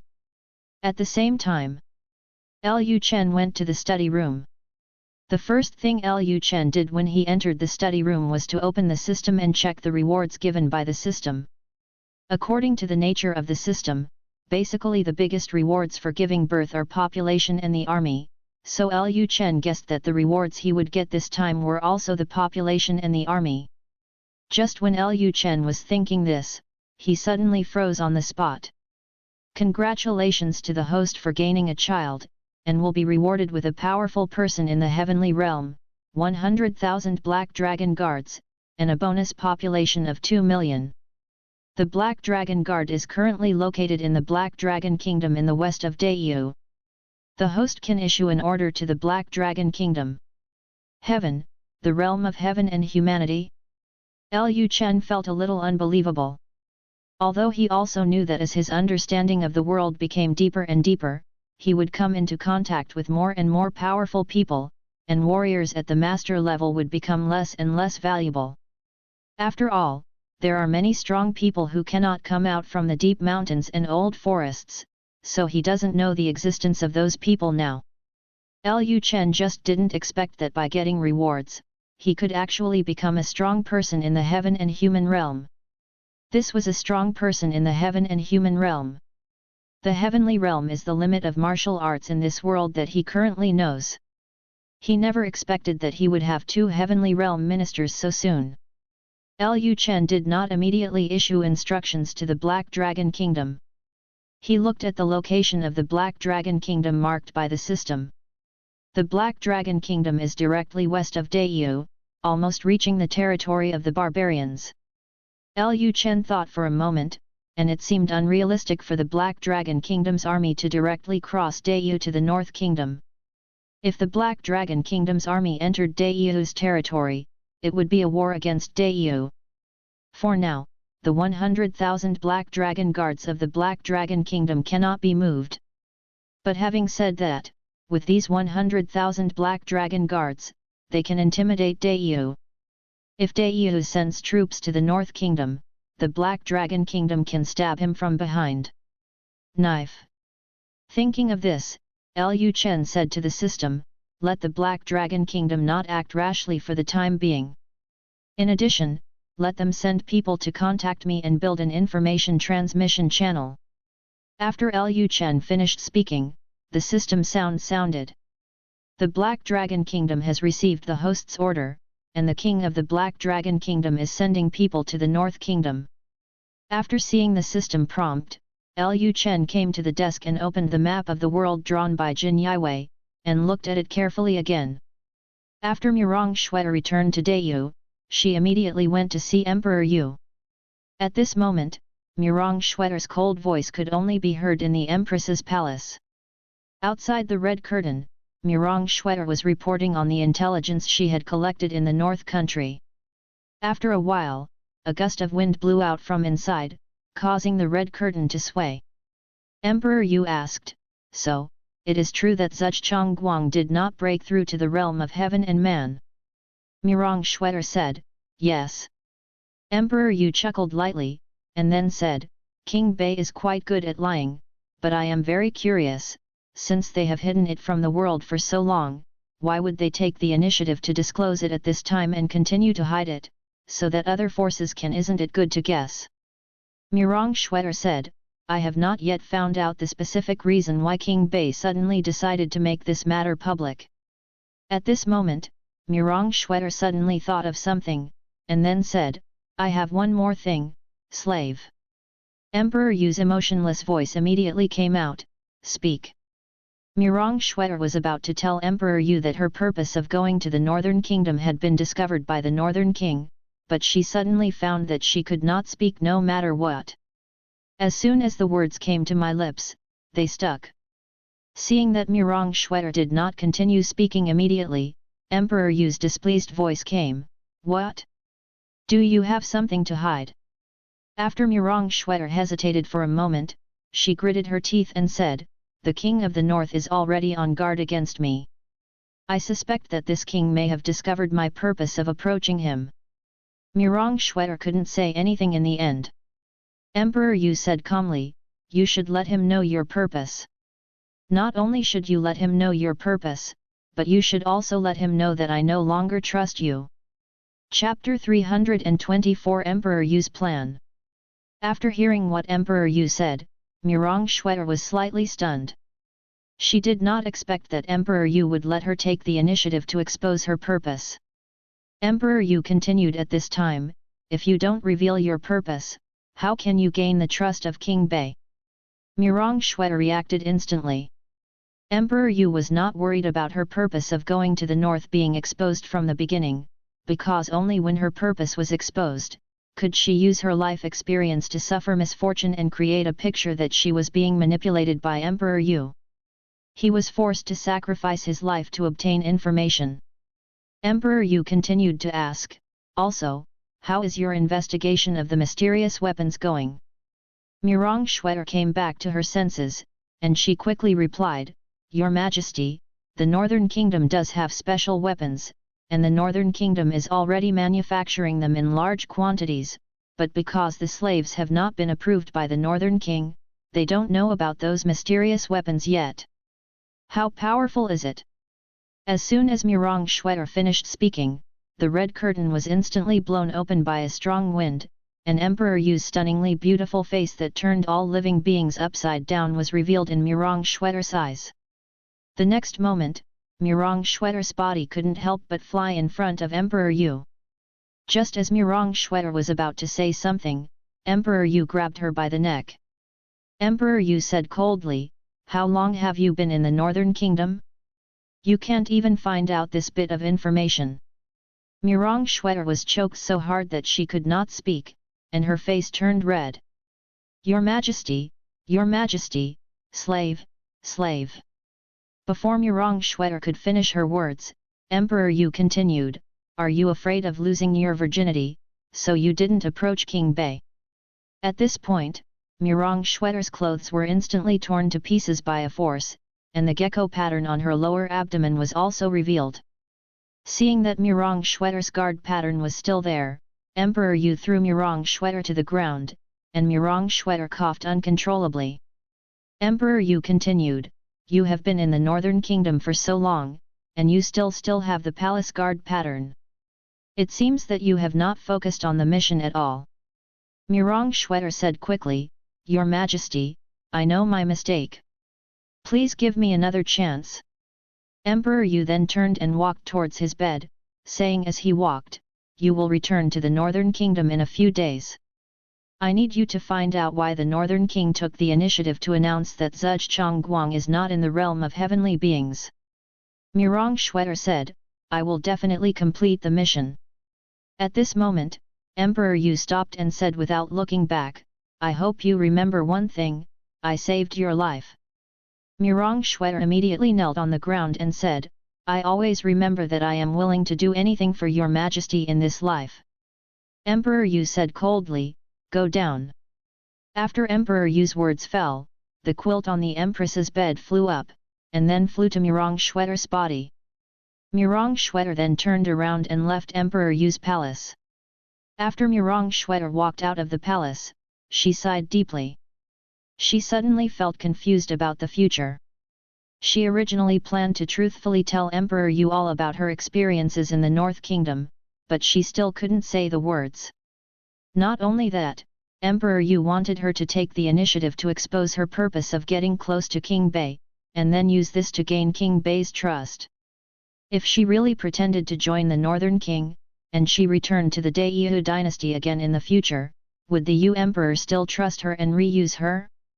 Most likely not anymore. No one can say for sure whether she has really defected to King Bei. What if she really did it? She didn't believe that Emperor Yu would trust her so much. Although she was full of worries about the future, Murong Shwetter finally decided to do as Emperor Yu said. What Emperor Yu said before she left the palace was correct. If it weren't for Emperor Yu, she would probably have died. Over the years, many people actually wanted her, the daughter of a guilty minister, to die quickly. However, under the protection of Emperor Yu, not only did she not die, but her status became higher and higher. Although Emperor Yu was very cruel to her, without Emperor Yu, she would not be where she is today. Political struggle is an extremely complicated matter. Although the Murong family was exterminated because they opposed Emperor Yu, in fact it was not Emperor Yu who actually took action, but the ministers who supported Emperor Yu. This is why those ministers wanted to the reason why she, the daughter of a guilty minister, died quickly. The higher her status, the greater the threat to those who killed her family. The reason why there are many rumors about her bad conduct among the people is because some people do not want the Empress to value her so much. As for Emperor Yu asking her to devote herself to the Northern King, Murong Shwetter actually didn't care. Compared with the things she wanted, her body's innocence was nothing in the past. The only trouble was that she lost her innocence. Emperor Yu might not be as close to her as before. In the past, she was Emperor Yu's bed-warming maid.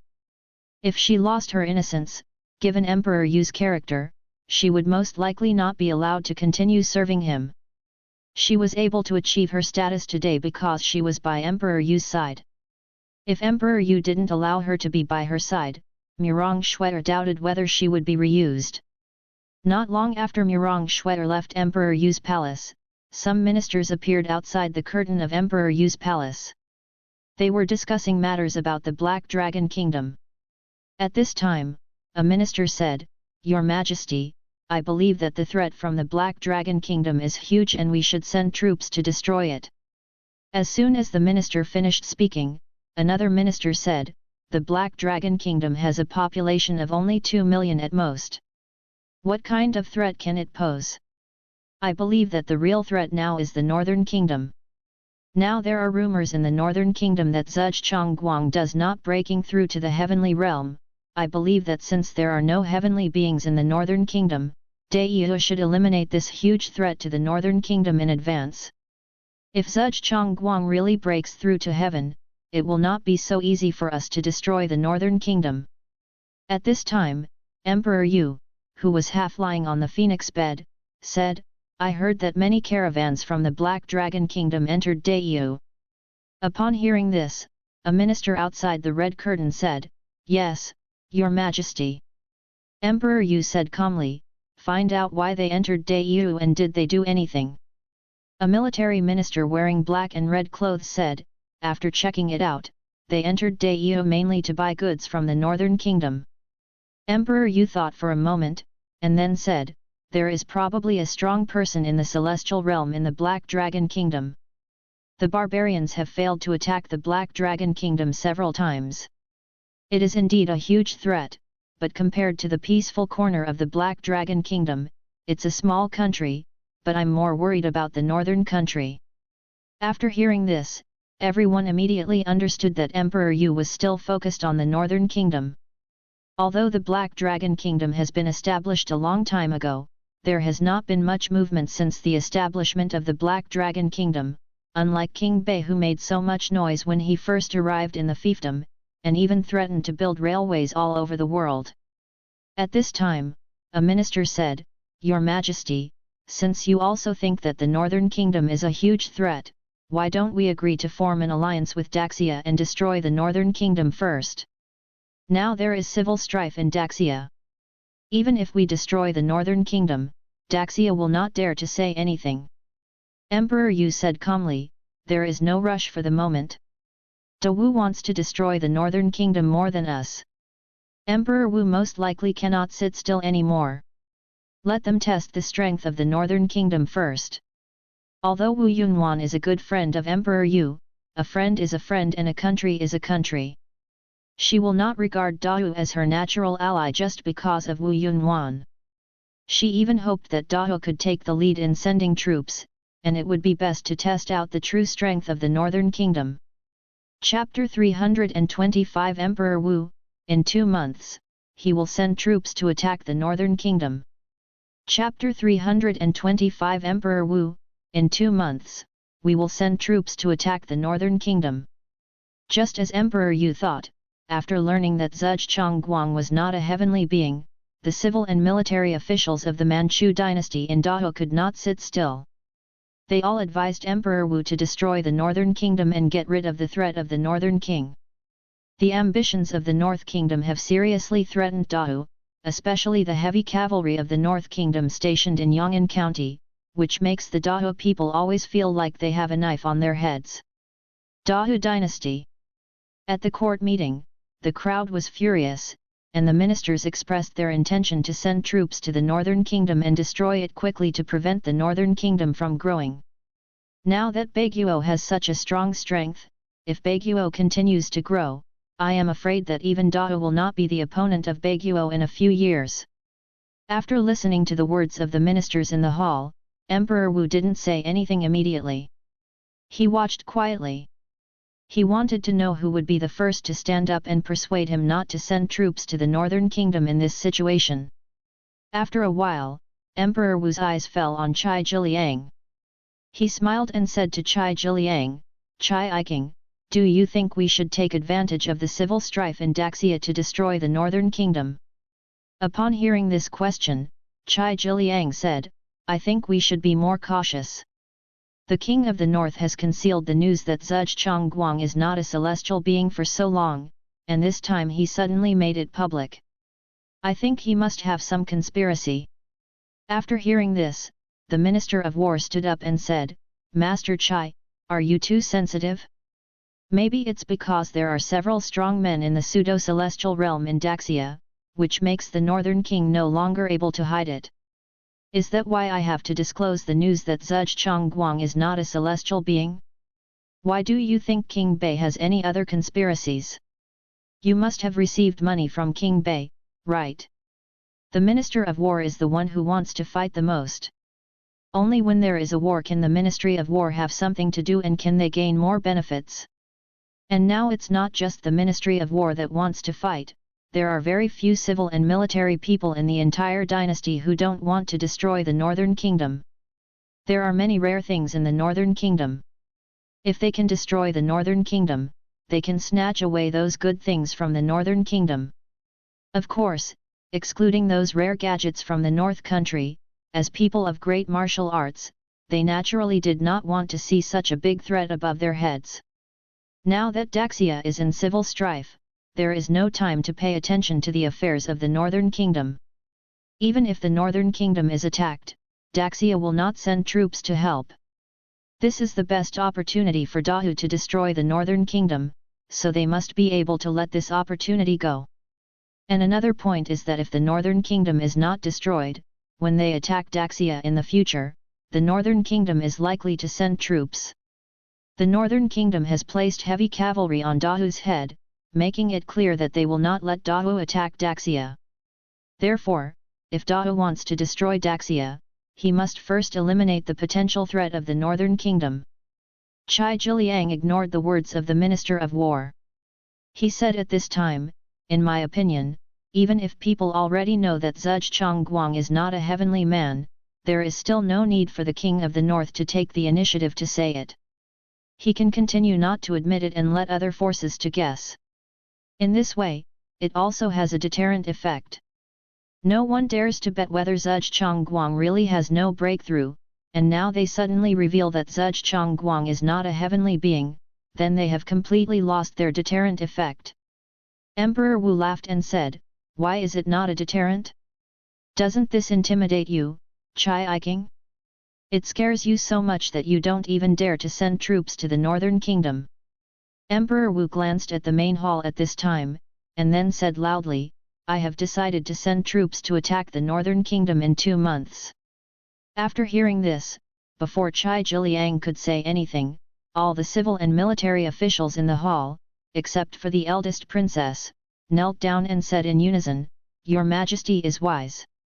At this time, Emperor Wu glanced at the main hall again, and found that many ministers in the hall did not kneel down, and those ministers basically had close contacts with Chai Jiliang and Wu Yunhuan. Emperor Wu's brows suddenly frowned. He also felt that it would definitely not work if he continued like this, and he must seize this opportunity to add merit to his other sons.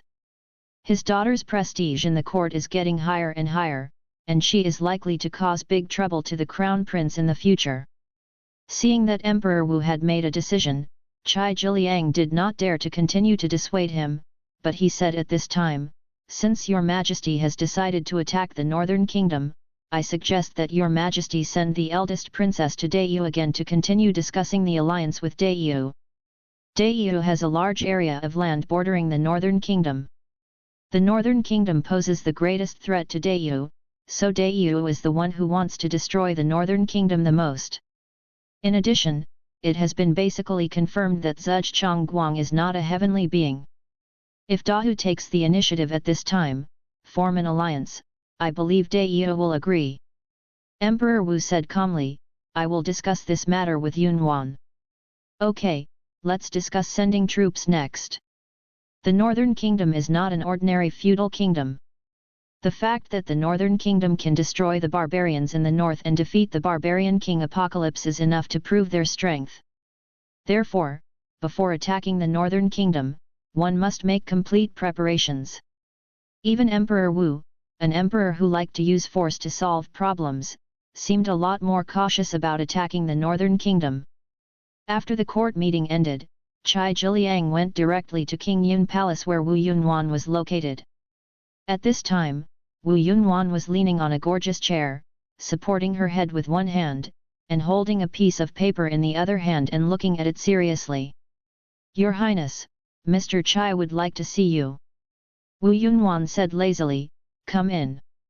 After the words fell, Chai Jiliang entered the King Yun Palace. After entering the main hall, Chai Jiliang said, "I pay my respects to the eldest princess." Wu Yunhuan's sitting posture remained unchanged, and her eyes were always focused on the information in her hand. However, through the red curtain outside, Chai Jiliang could not see what was going on inside. Wu Yunhuan said calmly at this time, "What's the matter with Mr. Chai?" Chai Jiliang said directly, "Your Majesty plans to send troops to the Northern Kingdom in 2 months to destroy the Northern Kingdom." Hearing this, Wu Yunhuan was stunned for a moment, and her eyebrows frowned slightly. She controls a huge intelligence agency, so she has naturally known for a long time that Zhuge Chongguang is not a heavenly being, but she does not think that the Northern King's initiative to disclose that Zhuge Chongguang is not a heavenly being means that there are no heavenly beings in the Northern Kingdom. When she was on a mission to the North Kingdom, her protector Pei Hong clearly felt a very terrifying aura in the North Palace, and the sense of oppression made Pei Hong feel the threat of death. Even if Zhuge Chongguang is not a celestial being, there is probably another strong man in the Northern Palace who has broken through to the celestial realm.